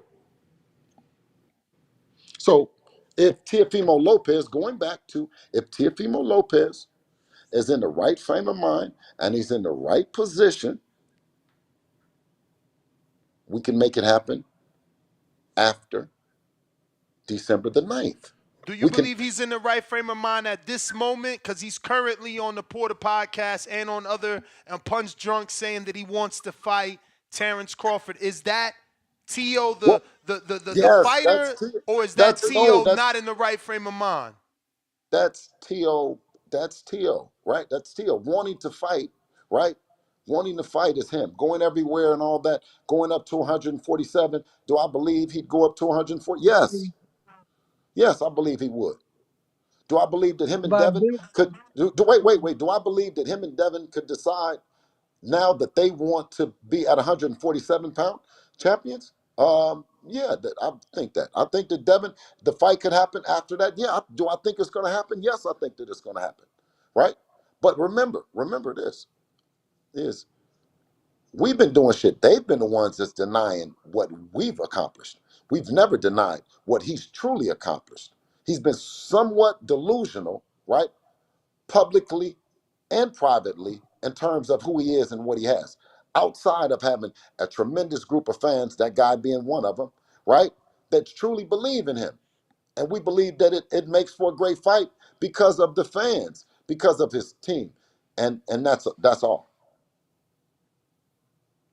Bill, but this is the thing, man. This is the problem I have when you bring out 147. Every time we talk about Teal, that's the second time you bring out 147. I've been watching boxing for long enough to know that when people bring up all that fight, it's gonna like be ready, like Virgil Ortiz did when they asked him about Boots, and he says that fight's gonna happen, but all the way out there. That means you're gonna wait it out. That means prolonging the fight, not getting it done. You know what I mean? Right when we need that fight now, you guys just both got to 140. You just arrived at 140. Mm-hmm. 147 seems a while away. That seems like far Okay. in the future. But When that fight is ready now, why can why Tio are you? why Why are can we bringing Tio out 147? why can Tio say 147 but we can't say 147? I know. I don't. I didn't hear. I heard him talk about 147 for Terrence Crawford, I but you didn't bring out so 147 for I didn't Mario Barrios no. or Why Keith can he Thurman, much why worse listen, fights. You know, like okay, the listen, Crawford fight, he's wait, aiming at the number one guy. You're aiming at okay. the number two, number Oh, three guy at 147, probably even number five if you ask about Mario Barrios. You know what I okay, mean? so if that approach and everything works and that for him, then why doesn't he go on pay-per-view with whoever he's He gonna might. fight That's why next? he's talking about. What I'm saying is But why are you talking about Mario Barrios? we took no. Mario Barrios has a heck of a fan base. He's a heck of a fighter, and I don't know why. I don't know how I can celebrate T.O. Matisse, right? I'm celebrating the fighters. I'm celebrating, but you're just downing them. You're just saying all you're doing is talking about them. You're talking about Keith Thurman only lost to Pacquiao, right? So right, and now listen, Keith Thurman in boots or Keith Thurman wanted to fight uh, Bud Crawford. Like you down in the fighters, man. I hear what you're saying, and I'm saying that some fights for you look better than others, but that doesn't mean that the other fights don't look good to me. Borough City E. Does that make sense or not? Ringwalk, Ness. I mean, both things make sense. You know, T.O. is looking for the number one, and Yo, Borough City, you live with Bill. yo, yeah, Bill. I respect what you saying. I ain't got no problem with what you saying. I felt like you should have just told them straight out. We taking our route, and when we lock in, we'll lock in. You know, and you just stand on that. It ain't nothing wrong with the way y'all bringing Devin along. So you know, if anybody complain about it, they don't really know boxing. To me, Right. I mean, I wouldn't mind seeing that fight early. Don't get me wrong, but if we, 147, they both young as hell. So I mean, they'll fight sooner or later. I feel like. But what I do want to ask you is, do y'all plan to undispute at 140, or do y'all plan to just kind of unify and move up if y'all get through Regis? You know what? The whole thing is how Devin's body is going to feel and how he's going to handle a you know because if we put a boxer in there, right? We put a boxer in there that won't really dictate. You put the roughest, toughest guy at 140, the most aggressive, come forward guy at 140, and then see how he does. Um, Obviously, with the Tiafimo stuff. He just actually opened it up for the talk by saying, if you fight Devin, if you were willing to fight Crawford at 147, then why wouldn't you fight Devin at 147? You see what I'm saying? So it's Mm-hmm. ultimately something that I say that instantly when I said that after, they can make it happen. And I didn't rule out a weight. I didn't say a belt. I didn't say it needed to be for anything. I just said that they could make it happen if, they talk. I got you. I got you. All right, and what? Just one last thing. Just one last thing. Oh Do yeah, oh you yeah. Wait, see a let fight me with reiterate. Ryan Let me ask you this though. anytime Let me just soon?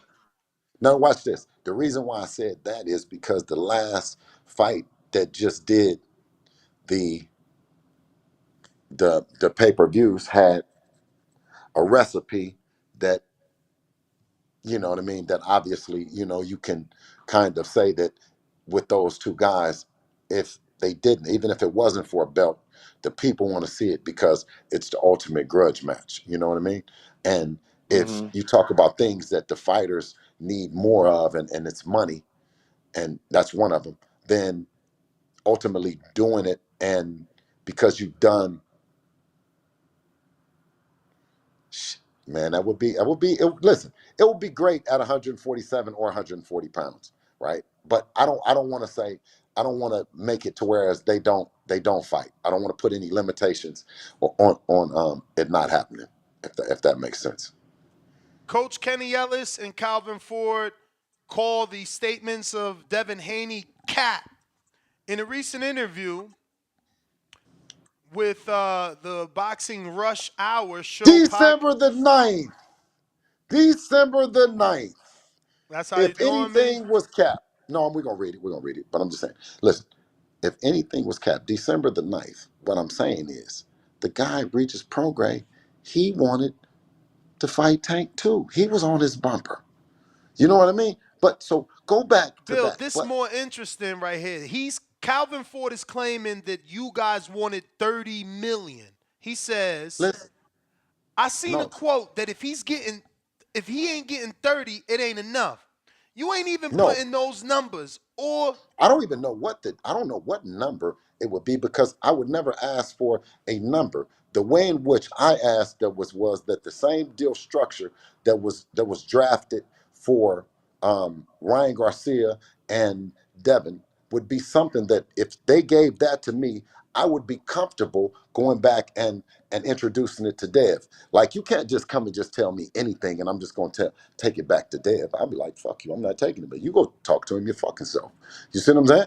So what I threw out something that was like that. It's like, well, why don't y'all just give us the same so you don't have to worry about what it looks like, what it don't look like. Because you see, Devin has sold out or selling out the arena at the Warriors, right? While the team Garcia is struggling with seats, and no shade towards them, because I don't want to put us past them. I'd say just put us eye level. You know what I mean? I said, damn, you ain't gotta just treat us right. If you've just shown that you know how to make a big fight happen with a guy, give us the same deal structure. Whatever the money is gonna be, the money is gonna be. And I think that that was my way of saying this thing can happen, and we don't have to I'm go back and forth assuming arguing. I'm assuming he interpreted your quote because you said that here. Just give us the same deal Ryan got. So I'm assuming he interpreted that as you making the same money amount that Ryan made, which is 30, unless No, 30 well, means we'll see. 30%. We'll see. If you say give us the same amount he made versus the same deal meaning the same deal structure. If the fight does more, then you get more than 30. If the fight does less, you get less than 30. Yeah, because here he says, I seen a quote that he's getting 30. It ain't Well, enough. they don't listen, they don't do the business. And Tank has already said that, and they've said it before. They don't do the business. They don't know about this business. That's why I stay close to the people that do it. Of course, Leonard, he does the business. Floyd with Dev, he does the business. Um, Eddie, Bob, they do the business. And thankfully that You Devin has don't you been don't want to let me get to this point. This is a juicy ass point, Bill. okay, come on Basically, with it, they brother. saying, Come on. basically Ford made the comments saying that Tank would offer you the same thing y'all offer Shakur. So I think you should call him on that. 25% of a Tank fight is an amazing fight. Um, Absolutely. But what I'm saying to you is that whether it was the WBA, whether it's Leonard or whether it's Floyd himself, right? The fight is not happening right now, according to Leonard. He says it is a good fight. Now listen, this is where it gets tough at. Is they quote unquote have a standard for what they say that dance partner should look like over the years, over this time, not even years, but whatever that time is. And I think that we've dispelled all of the notions that it's not a great fight.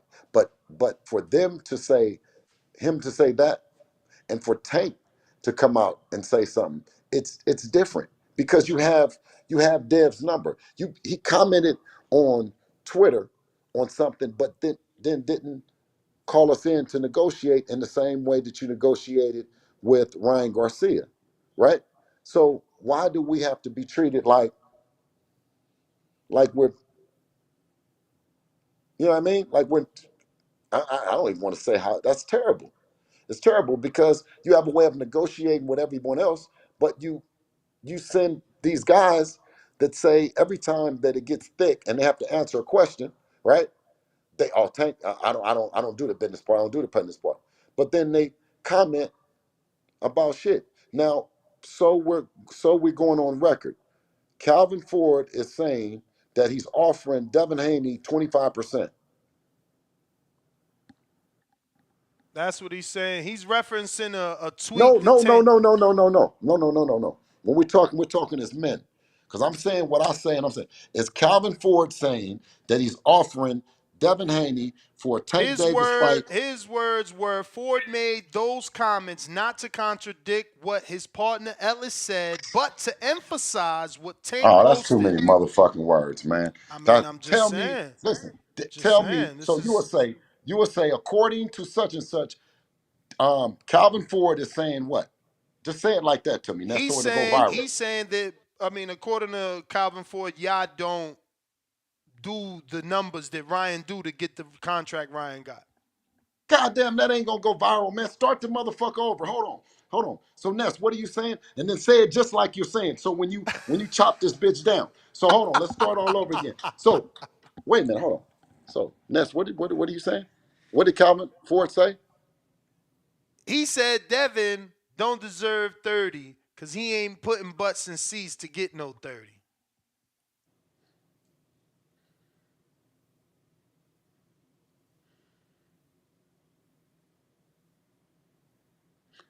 What do we deserve, Ness? Tell them to send over what they think we deserve so we can start talking about this shit. Cause I can't send it over. How about whatever that you're saying we ain't worth 30, send it over. Just send over what you think we worth, and I'll tell you what I think that I'm worth. Let's start It's talking kind. about it. Send it over, Mr. Ford. Well, you just said he's not the one that do the business, right? So it got to come from But Leonard. Ness said he's the one to do the business. I ain't say nothing. I'm giving you they quotes, man. They being interviewed. I'm giving you their quotes. Um, Bob Santos says he can't do the interview. That's what I told you, man. That Devin Haney all right, fight gonna be hard. You gonna have to use that WBC. Mauricio gonna have to say all right, okay. all right. Listen, let me tell you this. I told you. I told you what it is, and I showed you. Devin Haney. Let me start. Devin the Dream Haney is the face of boxing. The new way that a champion is handling his business and letting you know behind the scenes, right? Because I'm on here. You hear me? I'm on here. And whether Bob want to do it or not, we pulling up on him. You know what I'm saying? God willing, he handled his business. Devin handled his business against Regis Prograis, and I always continue to say you because you had some juicy stuff and you had the stuff that you want to talk about. But this fight is a hell of a fight, and nobody. Who was calling him? Who was calling Regis a punk? Nobody. He getting That's he all. getting discredited more now that Devin trying to fight him than he ever did. That's why I'm not gonna bite into that. But just like I'm not gonna bite into that, I'm not gonna bite into Calvin Ford. You know what I mean? And one thing that I am going to bite into the fact of is that they did that to us as a people one time. It was a particular group, and they were able to manipulate the people, and they were able to not use belts and not do all that. And then they even had manipulation within the sanctioning bodies when the sanctioning bodies came to life, right? But they did their best, and we continue to do our best to weed out all the bullshit by coming on to great platforms like this, like the Boxing Voice, so on and so forth. Bill, You what you know, think of this one? James Benitez, Devin beating 6 straight champions, then Lord willing Regis, then Lord willing Keith. How could anyone not say Devin is the best at welterweight over Boots? On resume alone, Devin a Hall of Famer in the making. Do you think if he beats Regis, he would be a favorite in the betting line over Boots? um, I don't know. You got to just ask the people. You know what I'm saying? Because that's who. That smile, Bill, you funny. I guess it depends who how he do it, right? Yeah, you got to ask the people. Mm. Boy, it's a good day today, I ain't it, got Ness? one more though. I seen the I Am Athlete, bro. That was pretty dope. I don't know that dude like that, Brandon Marshall, but he got some good shit out of Devin, man. You was live Man, for that, or you watched it on the playback? no, I was live. I was live. I was there. That was so I wanted to ask you what mistake you thought he would make, because Devin emphasized obviously you've gotten over that now. He made it clear, but like at the beginning he made it seem like you ain't want to let him, flap them wings. So what was the mistake you thought he was gonna make? Well, no, I told him, just like Sean. Damn. Okay. Okay, sorry about that. No, so just like Sean at 13. Damn. Smash that thumbs up button. There's some interesting things to that. That I am athlete. Yeah. Mm-hmm. Like there was some I things always thought he there was was mature though. there Like there he were was some things that I loved about the interview, and then there were some things that made me like raise my eyebrow a bit. like what?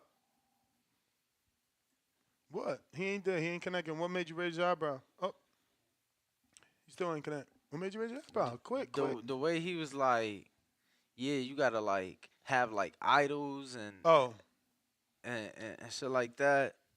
yeah. I think that was just like from a motivation standpoint. You know what I'm saying? Because if you notice, the people that he put in his little Hey, 5 bucket list were kind of commentator analysts, so he wanted to get better at his game. I think that was that. That's what that was about. But go ahead, Bill. okay, so yeah, just like my 13-year-old and just like Dev, I told Dev, I said, you have to, as a man, you break away from me. Listen, if you're 12, you're 13, you're 14, 15, 16, 17, 18, I don't know when you don't need that. You see what I'm saying? Some develop quicker than others, but you'll break away. Yeah, you'll say that. You know what I mean? And until then, I'm gonna hold you dear and have your back and all that. But guess what? One day I'll come to you. One day I'll come to you. And you know what I mean? You're not inviting me, right? You're not I mean, you're not saying, hey, dad, you know what I'm saying? Do you need me to take you to the store? One day I'll say to you, Dev, can you, or you got time, like God willing, I live to be that you take care of me, right? So with him and with Sean and with Bill, Naeem, right? They they have to show me that they want to be men. You can't just tell me, oh, I'm a man. Then go out there. You see what I'm saying? But if you're still here, you see what I'm saying? I'm gonna still continue to pour it into you. You gotta just you know, and I think that once Devin, I was a little bit like, cause I knew he had something. And he was doing that, breaking away and showing me, and I was still kind of, and I said, okay. I said, Dev, I said, you gotta understand, Dad, I loved you, boy, since a kid, like a baby, just watching you grow and grow and grow. So that was going to always be both um a difficult one, but a happy one as well, right? Just like when he went to Australia for the first time. You know, that's you think about that's the worst thing, but actually when I gave him a hug, and then he walked, he got through the metal detectors, and we start texting. I start driving home, and then I have, of course, I have the little ones that I go to deal with and stuff like that. It was like a big burden was have I was relieved. You know what I mean? That I knew that Devin had grown to be that man that I knew he was going to be, that I'd always prayed for. Um, and then I don't know if on the show or whatever, but one of these shows we were talking, and I think the No Vulture podcast, we were talking for the first time. I was like, I was still thinking about him though. And he was like, because he said, Dad, he said, man, I wanted you to be there. I kept thinking about you, but I never really let the world or nobody else know. He prayed on it. And I was like, that's funny, because me too. I relaxed on it, but I wanted to be there. So at the end of the fight, he said the thing was that that moment was special for us both, because it was a culmination of a lot of work, a lot of time, and now everything is just like the ice cream and the cherry on top. I got a few more came in. Q and Nork says, y'all really think he ever planned to fight Tank or Shakur? I said at the time that once he go up, it's over for those fights. And now look at him. They talking 147 for Dev. He's all cap. No, because those fighters are obviously still there. They're all around the same size, and if they want to make those things happen, they're going to make them happen. But to just sit around like you guys might be and just waiting, right? Waiting is for waiters. You know what I mean? We're continuing to make history. And if you said that being a three-division champ means anything, and being the youngest three-division champ doesn't, then I think you're sadly mistaken. I have one more that says, tell Bill why Devin run from Tank. Um, I don't think I don't think anyone could run from Tank. I think from what you guys have been saying is that he makes the decisions, he puts the deals on the table, he emails everything out, he makes it happen. So I think Tank wants something to happen, according to you guys, he would have made it happen. Um, I think, like I said, it's it's definitely a new face of boxing and the way that the boxing business is going and what you're doing. You hear that all the time. Um, you hear the fact that, like I said, it's a multi different face of people that we've touched, from Australia and just alike. We're doing it, man. We're doing it, and I'm thankful to Devin, because he's putting us on his back, Ness, to make it happen. I got Fats from Baltimore.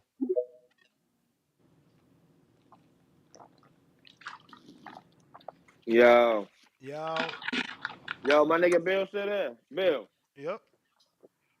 I ain't gonna lie, man. You know what I'm saying? You ain't standing on business right now. Sound like when Matias come up, you getting a little shaky. I You think I think sound I like, think Dad can beat him. I think Dad can beat him, but I ain't gonna lie, but you getting a God little damn shaky, though. man. Yeah, but God damn though, it's like y'all in Baltimore with Tank. You got Devin like he's Bruce Lee in a karate flick. Like he's going up the thing. Now you Tank fans and found Matias. Y'all had Shakur. Listen, you guys go get everybody but yourself. And that's not the Bill. Hold BMO. on, hold That's on, not hold on. wait. That's not Baltimore. Baltimore stand on Baltimore business.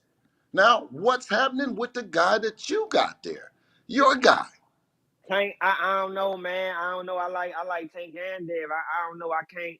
Tank be doing a lot of bullshit. I don't know about that, but I'm talking about now that y'all moved up. You know what I mean? You calling in now.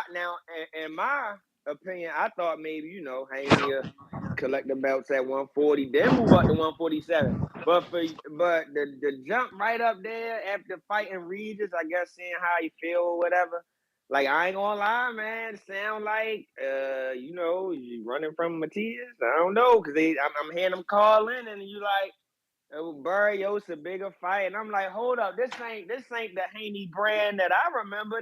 I don't remember hearing none of this moving right and none of this. I'm like, come on, bro. Usually they take them how they come, man. I ain't used to hearing you talk like that. And listen, and that's taking it how it come is challenging. That's how we just took it how it came. We came up and challenged Regis Prograis.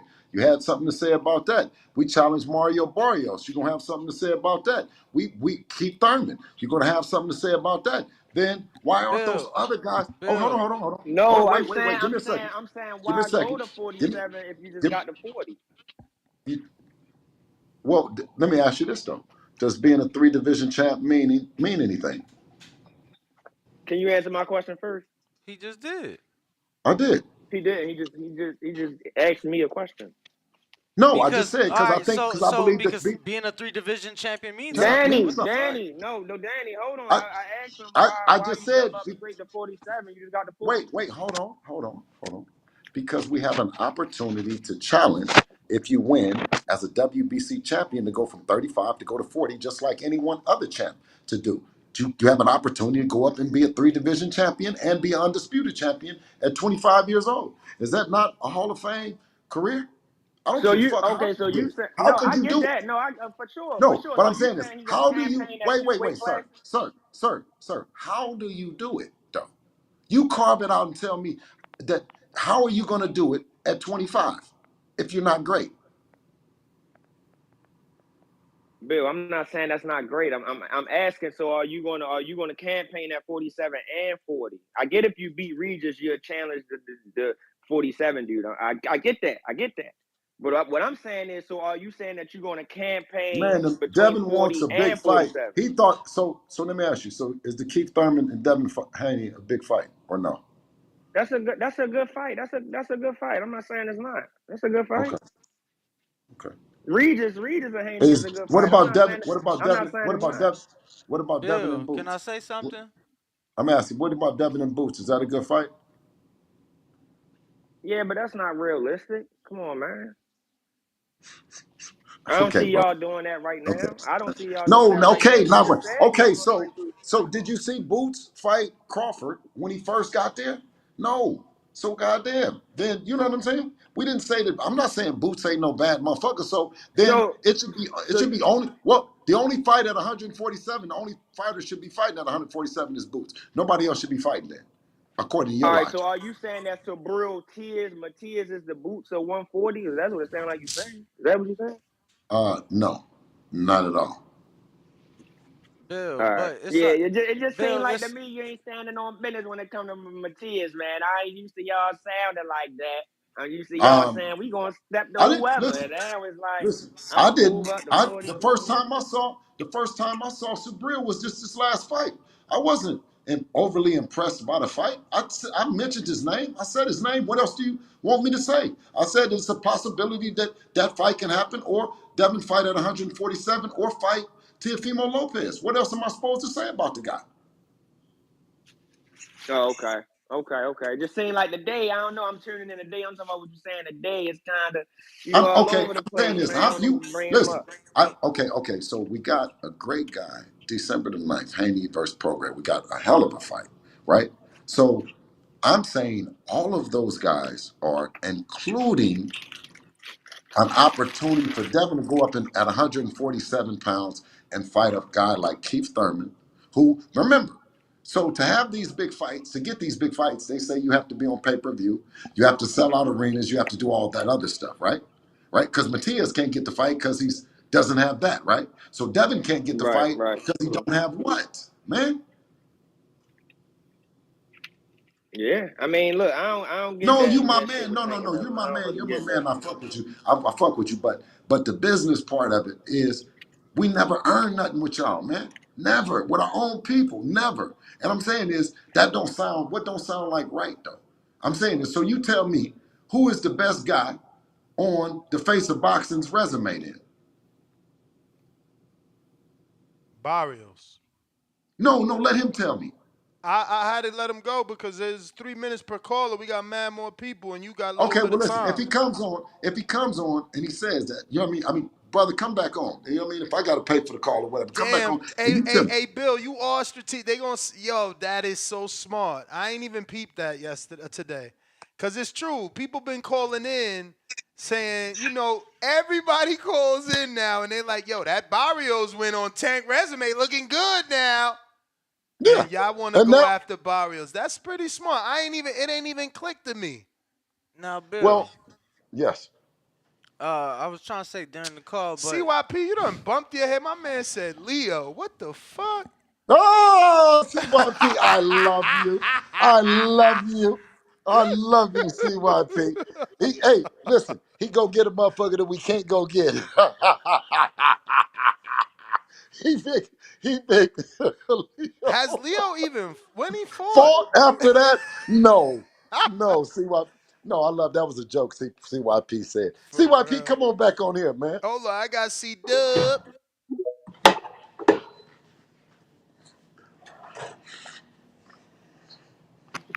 Yo, how are you? straight. Straight, that's what's up, man. We still got Bill on the line. C Dub, Don't C nah, Dub. don't say he that.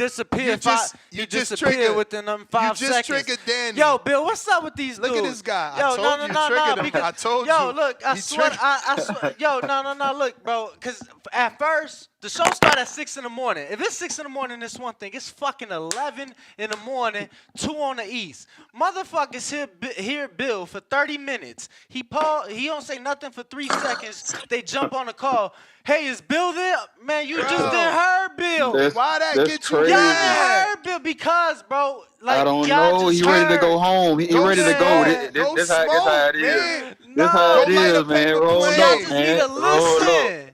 Clean Roll y'all up. Go ahead, man. ears. Roll up. Clean Hey, y'all yo, ears and listen, Bill, man. tell Danny go smoke a paper plane. Listen, I I, appreciate you. I swear he While was we've been just on on. here, It's a little delay, so it was just on when I clicked while we've been the on mic. here, I done cooked up a little tweet and said Bill Haney has now stated blah blah blah about my man. That thing going viral on Twitter. I'm talking about viral. Shit. Go I mean, but ahead, C I Dub. just no, I just wanted to let him know that Nah, he left, bro. He ain't here no more. No, I'm I here, got you. I Dub. got Come you now, on. but I was, but no, but my initial call they got cut off. It was crazy. I had got a call, a real important call, so I couldn't come back. But I appreciate you coming back to me. I was just giving credit to Devin for doing the right thing for boxing. I was giving credit, like when they saying Devin a fake fighter. I don't know what that means, man. Like that's what's wrong with boxing. Like how the fans don't appreciate Devin. If anything, he's undisputed, and then he didn't hold up the division like a lot of fighters do, like a lot of champions do, i.e. Canelo. I'm just saying, this man when he went up and fought somebody in another division, he let all the belts go, which is what you're supposed to do. Let's not humiliate the email champions. You know, you work hard to get in that position. So let's just congratulate them. I would say let's look forward to their defense. Let's just look forward to that. PBC and Top Rank, they're gonna run it. It seems like they got the people at the 135. You will see if you go look at the rankings and look at the belt organization or rankings, you will see what I'm talking about. But Ness, just let him know. I mean, that's what I ended with. He could go up to 147. That's good. Just stay away from Subriel Matias. If you are a friend, be a friend, man. I mean, you're a fan. If Bill, you're a there, you true ain't got to friend, tell me to be a friend. He i- hearing if it. you're if you're a true friend, keep him away from Subriel. He's all wrong for Why? Devin. What is why? Devin is a great Why? boxer, but because he's Hey, not so I playing can the boxing game. hey, so But I can tell a go ahead, friend, Bill. right? Go ahead. I said so I Tell him. can tell a friend. So No, I can tell a by friend. the way, He want to you act. are He asking you you're a why. great man. I said I why? got you. So I can tell a Because friend why. the guy is not playing the boxing game. It is not What going to is he be, doing and I then? don't think What you is he can. doing? He just coming in there to kill something. He's coming there to step on shit. I mean, How? in other But how words, is he in going to better step? words, What he's what gonna just come what forward, weapon? and he's gonna What ignore what all. weapon is he Yes, going what to you say? kill you with? What weapon is he going to kill But you with? weapon is the two hands that he has used before. The stones, the hands of stones that he's used before. I mean, it seems like you don't got the defense. Don't get me wrong. Your No, I son didn't will just. I kill just him said on defense. don't seem like you know what he's going to do yourself.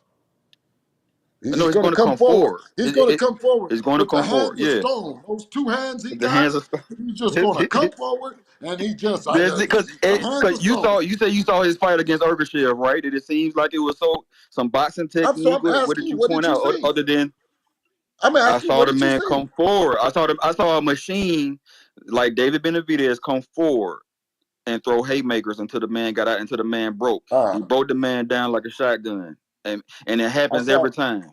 I saw David. I saw David. I saw David. I saw David jab. I saw David go to the body. I saw David throw the right hand. Um, I saw he got a hell of a chin. I saw that. I saw David has a hell of a chin as well. David did a lot of stuff. Uh, he fought off the back foot. He fought off the front foot. Um, tell me what you saw with Subriel Matias so I can tell a friend. Yeah, nah, his time is up, but we got Two-Tone, the superstar, for you. I gotta just short the answers down because they don't even be there to respond. Yeah, I Shit. mean, they only get 3 minutes, Bill. That's a whole round. You know, Well, shit. Devin. Well, they give me. Well, goddamn, they give me 3 minutes to listen to their shit. I can't even respond back to them. We need to do a minute and a Hi, half, audience. or something. You sound like you not connected to nothing, Two-Tone. Pretty Y'all, empty roomish. y'all can't, y'all can't Save hear me a me? minute, Two Nah, we Tone. hear Save you. me a We hear minute. you. Oh, my bad, my bad. Yo, this your boy Two Tone, the superstar. Please say the superstar. I'm talking to the father of Dev Dollars, Devin the Dream Haney, Bill Haney, one of the best personalities on the internet, respectfully. Bill, how disgusted and musty is it that Gervonta Tank Davis said give away the WBA belt, knowing that you and your son are all about legacy, which truly matters? It's not only a travesty. It's a sad day for boxing. That the people we choose it. We choose the stars. We choose the face of boxing. And today, unfortunately, we made a mistake in choosing Mr. Gervonta Davis based on his actions and his actions alone today by deciding not to take something such as prestigious as the WBA belt. Um, and when you do that as the face of boxing, now you deny that any challenger has the opportunity to face you. So the people, I mean, it's no matter who you vote in, it's no matter what fighter you get behind. At this point, they won't be able to challenge Mr. Davis. Yeah, that's disgusting. And I'm not gonna drink the Subriel Matias Kool-Aid. He's done nothing to be in the same sentence as Devin the Dream Haney at this point. Once Devin the Dream Haney cooked Regis Prograis December 9th in the Bay Area in the house that Steph Curry built and the new house that Devin the Dream Haney built. I want to congratulate you on your success. Make sure you tell these people to buy pay-per-view. Fire Stick Absolutely. Boys, stand down, stand down, stand down this Saturday. Everybody that purchased pay-per-view, support Devin the Dream Haney because we about legacy over currency, but legacy does get the currency. Two-tone superstar, I'm out, respectfully. Salute Bill, Absolutely. salute the boxing voice, Ness and Ring Walk, Danny the Bears are trash, respectfully. I'm out. Hey, man. Hey, thank you. I know my team, brother. I ain't no delusional fan like most of the people that listen to this show. I know, and I've known for 27 years that we suck. It's all right. You get what I'm saying? They gonna sell the team soon enough. Go over to live right now. Go over to Facom and check out. Hold on. Breaking news. Let me see, can I read this out loud? You may feel like it's your time. I think I could read this But it's out not loud. your This don't look private. Oh, yeah. Read this to his dad. Yes. Yeah. The only spot where it get hot. Keith Thurman says, I'll take the fight next year. Send the contract. Haney is a great boxer, no power, great speed. I saw Haney at the casino with his crew. Enjoyed themselves. Spence versus Crawford fight. I guess he was sizing me up. Just win. Be impressive. And be careful what you wish for. You might just get it. I love a good fight and doing big things in boxing. Haney is a big name right now. These guys don't like staying in their lane these days. Must not want Tank or Stevenson, but wants a big fight with the bigger man. Respect with the respect emoji. Wish I could take your invitation, but don't have the time to fly out to the West Coast for the weekend. Yes. I'll tune in to the show and maybe put out a few tweets. Don't get beat up. And he put the fucking Band-Aid emoji. Ah! Let's fucking go. Let's fucking go. Yeah. Shout out to the Yo, boxing man, boys fuck that, Bill. doing a wonderful job. No. Fuck that. Call match room. Send out the private jet. He basically saying he ain't got time, but that's cause he gotta go Southwest and all that shit. Man, break out the jets. Bro, Slow down. Yeah, whoa. Slow down, Ness. He said bring out the jet for a guest. Ness. Bro, guest with a contract waiting. He said, give me the contract, I'll take it next year. Next year is fucking 20-something days away. Ness, slow down. We can have the jet sent to him. We don't need to call match room. Okay. Slow the fuck down. Let's fucking go. This is big boy business at its finest. And let me tell you, thank you, first of all, for making such a wonderful thing happen and being a bridge. And I always told you guys, I said, this is the place. Not just only on the Boxing Boys, but the YTBC in general. And connecting these fighters. You talk about two bosses in the game, no other than Keith Thurman. We've never said anything bad. I knew one time would answer that motherfucking call and raise his hand. You see what I'm saying? And he gonna stand on business the way he's done for many a times. Guess what? Now you guys talking about Keith Thurman, he gonna come in there and punch you out. You say something bad about Keith Thurman, he stand on business. Keith Thurman is some bullshit, man. Listen. Some straight bullshit. Hold Keith on, Thurman don't SDX. want to fight Boots, but he want to fight Dev. Wait. Man, get the fuck Bro, out of here. Dev is a bigger fight. That man. It's a bigger fight. Get the fuck out of here. Okay, No so way. hold on. I don't want to hear that shit. Keith Thurman needs Can I to give spar. respect? Hold on. He need to get Can I some give sparring. respect, I was Can I trying give to have respect him. to the Yeah, man? you got the respect, Bill. Damn. Can I give respect to Can I just give respect to a guy and legend in the sport and Keith Thurman, you know what I mean? To acknowledge, because he don't even pay attention to a lot of you young niggas that ain't putting in that motherfucking work, and no matter how much you wish, no matter how much you talk about it, no matter how much what. So guess what? I gave him the respect because I didn't hear from him and I was going to move on.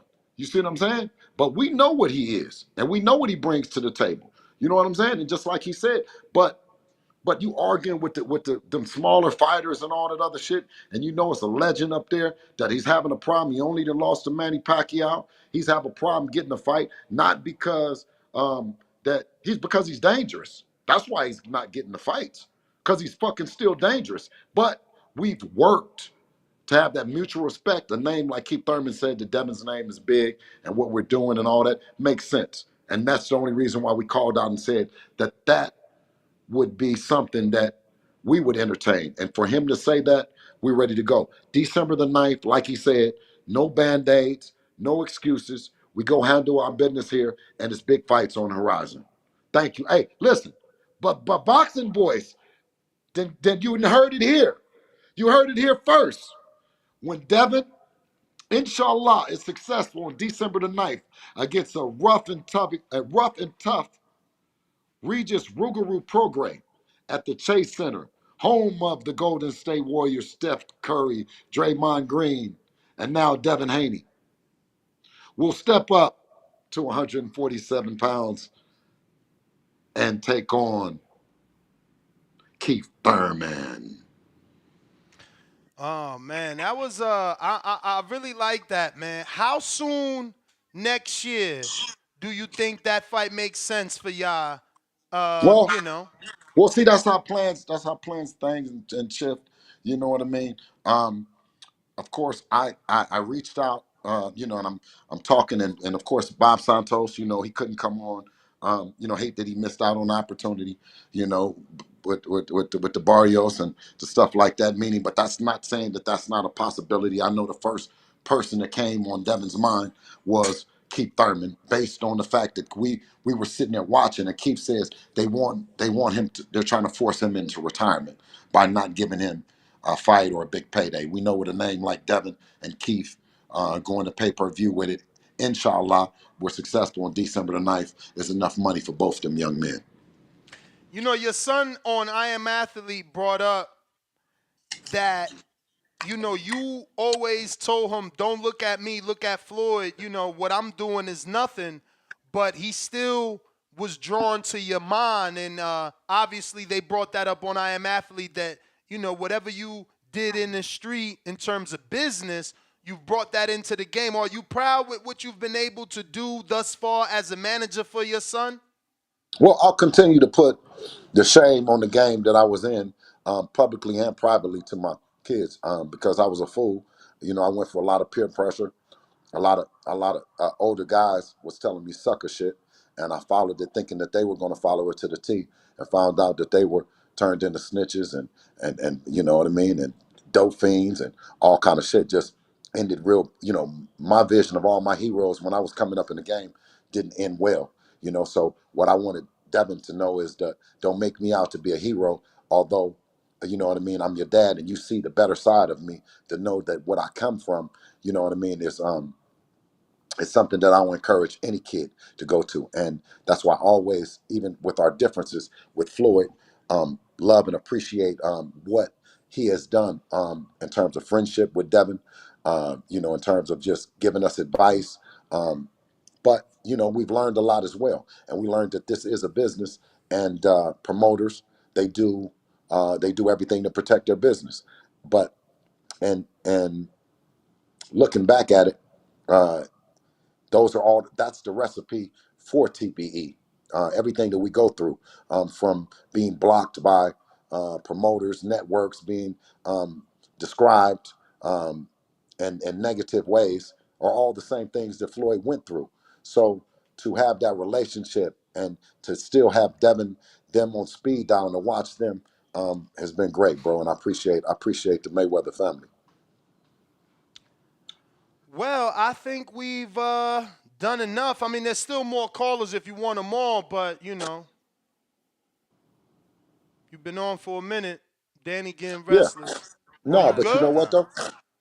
No, but then they're gonna start saying that it's the Haney voice if you don't bring somebody in Oh, to like let me fucking see. give you a Hey, Let me see like who's Oh pick yeah, Bill, some. SDX Renzi. He was trying to bring you some smoke. Bill, I was just trying to say about 4 Matias calls ago. I say when that fight happened, get through Matias, they gonna say nobody knew him. So don't worry. They gonna Yeah, find some. It's gonna be something for whoever it is. Yeah, absolutely. Yo, I yo, we hear you, SDX Renz. You live with Bill, so yeah, you don't got to my accent and bad. get yelled My at. badness. You know I'm on the road, so my service be in and out. So I just try to get the call in when I can. Uh, I ain't even gonna get on Keith. I'm gonna let y'all have that. But my only thing, shout out to you, Bill. Shout out to everything you and your son doing.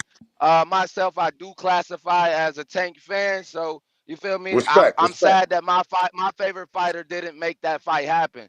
I do want to say though, my one and only question is, outside of what you and Dev have been showing compared to my favorite fighter has shown that he's more about the currency and getting money and being that cash cow of the sport. And from what I've learned as a casual fan, Dev has been chasing more the legacy route. In these past calls, when people brought up the Matias fight, and they saying you avoiding that, and you speak about being a three-time champion, one-time undisputed. Uh, could I ask you the same question to say, would two-time undisputed at Dev's age be more of a accolade than three-time undisputed? I mean, three-time champion in three different divisions. Because Well, I'm a casual, so I would well, think that okay. Let me just Dev tell you. being So, two-time undisputed would mean more. well, see, Terrence Crawford is the first two-time, and he's 35, right? So we got 10 years to do the two-time undisputed, but being the youngest to do three division, um, I think didn't who was the youngest to do three division champion? Uh, Ringwalk. You say it again? Who was the youngest three division champion? Damn, off the top, probably AB. I Because I know, I think know, we I know that was his claim that he was the fastest to four. I think he was the fastest to three. right. So I think that at 25 we might be the fastest to three. So and we still have an Okay. opportunity, and we still have an opportunity My to be the youngest. my To service be the gonna go youngest. out, and Ness only give me 3 minutes. So I just want to say, do you think, even I understand that, but couldn't we even say at the rate Devin's going now, if we line up all the fights that the fans are asking for, couldn't we say that Devin could actually make history and be the youngest three-time undisputed champion with the plan and the way Well, that that's y'all kind of first going ever. about it? Well, then that would be first ever three-time undisputed. You know what I'm saying? So I, and, definitely and we wouldn't have. that mean more? Yes, we're listen, and absolutely, and we're on course for all that. You know what I'm saying? So I think that first and foremost, we have this fight Nah, with Regis Bill. Prograis. We have Regis. We have Regis Prograis, right? And then after you say, do you? Because then it's a lot of things, right? It's how many world champions do you? Because I think this with Devin, what is this, like his seventh world championship fighting? This is his sixth champ in a row, but seventh like championship fight because of the Fight. You know what Cambosis I'm saying? rematch. So all of it, I think. good, fam. You see what I'm saying? All of it's good. It's great to be right now in Devin's in the position Devin in. We just got to get through this December 9th, Regis Prograis, and the Bill, sky's the limit. Bill, I'm sorry to tell you that he won't be able to break the three division because Brona was younger, so Brona was Oh 20. shit. Okay. Yeah, Okay. And Bill, 24. since So, Yes. 23. He was 23 a month before that's his my call. 24th Thank y'all, birthday. Ness. Bill, since Yeah. doing this interview, there's been other reporters, obviously commenting on our tweet, and they're saying that Matchroom has options on Devin, final match options on Devin, and if the fight with Barrios were to take place, obviously he had those rights to either match it or put it on. Any truth to that? No. Yeah. We give Eddie Hearns the opportunity to put something on the money on the table with Eddie. Money be good with Eddie. You ain't got to worry about that. Everybody on either side. whoever. You know what I mean? And that was what I always said with the Shakur Stevenson thing is Eddie didn't want to be in the business, man. They want to have action to put their offer on the table as well. So the money is going to be good. You don't have one particular person. Let's fucking go. I'm about to throw my goddamn table. You tripping right now, bro. Nah, yo, Bill. Look, Thurman said yeah. Now Bob Santos said, fuck it, let's do the interview. Let me send him the link. No.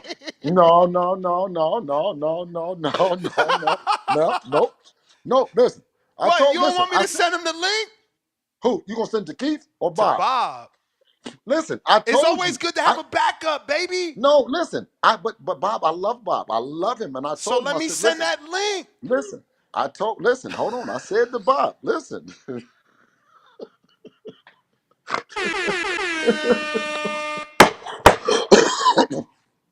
Put Bob Santos, my man and good friend and constant professional, on, please. Let's fucking do it.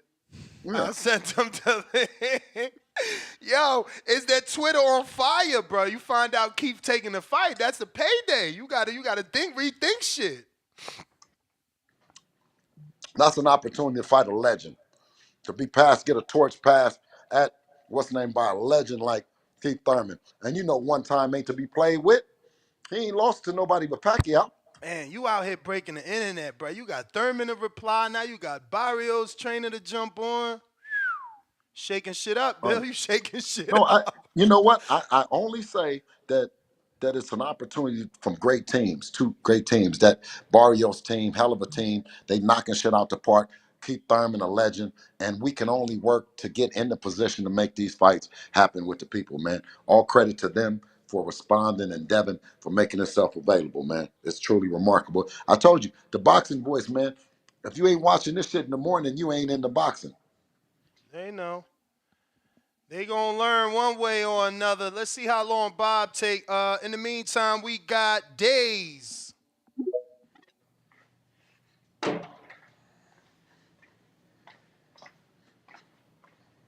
Days. Bill Haney. Blessings, King. Hey, man, it's an honor to speak to you, man. I'm the biggest Devin Haney fan in the world, man. Yo, Bill, tell Devin I said change his Twitter name back to Lord Devin Haney because this is the Lord Haney era, man. You know what I'm saying? Devin Yeah. Haney is the modern Floyd, bro. And when it's all said and done, Bill, he gonna have more accolades than Floyd, man, because he already the youngest. You know what I'm saying? Doing it right now. You feel me? These niggas don't want no smoke, Bill. Yo, Bill Haney, didn't you go to Teofimo's last fight to try to set up that Devin and Teo fight? Absolutely. And And what? you know the thing that, but And the thing that fight is coming. But listen, I don't know when it's coming, but it's going to come. I think that based on the numbers that he was saying, maybe he was going to take more of the lion's share of the money now on his projections, and I think more now he's probably Days. coming more Looks to the like we real. got our guest, man. That looks like Bob Santos will be joining us.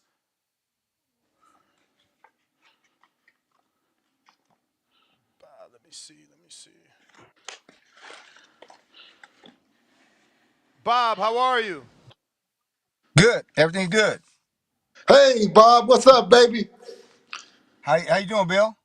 Man, listen, one thing about you and Bob that I know about the Santos team and your fighters, anytime a payday is going the opposite direction, you going to show up and bring it back home. You know what I'm saying? Ain't nothing scary. Your fighters come to fight, and you always have them prepared. That was the only reason why I had Mr. Mario Barrios' name in my mouth. So I never said nothing bad. I said that if we're successful with Mr. Regis Prograis, which is no tough out, and we in there trying to handle our business every day, that we would think and consider about bringing your line up there at 147 pounds. What you think about that? I obviously, I'm Mario's trainer. The business side go through Al Heyman, but we ain't never ducked, dodged nobody. Mario Absolutely. fight anybody. Whoever Al has ever put in front of him, he's fought. Whether it's like I said, people don't realize the Gervonta Davis fight, we had to get down and weight. It was a brutal weight cut. Did what we had to do. He never bitched. He never complained. He never came out like some of these other guys and talking about the negotiations of the shit and rehydration clauses or made fucking excuses. Jump right up and fought. Obviously Keith Thurman, but the business side go through Al Heyman and whoever the fuck he put in front of us. As a trainer, I just get his ass ready. And one thing about Mario, I don't get into the negotiation aspects. That's Louis DeCubas Jr. and Al Heyman. But as far as whoever whatever name they send me, we gonna come and so if that's Boots Ennis, if that's Devin Haney, whoever the fuck it is, we ready to get it. And that's one thing that I know. That's one thing that I do know about you, though, Bob, is that you're gonna have him ready. And I always say that the better. I always say the better the fighter, the better the opportunity for Devin to show how special he is. So if we can get together and make this thing happen, I'll love it. I'm telling the people that I got all the respect in the world for Mario, and I think that Mario was Tank's toughest opponent. Do you not think that? Well, yeah. Bottom line is, we was in the 11th round. His promoter Mayweather said, "Hey, man, you losing this fight? You need a knockout." So he had to go for broke. Unfortunately for us, you know what I mean. The weight cut was a brutal weight cut. We was close to the finish line. We didn't get there. It is what it is. But that's the past. We're at 147 now. He's the WBC champ at 147, and whoever wants to get it can get it. They want to come get that strap. Come get it. Bob, you Absolutely, brought up Boots absolutely. Ennis. You brought up Boots Ennis. Do you believe the Boots Ennis fight is bigger for Barrios than the Devin Haney fight? You know what? At the end of the day, that's for the Say fans to no, decide Bob. Tell the what they truth, think. Bob. Well, at the end of the day, that's Tell for the the truth, fans to Bob. decide. So Bob, tell the wherever they truth. put in Wait a front minute. of us. Hold on, Bob. Hold on, Bob. Wait a minute now. We Well, got to tell the who, truth who, now. who, Listen. you know, who We got know the that the bigger Devin name? Haney. Who got the bigger name? Who got the better resume? If you're looking at it from that perspective, obviously it's going to be Devin Haney because Boots has That's all just I got say. his That's all I championship. say. He hasn't earned it in the ring yet. But that being said, I don't know whoever the Boots Ennis fans is, whatever they think. The Devin Haney fans, we love all the boxing fans. We want everybody to support the fighters. In terms of accomplishment, of course, Devin Haney's a unified champion. He went over to Australia 2 times to not only win the strap, but to go defend it in the guy's backyard. So I do give credit to Devin Haney what he's done. I know him for a long time because I've had kids spar him. I know what kind of great fighter he is. I'm not going to take nothing away from him, but again, it's up to the fans to decide. I have my personal opinions, this and that or the other, but whoever they put in front of us, we're gonna be ready to go. And whether that's Devin Haney, fucking Canelo, whoever the hell it is. One thing about Mario Barras, he had never turned down one fucking opponent ever. Bob, which fight do you think is easier for Mario Barrios? I mean, that's tough to say, right? Because what Boots I think he's an elite level guy. No two ways about that. But we haven't seen him with the elite level guys in the ring, right? So I can't say. Haney obviously has unified the titles. Stylistically, they're totally contrasting. At this level, all the fights are tough. At this level, all the fights are tough. So, Haney's got the experience. He does have a lot of great athleticism. Um, Boots, he's got great experience. I mean, not great experience, but he does have great athleticism. So, I mean, at this level, they're all tough fights. Bob, were you ever there for the Devin Haney and Mario Barrios sparring sessions that have took place in the past? Yeah, I've been there. Like I said, I know Haney. I've had multiple guys spar him. I know what kind of fighter he is. Yeah, so I've been there. I know the capabilities of both guys, and at the end of the day, whatever Al Heyman puts in front of us, and that's and Louis DeCubas Jr. He must have got a call. Hopefully I They could get telling this. him to stop talking. Hopefully I could get this last one off. Damn, Bill and Bob dropped off. I know. They getting them phone calls. You know we making the shit shake, man. We making that shit shake. Appreciate everybody rocking out with us. Make sure to Word. like the video. Word. Appreciate it. We've had like 4 guests today. Word. Damn. All right. It's over. It's over. Let me see how many thumbs up we got for the fantastic show. Did we get to 2,000 thumbs? Not even 1,000. That's crazy. Y'all wildin'. 4 interviews, bro. All right, we out. That's GTO Ring. Why even hustle if it's gonna be like that? No thumbs up, love. I mean, we literally had Bill Haney, Stephen Edwards, Bob Santos, and Shadja Green, and that's how y'all do me. Crazy, man. Jay and Dyke, man. All right, then. Oh, okay. Everybody could zoom. All right. I was about to say, damn, I'll drop that picture and you can't even read Thurman's response, but you could just zoom in. Cool. Jay and Dykeman, you gotta unmute. Gotta unmute. Yo, 1, 2. Yo, I was waiting to ask Bill some questions. Yeah, he not here no more, B. He not here no more. No, I know, but yo, fucking great show. Appreciate it. Word is born. Word is born. Word is born. And then you had Bob come on. I'm like, yo, you fucking killing it. And like you said, you was making shit shake because the phone line started ringing even more. And what else can you ask for? The Porter way is nice. Don't get me wrong. I like Sean Porter. But the TBV is on some next level shit, bro. Got to give it to you. But I'm going to be out, man, because I think y'all getting ready to close up. Y'all been on this motherfucker too long anyway. It's almost 3 o'clock. So I'm going to get out the way. Peace. Good show. Why? Because I ain't put says? Nah. Because I forgot one S, you fucking grammar police? Get out of here, bro. No. My man mad because I put Keith Thurman say instead of says. Bro, that's not even the tweet I'm talking about. Which tweet? You got it, brother. I'm just trying to help you out. You ain't trying to help. You criticizing. I seem so illiterate. You trying to criticize. Next caller. I'm premium. I can edit it. Hey Mo. What up?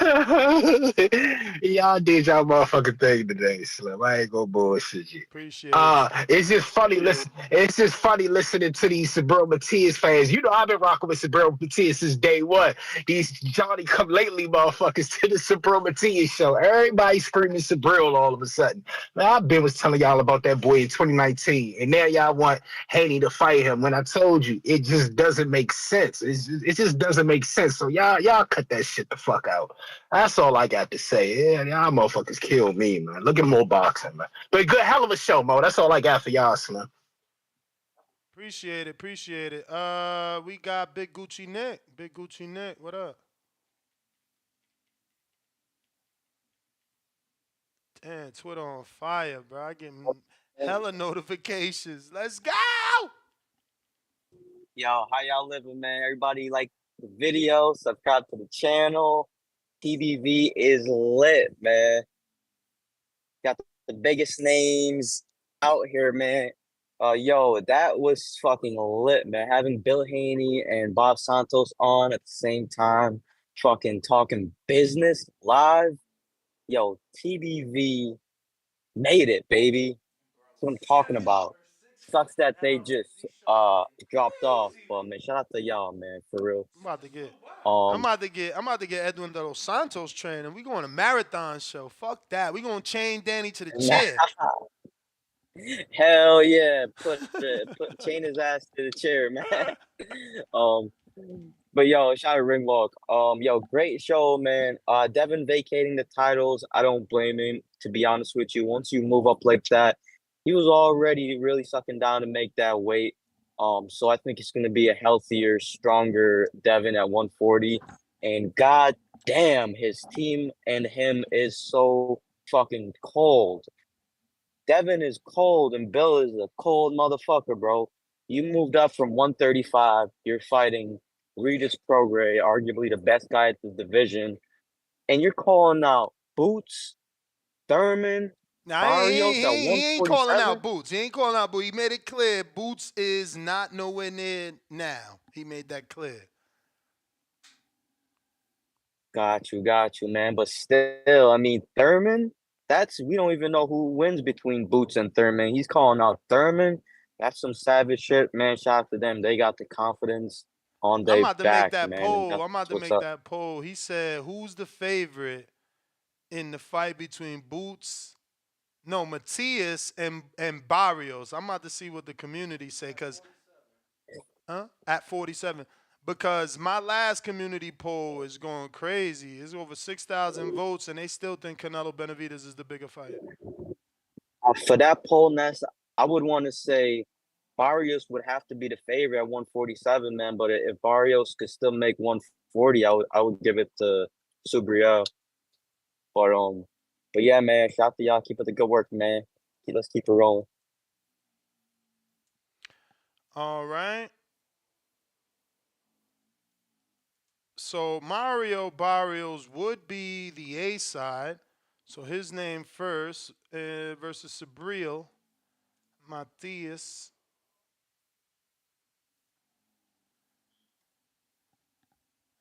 Not who wins. Who the betting line will have as the favorite. Because people don't get shit. You feel me? Tip Bellas, what up?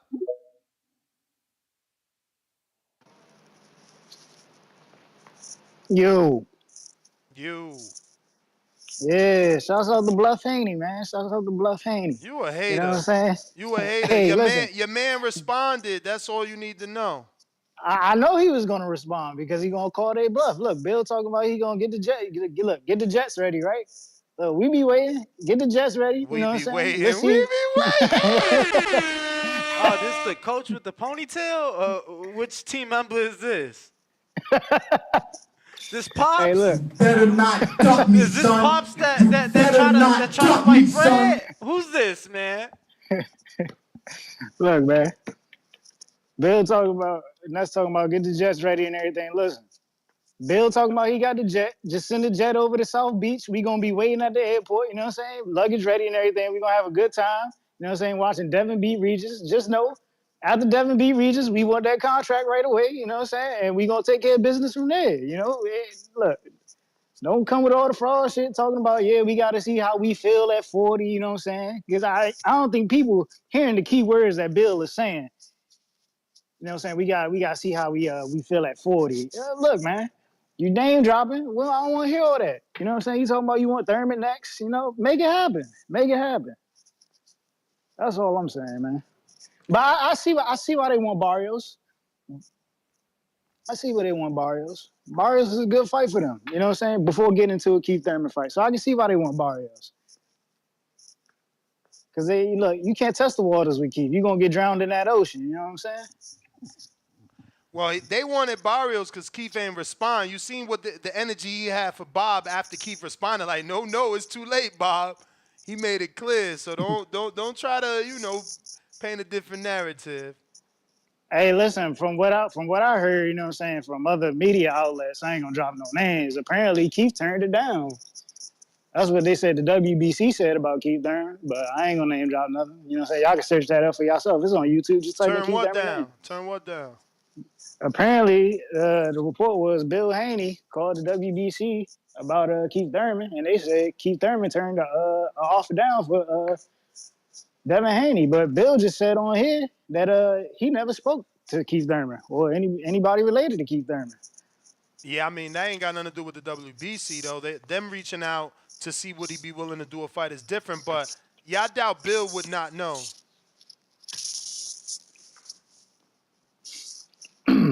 Yeah, man. That's it, man. That's all I gotta say. Send a jet, Bill. I'll be at the airport. All right. Yo, damn, All Danny, right. I forgot to do at 47. Trey, what up? You think that's going to affect the poll because I didn't put at 47? Fuck. Man, yo, what's up, man? What up, Hello, Trey? Why hello, you gangbanging? hello. Yeah, what's up, Trey? Yeah, what's up, Trey? Yeah, I don't really care to talk to Bill. We don't Why you you know, talking it to ain't no yourself? bias or nothing. You said what? I said, why you talking to yourself? Talking about what up, Trey? What up, Trey? Yeah, Is you cuz, cool? man. I've been sitting here. No, I'm pissed at y'all because man, I be waiting to get on and talk for a minute. It ain't got nothing to do with Bill. I think I was supposed to talk way before Bill got on. It was when Stephen Edwards was on here. Hey man, or Stephen Effers, whatever his name is. He a Steven cool dude. I like Efford. him. Whatever his name is, fuck all that though. But hey, let's check it out though, real quick. I wanna just be real quick, man. I like that. I like to see that Dev at 140 only because, man, if y'all remember at 35, him and Tio was been supposed to fought, and truth be told, get Subriel Matias' name out of there. I get he punching this, that, and the third. Get him out of there. Once he step in the ring with Devin or Tio, that shit dead. So what I'm saying is at 140 right now, I think the fight that we gonna really see might be Dev and Tio for undisputed. If it gets there, you know what I'm saying? Which I think it will. This is why I say I like Dev at 140 because if y'all remember, they feud at 135. Man, they shut up and fought. And then you gotta think about it. Bill did go to oh boy fight when he fought Josh Taylor. So I'm just saying, truth be told, we gotta get that Devin versus Tio, man. I've been wanting to see that fight since 35, only because dude, that's just a really good fight. They both beat Loma. So I just feel as though, man, that's the fight to really see, especially with Devin not sucking down and wait no more. And you know what I'm saying? Like we ain't gotta hear no bluff, no BS, no nothing. But before I go, uh, man, pay attention to Bill, man. Like, do y'all not Danny and Ness, but to the people that's listening and calling in, Bill be like saying shit, and it's like he like go around or like it's like he just I don't. It's just like he's saying too much of what he supposed to say instead of just getting to the point. Like, bro, Bill, get to what you trying to say. Fuck all that extra shit you be adding into these detailed words and sentences you be talking about. Like, my guy, just get it out because like some of this shit you be saying, it be sound like is you scared to say what you trying to say or what is you trying to get out? Like, my man, just speak on what you trying to speak on, get it out because truth be told, y'all know I don't think y'all really wanted no smoke with Core, and I don't think Core wanted no smoke with y'all. I'm just gonna put it both ways. And the reason I say that is because, dude, those is two good guys. They came up in the amateurs, like they done been neck and neck, I guess, in sparring, whatever they say. And then Shakur say, "Well, I got out on Dev, this that on live TV." So, truth be told, I don't think that people really want to even see that. You get what I'm saying? I think that we want to see Benavidez, Canelo, T.O. Dev, Bivol better be, you know what I'm saying? Things like that, man. But that's really all I got to say, man. Shout out TBV. Hey, can we get that like count up though? Because that is some hoe ass shit. How we have 4 people on the podcast today, and our likes is still like what it would normally be at Bro. 6 in the morning. Like, come on, And bro. Let's get not like four regular Joe yeah, Schmoes like either. bro. Yeah, like Four bro. I'm talking people about we like all know, 4 people with credibility in this sport, with man, like these accolades in guys this have been sport. in the game. Like show love, man. Like y'all gotta do better for TBV, man. That's all I'm saying because ain't no way. And then not to mention, there's no other podcast out here letting y'all talk to Bill Haney or letting y'all talk to Edwards or Santos like that. Like I don't know any other boxing podcast that's letting us request get on and then we able to talk to these guys though. Like man, that's a damn near a thank you. On a But I'm just daily. saying, man, y'all gotta do better, man. But man, shout out TBV. Shout out to the people that support. Shout out to the people that's liking. Man, it's Trey, man. I'm out, man. That's all I got. Appreciate the call, champ. Phone lines are All open. right, all Who right, is next? all righty then. We got Baby Joker. Hello, can y'all hear me? We We hear do. you. We hear you. Yeah, man. Bill Haney didn't answer none of the shit I fucking asked, bro. What? He took He your went from question and broke it in 3 parts. He man, he certainly lost me, bro. He bro, he fucking lost certainly me. He answered went your from shit. he didn't answer shit, bro. Why are we Embute. protecting him from Subriel El Sicario Matias, bro? You don't want to see Bill Haney throwing the towel, huh? What color is that towel gonna be, Ness? Yo, look at what my boy made. This guy is too Bro, funny. the only thing that'll be thrown is the Puerto Rican flag, bro. You ain't gotta worry Nah, about no hey, towel being De- thrown, champ. Devin went up to 40 because he saw that fucking ocean full of mako sharks and bull sharks. Bro, look, And out the it's a bunch motherfucking of deep different blue comes this websites. great white shark named Champ, Subriel Matias. listen, just hear me And out now real he's quick. talking about moving up to 47, bro. Hear, hear, That's hear me crazy. out real quick, bro. There's like a bunch of websites where you can buy followers from. Sabril should do that. Get his profile up. You get what I'm saying? He's made enough money on them undercards to do that much. You know, get his profile up because it's gonna be hard, bro. It's gonna Wow. be hard. You know. I mean, it's Hopefully, cool, you know. How Ness was saying the Canelo fans are protecting Canelo from David. Now people are protecting Haney from the Puerto Rican monster. We get it, bro. You the know, Puerto Rican one dude's monster. killing people, the other dude's fucking overwhelming them. The only Puerto Rican It's I know calling himself the monster is Edgar Berlanga, but I hear you, bro. Hey, look, yeah, but it's he like ain't I one, told bro. Bill, He ain't like one. when they beat him, or if they ever fight, you get what I'm saying? You know they gonna say, oh, nobody knew him. Who had he beat? Like, you know that's what's gonna be said, but it's all good. No, man. And then the Thurman shit, bro. That shit better not be on pay per view. I mean, Thurman's fought The How, Thurman what two, Haney, three Thurman times on Haney pay of should per not course be view? on it's pay per pay view. per view. Of course it's I'm pay per streaming view. the You fuck know out that that. bitch. You know that. Who's Why? But Thurman, why bro? watch He it? Hold on. Why once he cut watch his it? hair, Wait, wait, he's whoa, a whoa, whoa, whoa, clone. whoa, whoa. Why even stream it? Why even stream it? You clearly don't want to Why see the even watch fight. it? No, I ain't even gonna watch it Why you then. clearly Fuck don't it. want to see the fight. No, I don't want to pay for that shit. Oh, so you just cheat, brother. Just say that. Nah, I pay for what's worth it, and Thurman on pay per view ain't worth it, bro.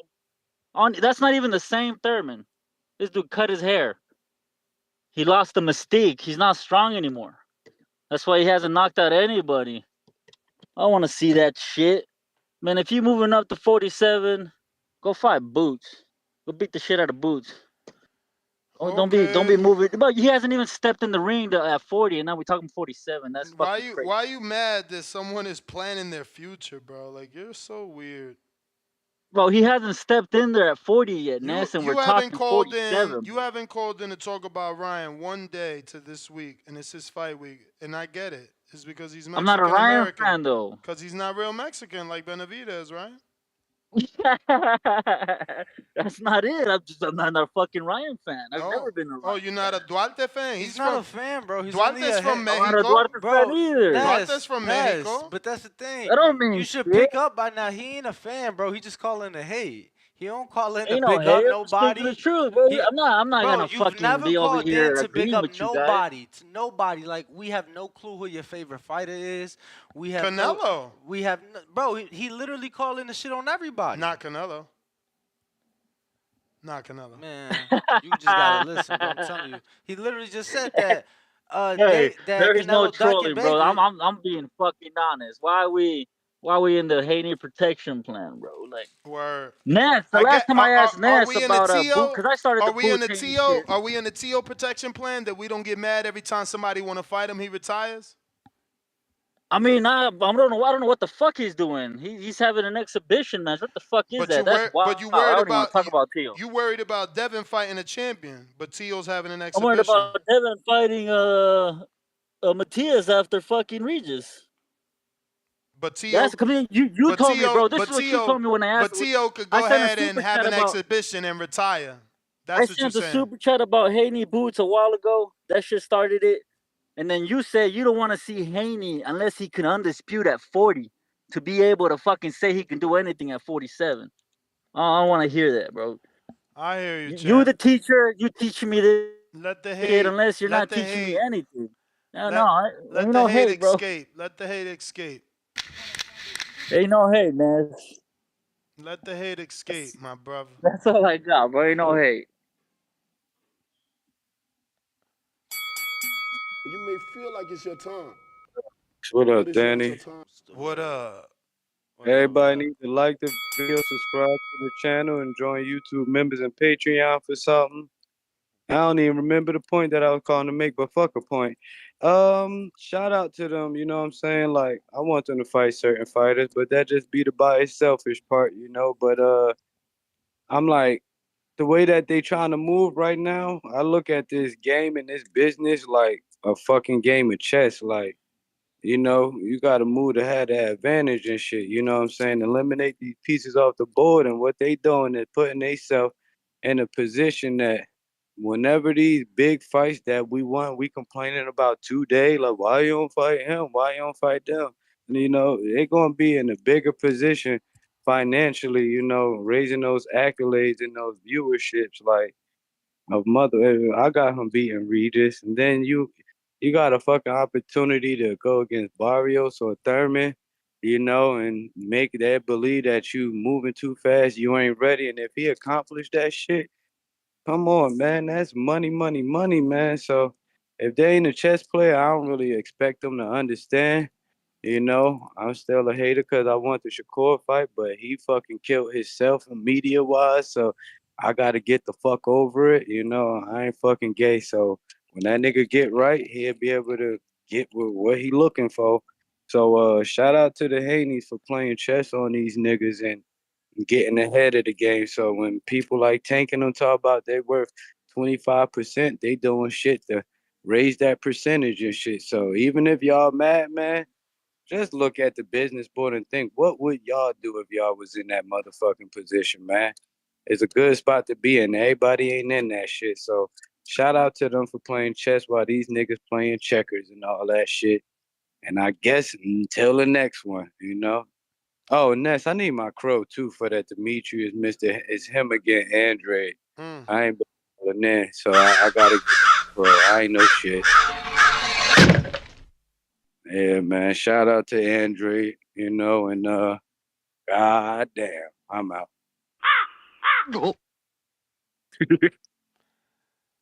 King Born. You hear me, right? Yo, peace. Peace to the live chat. Peace to the chat. Let's do the knowledge today, kids.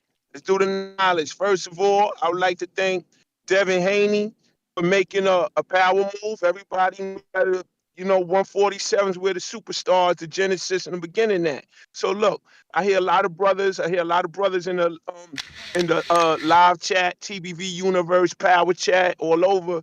They kind of mad at Devin Haney. No, we not getting Shakur. No, we ain't getting Tank. But listen, man, knowledge, wisdom, understanding. Let's understand what's going on. That man said after 140 pounds, you're going to 147. So it's a free for all at 135. 135 live. Remember what I'm telling you. 135 live. Tank got the WBA. Shakur is going to get Nah, the he said WBC. Shakur already got it, but Hold nah, on. Tank said he don't want it. Let me finish. I know they gotta get elevated. Hold on, man. I'm on my Brooklyn smooth AZ shit. I don't yell no more. I don't gotta yell. I'm home. I'm home and it's coming off the dome. You feel me? So let me tell I you this. don't All know, right, boom. champ. I'm trying And to help you Boso, out. hold on. All right, And you got Boso it, champ. and what's my man name? Boso and Loma. They gonna fight for the IBF. Then you got Dennis Paranchek and you got what's my man name? Oh, Pitbull Cruz, right? They gonna get it on for the WBO. Now check this out. Now look at the contenders for all the Mexicans, all the Latinas, La Raza brothers on his court. You got your man Robert Maritaya. You got Frank Martin. All the dudes in Virginia on the court. You got your man Keyshawn Davis. You got all these Ohio players, Trees, all these Ohio cats. You know what I mean? You got your man Albert Bell. So it's up for grabs. So let me give y'all a scenario, right? What if now Tank go to Pitbull Cruz, right? Boom, check it out. He go to Pitbull Cruz, but now he fight Pitbull Cruz for a belt. So Tank got two belts. And listen, y'all know I'm a Tank maniac. Love the guy, love his style. But here's the thing right now, right? He can't hide no more. He can't hide. So he ain't gonna drop that. He ain't gonna drop his belt. He got to get in the mix. I know y'all mad that what Devin Haney did, but look, he opened it up for 135 Live, and that's what it's all about now. Boxing is moving in the right direction because now, say like you want to see Loma and Shakur, we we might get that. You want the Tank and Loma, and I'm gonna tell y'all something about Tank. I know this sound crazy. He going on 30 You may years feel old, like man. it's How your long you? time, but it's not your time. Truth. What up? In the meantime, in between time, we got a couple super chats we got to get to. Okay, you there? Talk to us. Yo, average boxing fan. I love you in the back in the Discord chat, but he be hating like shit because how where what year was it that Tank fought Mario Barrios? Because Tank and Devin were in the same division when he fought Mario Barrios. So what's wrong with him after fighting Regis to move up, go grab a belt just so he can move his position? He could still defend that 140. Like people just be mad because Devin want to do the same things our favorite fighter does. Like what the fuck? Why can't Devin do it? Devin done fought. He done proved himself multiple times. So he should be able to do some of the other things people be doing. Other than that, I appreciate you just for having everybody that you had on the call today. Fucking, I love having hearing Breadman. He a real one. Who's another person? Shadja Green. She next up, and nothing else, man. Shout out TBV, and you be easy. Appreciate you, man. Appreciate you. Obviously hitting that retweet on the Twitter Spaces, X, hitting that like button, subscribing on YouTube. These are all free ways. Sharing the show, telling a friend to tell a friend. These are all free ways to help get the word out. Let them know the great work we're doing so we can get more callers. Because the more people that listen, the more of an ability or probability that that person turns into a caller that obviously gets you through your day's work. Elohim, what up?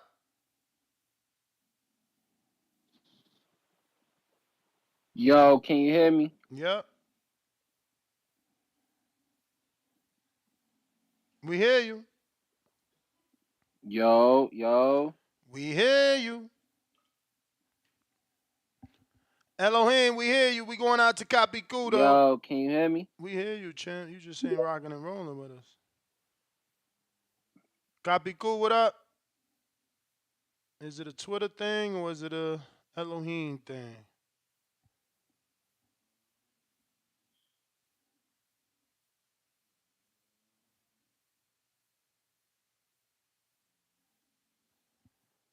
Burrow City, what up? I thought I went to you twice already, champ. Financially, waiting. Yo. Yeah, yeah, Yo. you did. Yeah, you did come to me earlier. The first time I had to get off because Bill called back, and then the second time I just asked Bill the question. Then I got off after that. I mean, but I paid for my counter though. I ain't tripping either way. You If that's got it. what I need. Talk to us. Talk to us. Nah, I'm not calling, man, because these dudes tripping now. Like, it seemed like Haney the only one got to be called the legacy. You see what I'm saying? When you got this dude out here, Tank, the new email WBA champion around here refusing belts. I mean, it's at a point now with this guy here. What the fuck do he fight for? I mean, we know the Devin Haney fight make money. He ain't want that fight. He don't want the belts. This the nigga y'all need to be getting on ass. Like you could talk shit about Canelo with Benavidez, but at least Canelo done been in some tough fights already. He done been in these dog wars with the elite in his division, while Tank steady ducking all the action. Like I don't understand these guys. Like they trying to make Subriel the savior. I'm gonna be 100. I ain't wanted to, be. I love the way Facts had came at Bill. I kind of wanted to get on him a little bit because I never got a direct answer, but I didn't want to, be the rude caller coming in like that, especially my first time on the phone with him like that. But I didn't like his energy like that. But I still ain't mad at him for a Barrios fight. If he could get a Keith Thurman fight, like them solid champions to have on a building resume of a 25-year-old coming up in weight classes, feeling out his body, seeing what's best for him. And I ain't even mad at this. I would love the Subriel fight next. But, we all know Subriel ain't got no goddamn name like that. It's high risk, low reward. You get in there with Barrios. You get in there with Barrios. Barrios certified, man. Barrios the new Sean Porter. He the motherfucker fighting everybody, taking the tough fights and giving everybody a tough fight. He the new Sean Porter, man. That could be a respectable win now that he's a champion. You see what I'm saying? Like, it's just as simple as that. I mean, you got to respect those fights and just look at Devin and, like, he moving accordingly. And then sooner or later, we get another legacy fight. We got the one with Loma. He get another few name-building fights on his resume. Then hopefully get another one with maybe him and Tio or him and Ryan.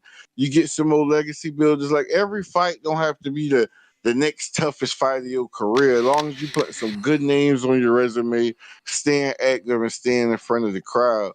And as far as that, bro, the show is fire. I liked it as soon as I got on. A lot of You people may you got to feel like hop it's your off this. time, That is the but it's time. not your time. It's funny because people like, yo, Matisse, unified, this, that, and the third, but when it came to Devin facing Tank, belts don't mean nothing.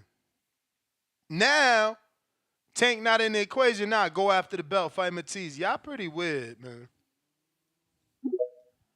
Elohim, Yo, am I good? straight. Yeah. Hey, man, shout out TBV. Y'all know what to do, man. Good episodes been streaming all week. Let's keep this shit rolling. First things first. Let's please stop this Matias hype like he's something that we've never seen before, bro. I'm not throwing like he's not nothing that we've never seen before, straight up and down, no special effects. But I like him though. You know who he kind of remind me of a little bit, Ness? He kind of remind me of Trinidad for some reason. I don't know why, but he kind of remind me of Trinidad a little bit. But I like the dude.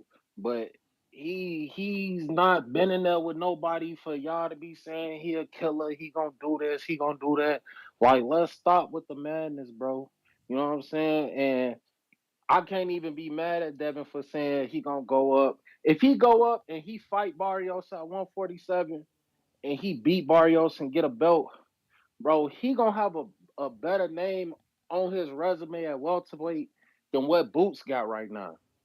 Like, and I'm not saying Devin anywhere near better than Boots or none of that shit. I'm not saying that at all. But I'm just saying Mario Barrios at welterweight will be a better name at welterweight than what anybody that Boots got on his resume right now.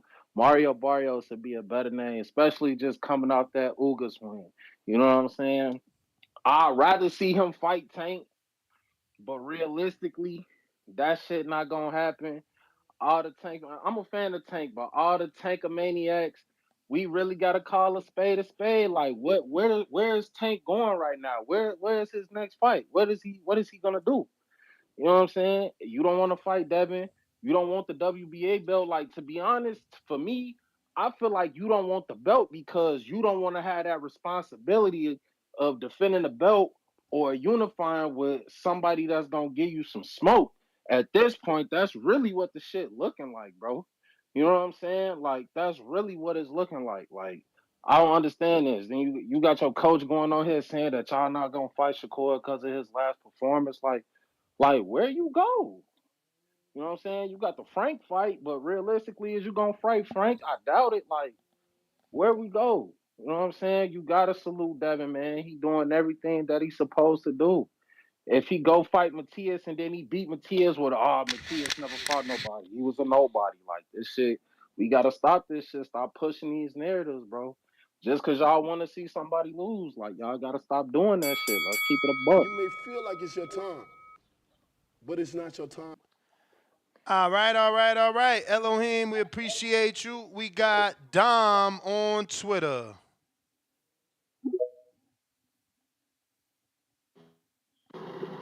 What up, TBV? What up, Ness? What up, Straight. Danny? Chilling, chilling. Great, great show today. Got me through the day at least. Great interview with Bill. As far as the topic, the most hated is doing something that the people who hate him should appreciate. You know, if you hate Haney, odds are you're a big Shakur fan. Odds are you're a big Tank fan. Odds are, you're not a fan of Haney. You're a fan of somebody else. Well, shit, now you guys can go get a belt.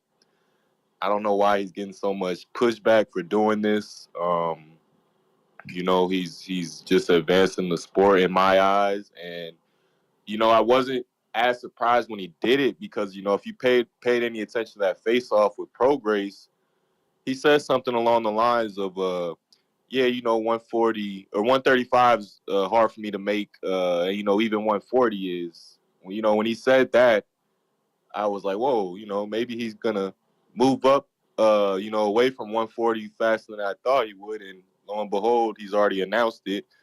And you know, I think it's a good strategy. You know, if we let, you know, Tank push his limits of his weight, you know, he tried the 140 and ain't been back since. You know, why can't Haney? You know, he's win undisputed. He's gonna get a belt in another division. Let him do what he wants as far as, you know, making his name in the game. And if he wants to be 3-time champion before the age of like what, 26, 25, I mean, that you can't debate that. That's greatness, no matter how he gets it. So we should just support Haney, and now we can, you know, have a good uh, fight schedule for the rest of the year for the lightweight division, even 140. I think this is great for boxing. I don't see why we're getting any pushback. There should be no reason to be clamoring to call him a duck by any means. Haney sent the contracts out. He's called the names out. He's a free agent. You know, like these things could have gotten done. They didn't. So he's just moving on and doing things his way. But yeah, that's it for me, guys. Let's enjoy this fight this weekend. Ryan to do what he does. Maybe he'll get upset. We'll see. But peace. All right. Appreciate you. Appreciate you. But it That may looks feel like like we it's your got turn, to but it's not your turn. everybody. Let me double check on Twitter. Yep. Nest GTO, Instagram, and Twitter. Let me double check these super chats. Can't leave any man behind. We certainly are leaving a bunch on the table here. We last stopped off. I'm gonna just take it from the top in case we skipped around. You got to that Tevis Smith. That caller thinks he's Thanos. Just snap his fingers and change reality. $10 super chat. Appreciate you. Caesar Bautista, $2. He said, I got 30 in my Bovada. Can y'all keep it positive? Yeah, definitely not yesterday. Like, I stood away from them fights yesterday because, you know, it was crazy. Lake County, $5. How we go from 9 minutes of the scholar to a lips mouth Tio supporter. I read that, bro. All right. My bad. Real Boxing TV. We Lake read County, that. $2. The Lake Barrios County. one. Laugh Yeah, out loud. we read Barrios been that. Steven in Canada. Ness, you missed my counterpunch. What the fuck? 1 hour ago. $3. Maybe during an interview. Q from Newark. We read that one. Okay, James and Benitez. We read that. Arthur. Shout out to Bill Haney and CYP. We did not. You did? Nope. Okay. Christopher Chris, $2. We read that. We read that. Fight for Life, celebrating their 5th super chat on the live stream, says pressure should be on who Canelo and Tank fight next. And they're celebrating their 5th super chat on the live stream. Shout out to them. It's a good question. You know, obviously we've been talking this week about the possibility of the Benavidez fight. And, you know, with Gervonta, obviously first fight since the Ryan fight and since his, you know, since he had to sit down real quick. So $10 fat one. Says, I was once. Prince Yoel. Prince Yoel says, I was once not a Devin fan until he made me a believer. So to all the non-believers, sit back and witness greatness. December the 9th. And we got Renaissance Dad with 2 counterpunches for Fats. Davidian, member for 31 months on that prospect level. He says, God bless the Boxing Voice family with 2 flex emojis and a 100 emoji. Rodney Evans, a.k.a. Hot Rod, $2. Ness, Benavidez versus Boo Boo, 60,000 pay-per-view buys. Damn, you lying. I'm checking Dan's Twitter. Joel Vasquez, $2, says Matias Boricua Guerrero. No one beat him. Puerto Rican flag. And then Terrence Johnson, member for 8 months at the contender level. Rex out of Delaware, 302 True. Shout out to TBV, the voice of the people, the best boxing channel and platform. Together, we will reach 1 million subscribers. Boxing glove emoji. Shout out for the message, I champ. see nothing on Dan's Twitter about that pay-per-view. But don't forget, 4 p.m. Pacific. It's a big one. It's a big one today. You don't want to miss it. 4 p.m. Pacific, 7 p.m. Eastern. What's going down today? Oh man, Ryan Garcia had a lot to say. Bernard Word. Hopkins had a lot to say. Word. Oscar De La Hoya had a lot to say. Mucho. And like they've said in many movies, they are in Houston. Houston, we have a problem. You get what I'm saying? 4 p.m. Pacific, 7 p.m. Eastern. I am your co-host, Ringwalk Danny, with the man, Nesta Gibbs, Nest GTO on social media. We are the Boxing Voice, or as Frank Steyer likes to call us, the Boxing Boys. Until the next one, arrivederci.